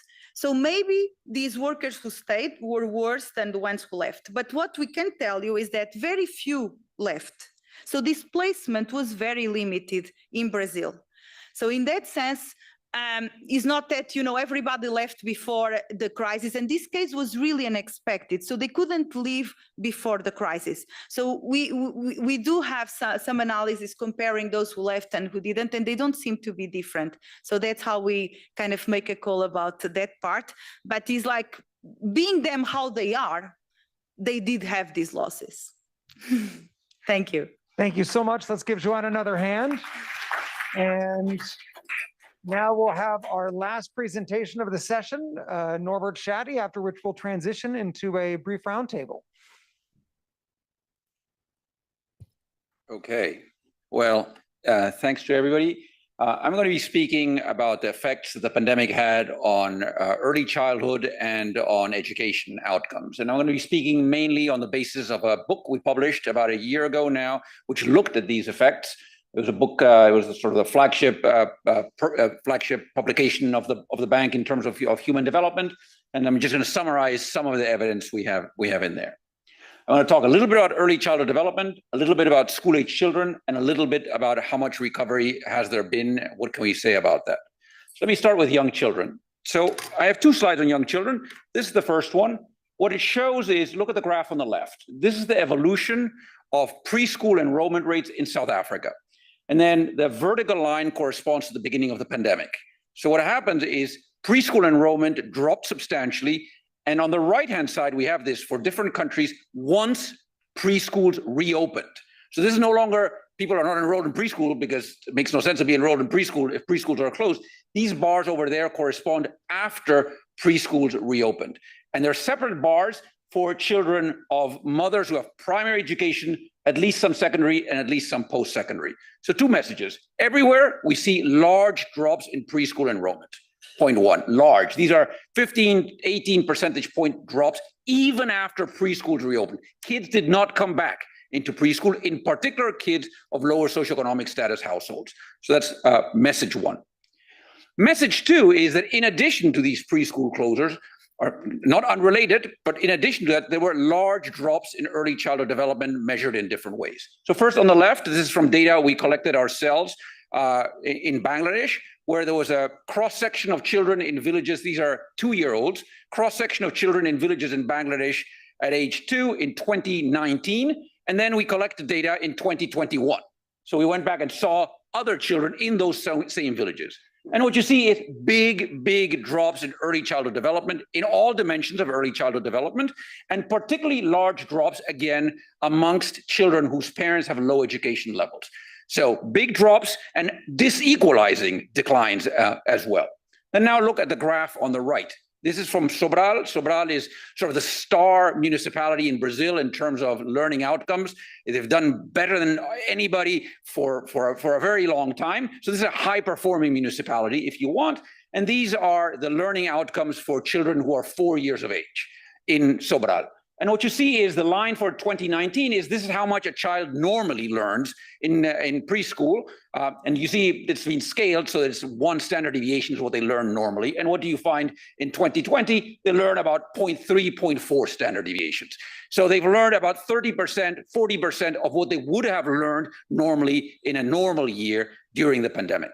So that's for preschool age children and for children even younger than preschool on the left. So now let me go to school-age children. What happened during the pandemic is that schools closed for an inordinately long period of time. So that's point one. There were big differences across regions. So South Asia and Latin America and the Caribbean closed schools on average for 55 weeks. It's crazy. Schools completely closed for 55 weeks. This didn't have to be so, and I'll make the argument that it didn't have to be so. First, look what happened in ECA. Schools essentially closed for about 4 months, as opposed to a year and a half in South Asia and Latin America. Second, even within regions, there was huge variation in the length of school closures. So take East Asia and the Pacific, which had about medium level school closures on average. You have countries like the Philippines that closed schools totally for 2 years. Nobody went to school for 2 whole years. And you have countries like Vietnam that look like kind of like ECA. The countries that closed, like Vietnam, closed schools for 3 or 4 months and then fully reopened schools. And if you look at Latin America, that's exactly what you see in Latin America as well. And interestingly enough, the country that reopened schools first, Uruguay, quite quickly, was the only country that also had an effective distance learning program. So even though they were the only ones who had actually competently administered distance learning, they quickly realized distance learning was no substitute for in-person learning, and they were the first in Latin America to reopen schools compared to a country like Honduras or Peru that also essentially kept schools closed for 2 years. So huge variation, variation that is really hard to explain. So here now we have GDP per capita in logs, and you see what is the length of school closures. On the left, we have countries in South Asia, and you see, I mean, Bangladesh closed schools for 2.5 times as long as India did. Sri Lanka closed it for somewhere in between there. Now go and look at LAC.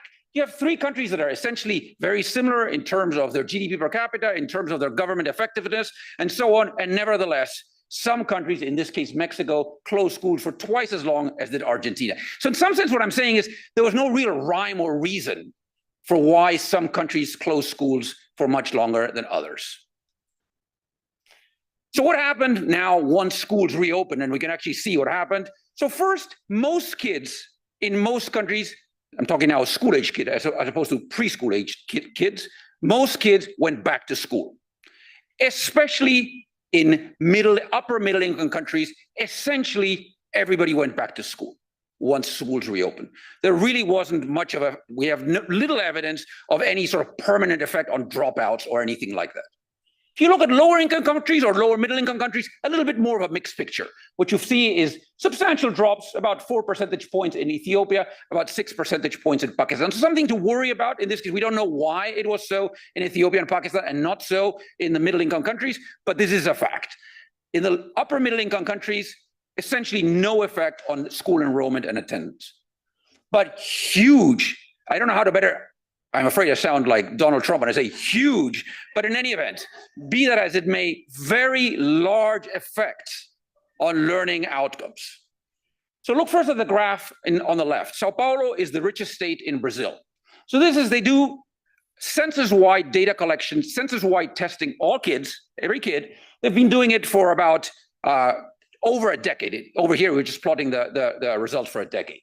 So what you see is comparing 2019 to 2021, big drop, but especially large drop for the youngest children. And in some sense, that shouldn't come as a surprise. All of us who had children during the pandemic, it was easier to get your child to do something educational if that child was, say, 12, 13, 14, 15 years age. Good luck trying to get your 8-year-old to pay attention to some Zoom classes on a daily basis. So huge drops for the youngest children. So in those children in grade 5, Lord only knows what happened to the kids in grade 1, 2, and 3, but every reason to believe, if anything, it was worse. Not so much in terms of what happened to the somewhat older children. Now look at the right. This is in Guanajuato, a state in Mexico. So this is interesting. The yellow line is, let's start with the green line. That is the amount, the test score that grade 5 children had in 2020. Now you apply the same test, they apply the same test in 2020 and in 2021, and they applied it to grade 5 and grade 6. So there's one message you want to take from the graph on the right, from the figure on the right. Kids in grade 6, or of age to be in grade 6 in 2021, right after schools reopened, knew less in terms of their math knowledge than kids in grade 5 in the year before the pandemic. So it was overall, there were learning losses. It wasn't just that nobody learned anything. Nobody did learn very much on average, but actually on average, there was less knowledge for older children in 2021 than there was for somewhat younger children in 2020. And that's the point. Actually, I have a second slide on that, but I'll get to that in a minute. So, is this the case just for Guanajuato and Sao Paulo and a couple of other states? It's hard to make sense of all the data from different testing programs, from different evaluations and so on. we do our best to make sense of that. And what we find here is on the horizontal axis, well, on the horizontal axis, we have the length of school closures in months. And on the vertical axis, we have the learning loss in months, as best we can calculate it. And so if you're on the 45-degree line, it means you learn nothing. If your school was closed for 4 months, you lost 4 months of learning. If your school was closed for a year, you lost a year worth of learning. If you're below the line, is on average, you learned something. And if you're above the line, it means not only did you not learn anything, you actually lost learning relative to where you would have been, relative to what you had in the absence of the pandemic. And that's the case, as you see, in particular for the lower income countries. So we have Ethiopia, Malawi, and Bangladesh. In all of those, the amount of lost learning in months was larger than the length of school closures also in months.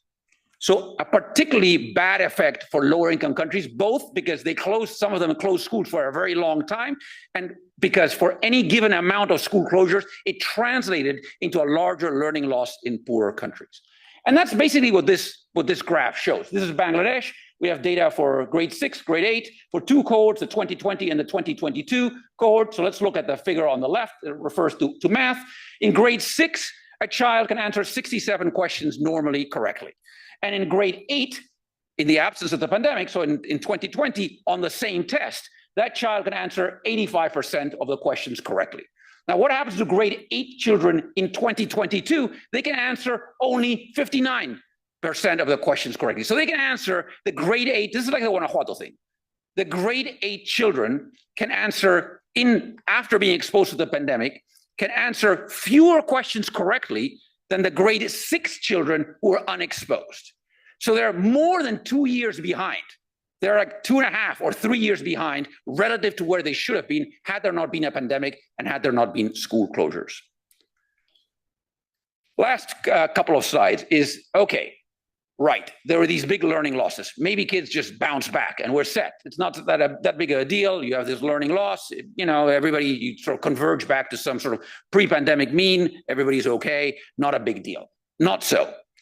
Here's evidence from the US, which there's been a lot of work by Tom Kane and others at Harvard and elsewhere, which basically says, no, that isn't what happened. In the US, by 2023, only about 1/3 of the learning loss had been made up on average.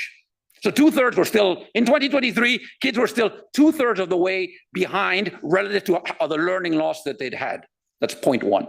Point two, that's the second point is not on the slide, huge heterogeneity across states and across school districts within states, heterogeneity that is hard to explain just in terms of income or anything like that. So some states and some school districts seem to have made up a lot of the difference, and some school districts made up none of the difference, or even continue to have further learning losses even into 2023. So that's the evidence that we have for developed, or one piece of evidence that we have for developed countries.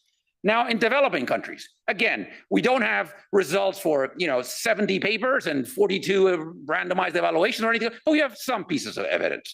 We have evidence from Guanajuato, we have evidence from Tamil Nadu, and we have evidence again from Sao Paulo. And I'm just going to summarize that very, very quickly. There was some convergence back to where kids would have been, but it is probably about half, 40, 50% of the learning losses have been made up. It depends a little bit from country to country. I wouldn't put a lot of emphasis on the country by country variation. We just don't have enough. All of these have confidence intervals, so we just don't have enough to really be able to make a big deal out of that. But my read of this is still a lot of lost learning that has not been made up. And some evidence, and we can talk more about that in the policy panel, that some things that governments did to try to make up those learning losses helped. And again, it's not enough here to be able to say, well, the most effective thing was to do this after-school remediation program rather than, online tutoring or whatever. But there's some evidence that some of the recovery can be explained by the fact that some governments in some places try to do something to recover these learning losses. So I'm going to stop there. This is, I leave it at that, which is, what does all of this mean for policy moving forward, which I see as a brilliant segue to the policy panel, which Dave is also going to be moderating. And I think I'm supposed to stay on the stage, and we get Mamta and Michael to come up as well. Thank you very much. That's right. Let's give Norbert a hand. All right, let's, Mamta Murthy, Vice President for Human Development here at the World Bank, Michael Kremer, University of Chicago professor. Let's get you both on the stand. Yeah, Norbert, why don't you come and join the party? Yeah.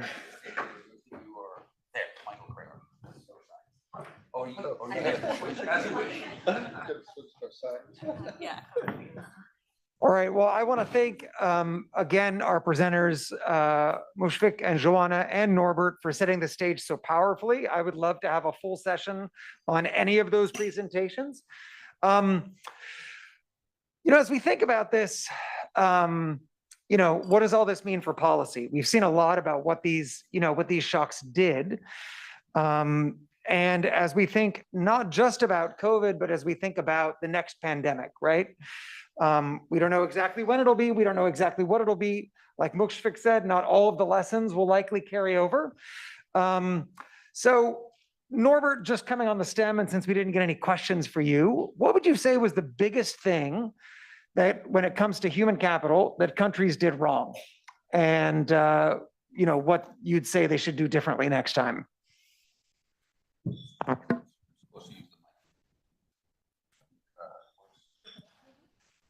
Is this right? Okay. I am technology handicapped. I asked my 10-year-old daughter to help me out with technology, so bear with me with that. I think there are two from the previous pandemic. I think there are two lessons that I would take, at least with regards to education, which is what I'm going to talk about. The first is, do not close schools unless you absolutely have to close schools, and reopen them as soon as you can. It made no sense in the pandemic for, say, the Philippines or Peru to have schools closed for 2 years. The consequences of this were devastating. So that's the first lesson I would take is that. And I want to point out, and I took out some slides because I was told, you have too many slides, you're not going to get through this. The American Academy of Pediatrics was recommending full school reopening in June 2020. In June 2020, the American Academy of Pediatrics said the costs of school, we have very little evidence of infection happening through schools, and the costs of school closures are immense for the learning and well-being in general of these children. We did not heed, I'm not talking about the US in general, I'm talking in general. We did not heed this kind of advice. Policymakers closed schools, and in some sense, what I feel is they kind of got locked into place in a particular way. They kind of got locked themselves into, we're not reopening schools until there's no evidence that anybody's ever going to get infected under any circumstances. And once you sort of backed yourself into that corner, it's hard to get out of that corner. So that's, I think, one lesson. And I would say also that in the case of developing countries, this is at a time when public transportation was already open. Everybody, I mean, all of you have been in public transportation in developing countries, know what that's like. So people, cheek to jowl with each other at a time when schools were still closed, restaurants were open, workplaces were open, everything was open except school. School was the one thing that wasn't open. So the first thing I would say is close schools only if you really absolutely have to, and be aware of the costs of closing schools because they are very large. And as I say, they are lingering. So that's point one. Point two, I'm just going to flag it, and perhaps there's a follow-up question, which is you got to get ready for this stuff now. The countries, some of it is just the countries that experienced pandemics before did better. Absolutely, I agree with Mushfiq on this. We have clear evidence of that. But we also have evidence that countries that are prepared for some kind of systemic shock like that beforehand, and I can go into details of this, did a lot better than those that it had not. And so in some sense, what you want to do is you want to avoid this sort of cycle of what people in health in particular talk about, of panic and neglect. At the time you panic and then, okay, it's over, you don't do anything. And then when the next comes, you panic again, as opposed to preparing now. So my advice is prepare now. And I know I've gone on for a little bit too long, but that's sort of my summary of what we have to say about it. Thank you so much, Norbert. And I hope that we'll, in a few minutes, I hope we can circle back on a couple of those things. So Mamta, we've seen, Norbert's talked a lot about the education effects. We saw Joanna talking about employment shocks, from the shocks, Mushfiq, a variety of lessons. So across all of these, I feel like there's a real theme of kind of resilience and what countries need, what sort of what lessons countries can take away from sort of these studies and from the experience as you worked with countries over the course of the pandemic. So protecting human capital a little bit more broadly than Norbert's talking about, what would you say are kind of the big 1 or 2 takeaways? Thank you. Thank you, Dave, and thank you for inviting me to this panel. That's a big question. I'm going to give you a very short answer. First of all, I think protecting income, which is a big constraint for people to access services, whether they're healthcare or whether it's food, is quite important. And while low and middle income countries were quite constrained in terms of fiscal space, the ones that were able to either had a social registry or were able to quickly set it up. Mushfiq gave this great example of Togo, were able to provide some sort of floor under people's incomes. And that was hugely important. Many kids get food from early childhood centers. And if your kid is not going to an early childhood center, you need to be able to feed them. And that means having an income at a point of time when the economic activity has slowed down.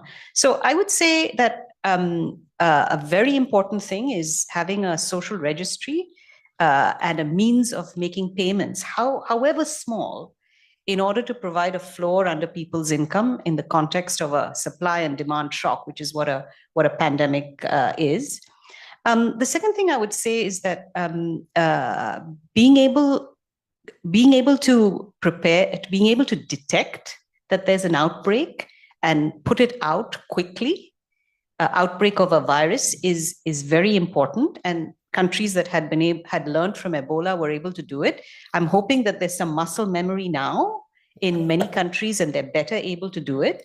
It actually costs not that much to have a reasonable surveillance system in place. Now, countries are different and the geographies are different and the size is different and all of that. But the basics of a surveillance system is really having community level people who are reasonably well trained and can spot, oh, there's something going on here. I see this outbreak of infections and there's a cluster, right? And being able to report that up and being able to respond quickly to that, I think is very important. And countries that were able to do that were better placed and ready. And that being able to contain that outbreak is a huge benefit. It means your economic activity doesn't slow down and all of that. I would say those are two really important things: having a social registry and being able to put a floor under people's income, and being able to detect an outbreak very quickly and stamp it out. Now, we also know from this that it's sometimes very hard, right? We don't know what the next virus is going to be like. I don't know if you've watched the Planet of the Apes movies. I'm a great fan of them. Well, in that, the virus that breaks out from a lab, actually the survival rate is 1 in 500. It's a very incredibly infectious virus. So if it's a virus like that, then we're really sunk. And then being able to access masks, whatever it is that you need, hand sanitizer, eventually vaccines maybe, quickly and efficiently is very important. And that is a huge governance challenge. And I just want to put that out there. It's a huge governance challenge because not every place manufactures these things. Not everybody is able to get access to it. One of the things we learned this time around is that countries were able to leverage their diplomatic connections and get access to things. They were able to get access to masks, they would get access to oxygen, they were able to get access to vaccines based on their diplomatic connections. So if I was a national leader, I would make sure that I am actually maintaining good relations with a variety of actors who can provide me with some of the things that I might need for my country in the event of a future pandemic. That's not in the realm of economics, that's in the realm of politics and leadership, but it's pretty important to survival. We can talk about international governance of how do we share things that are needed to save populations from a pandemic, but maybe in the next round.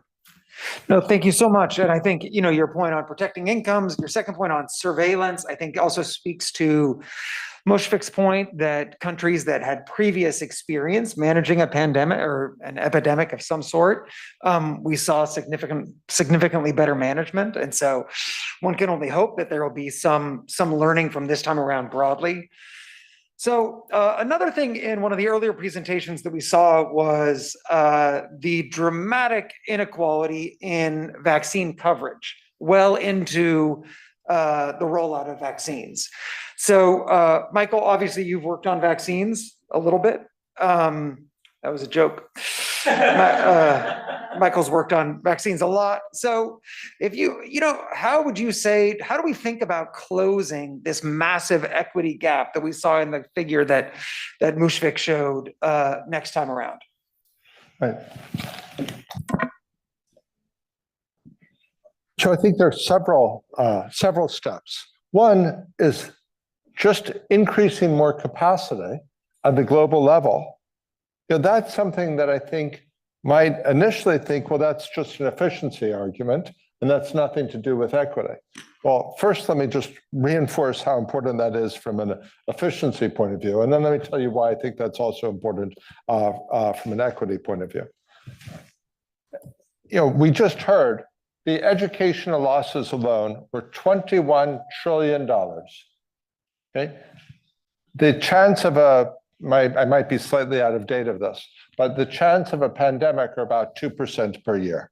This is all worked out much more thoroughly in a paper by Rachel Glenister and Chris Snyder. If you take a 2% chance, that means the expected cost each year, call that $420 billion. I think they get $700 billion because they're including things beyond just education losses. Okay, what's the present value of that? That's you're back up to $4.2 trillion again. So how much should we be spending if having some extra vaccine capacity available, not just vaccine capacity, obviously mask capacity. There are masks that work that are reusable. Hospitals don't use them because it's a little bit easier to use other masks. Well, you could get these reusable masks and require hospitals to have those. So if there's an emergency, they would be needed. So every category of relevant equipment, the cost of maintaining a stockpile of that is really trivial. Now, obviously, there are certain adjuvants that are used in multiple vaccines. We can do things like that. We obviously don't know exactly what's going to hit us, but there's a lot of preparation that can be done now. You can put vaccine capacity in place so you could switch it over once a vaccine was developed. It only took the vaccines were developed very, very rapidly after the pandemic hit. This was a matter of, I forget the exact time. I've been trying to forget like everybody else, but a month or something like that. What took time was testing them and then building the manufacturing capacity. The value of moving a vaccine ahead by a few days greatly exceeds, when you're talking about numbers like $21 trillion, any of these costs. We estimated that Operation Warp Speed in the US, if that had advanced vaccine availability in the US by 12 hours, that would have paid by itself. Okay, so first putting in a bunch of capacity. That makes sense for individual nations on their own. It makes sense globally. And why is this, why is this an equity investment? Well, if we look at this at the global level, and we take as fixed, say, that high-income countries are going to get access first. I don't think we should take that as fixed, but let's say we take that as fixed. If it's a 2-year lag till everybody gets vaccinated, and you cut that in half, well, if you're a month into the queue, that takes 2 weeks off your time. If you're 2 years into the queue, that takes a year off your time till you get vaccinated. So just increasing global supply, even without correcting any other equity problem, is going to help. Second, what was with I'd done work on advanced market commitments for pneumococcus. together, it was asked by some governments to think about this problem. We didn't actually recommend an advanced market commitment. We recommended something very much like Operation Warp Speed. The US did that. I don't want to claim because of our analysis. UK did something very similar. The European Union was worried about, saving a few pennies on the vaccine and didn't do it. The worst case of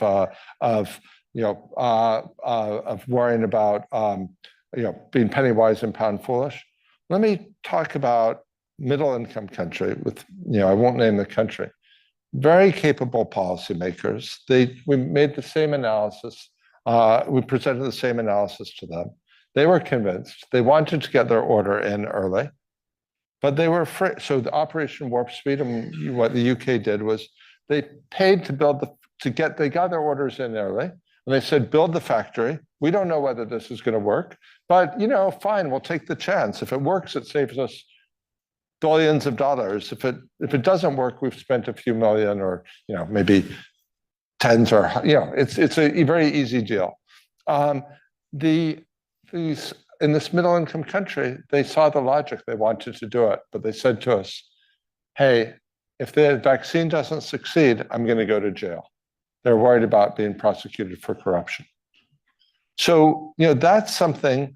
And, Tristan's research suggests that a big part of the reason, the majority of the reason, there were some cases of countries placing embargoes and so on medical equipment, but overwhelmingly, the main reason countries didn't get their lower income and middle income countries didn't get their vaccines in as quickly is because they didn't get their orders in as quickly.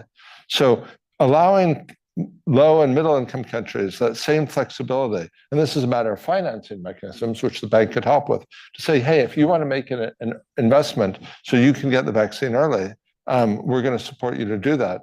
That could be done for the next pandemic. There's a bunch of other things that we could done, like human challenge trials, coming up with procedures for those to greatly accelerate the vaccine development and testing process. But I think there's a lot that can be done to get vaccines out quickly. And virtually any scale of investment, money that's a lot by vaccine standards is very low by global GNP standards or the value of education standards. Fabulous. No, thank you so much. It's hard to beat that return.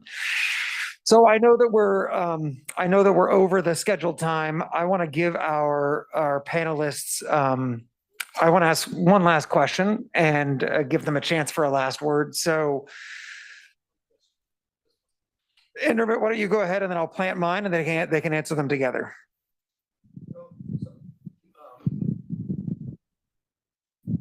So I was struck by Norbert's two lessons in terms of how one should prepare, right? You said that the worst damage was schools closing, and the second one was that one has to prepare for the next one. So I was looking at essential workers by industry in 2019 in the United States, and there were 55 million essential workers. 30% were in healthcare and so on, and 20% were in food and agriculture. Teachers is not on this list. So I think perhaps the best way to prepare for the next pandemic is to declare school teachers as essential workers. Yeah. All right. No, that's a great point. So the last question that I have, and feel free to Norbert to respond to Indermit's point, chief economist privilege. So, the question somebody asked after one of the initial presentations was, have we learned the lessons, right? And I think this is the question, there will be another pandemic. We don't know exactly when. So do you think we're in the process of getting ready? And if there were kind of one thing that you wanted to leave this panel with on sort of one thing that needs to happen to get there, what is it? And let's start with Mamta, actually, for this one. I think we are in the process. Well, I'm an optimist, so I have to say that we're in the process of getting ready. But I want to link it to the discussion that we started at the start of today, the great incoherence, right? I think we are incoherent, though, in getting ready. So we know from a paper that we wrote with the WHO that the cost of getting prevention and preparedness investments, by which is meant this surveillance, diagnostic, being able to kill an infection within the first few days of its appearance, the cost of that is relatively low. It's about $15 billion a year for developing countries. 15 billion, that's nothing. But we're in a world where we have created a financing facility to help with this, and it's not raised anywhere near $15 billion a year. Sorry, it's $15 billion a year for 5 years. So it's $75 billion in total. That facility has raised $2 billion in total of the 75 that it needs over 5 years. So there's a great incoherence. I mean, Michael just talked about it. We've walked through the valley of death. Okay, millions of people have died. Trillions of dollars have been wiped off global GDP, and the long-term consequences on children are enormous. So if we were rational, we would find the 75 billion, right, over the next 5 years. But we're nowhere near doing that. So the single most important thing is to be able to detect and prevent an outbreak. And then we come to the medical countermeasures. I won't say forget them. I think we're going to need them, right? But we're nowhere near finding the resources to do that. So I would say this is the single most important thing that we need to be able to find the resources for and fund. And we really have no excuses. I mean, I'd hate to say to my grandchildren, oh, I was around, or my children, maybe not my grandchildren. I'm going to be optimistic. I was around when COVID-19 happened, and we had all this talk, and we knew how much was needed, and we created a facility, and actually we didn't actually do much with it. I would hate to be in a position where we said that. I want to come back to this vaccine point. I mean, we don't know whether the next pandemic is going to be vaccine amenable, but I do think thinking about sharing the medical countermeasures is a very important issue. And I think we're not there as a world. We are negotiating a pandemic treaty. It's stuck. That treaty is about sharing medical countermeasures, and there's no agreement on that. I think it's not just about putting in money, putting in your orders. Trade restrictions immediately come into play. And that's why the pandemic treaty is so important. We've got to agree that if we want to survive, just imagine a Planet of the Apes kind of virus, right? Which is where only 1 in 500 is going to survive. Don't we want to be in a situation where we're sharing medical countermeasures? I know this is not a kumbaya thing. This is really about, don't we want to survive as humanity? And so I think we need to be able to agree that we should be able to share in a reasonable way whatever medical countermeasure is needed. I believe that the key to that is having deconcentrated manufacturing, and it's an equity issue and not an efficiency issue. And that's why we're trying, like many other organizations, to support manufacturing of these medical countermeasures that could potentially be used. We're trying to support manufacture in underserved geographies. Because one thing we know is that the US was very good, just to name names, at providing vaccines to its allies. So was China, very good at doing that. So was Russia, very good at doing that. And so you want to be in a position where you have access from your neighbor or from a country that values your existence, right? So I think there's something about this deconcentration, which is going to be very important to the effort of fighting a pandemic. So we're getting there. Is my bottom line, but we're going about it rather incoherently. And I would urge us to go about it more coherently. I think we can play a role as an institution like the World Bank. We can play a role. But I think we also have to play a role as citizens. I mean, after all, we have a huge representation of countries here. I think we also play a role as citizens in terms of advocating for the right things to be done. And we should all play that role in our personal capacities as well. Thank you. Norbert, are we moving in the right direction? And one thing. So I think in addition to the don't close schools unless you have to. And by the way, Indermit, I completely agree with you. And some countries did give priority, some developing countries did give priority in vaccine access to teachers before other groups, and most did not. So I completely agree with that. That's not the point, because I think that if you don't declare it essential, yes, you can't force them to go to school. Good point. Health workers have to go. Yes, good point. Good point. Absolutely. I agree with you.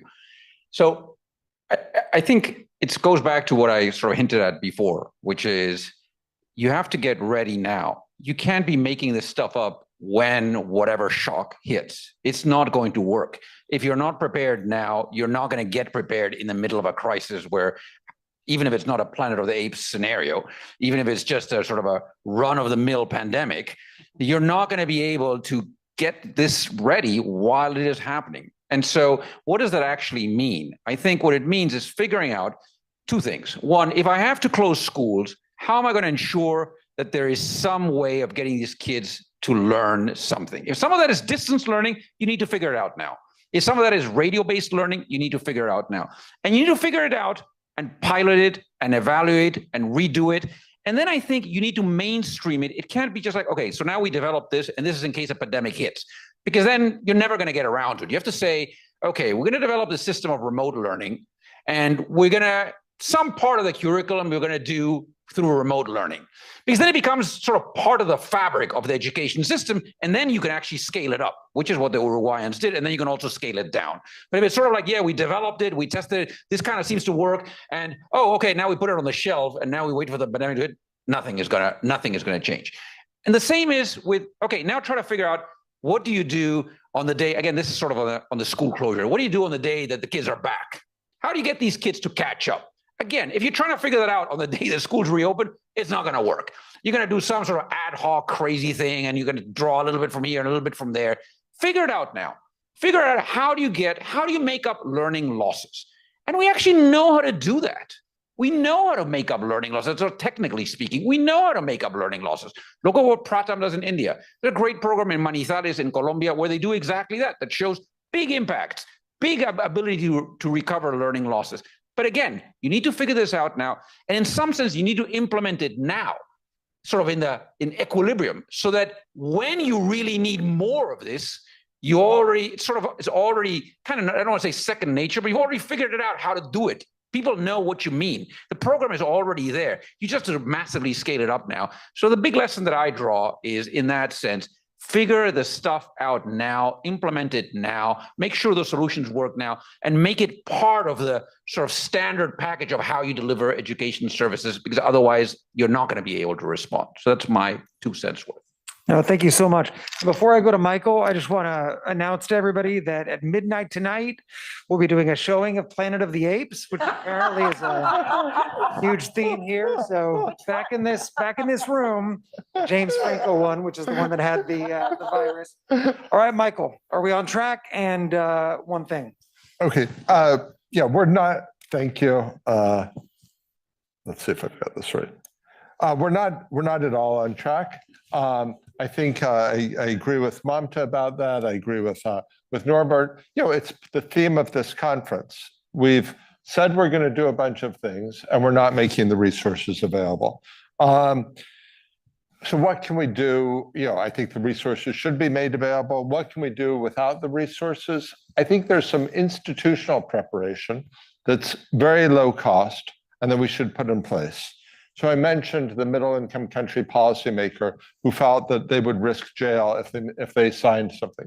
Well, we could set up procedures now to legitimize that, so that nobody would have to feel they would go to jail. And the World Bank could say, if international institutions said, we're going to support these purchases, then nobody would need to go to jail for that, particularly if they say these are a list of reasonable candidates.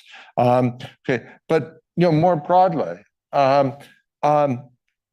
humans challenge trials.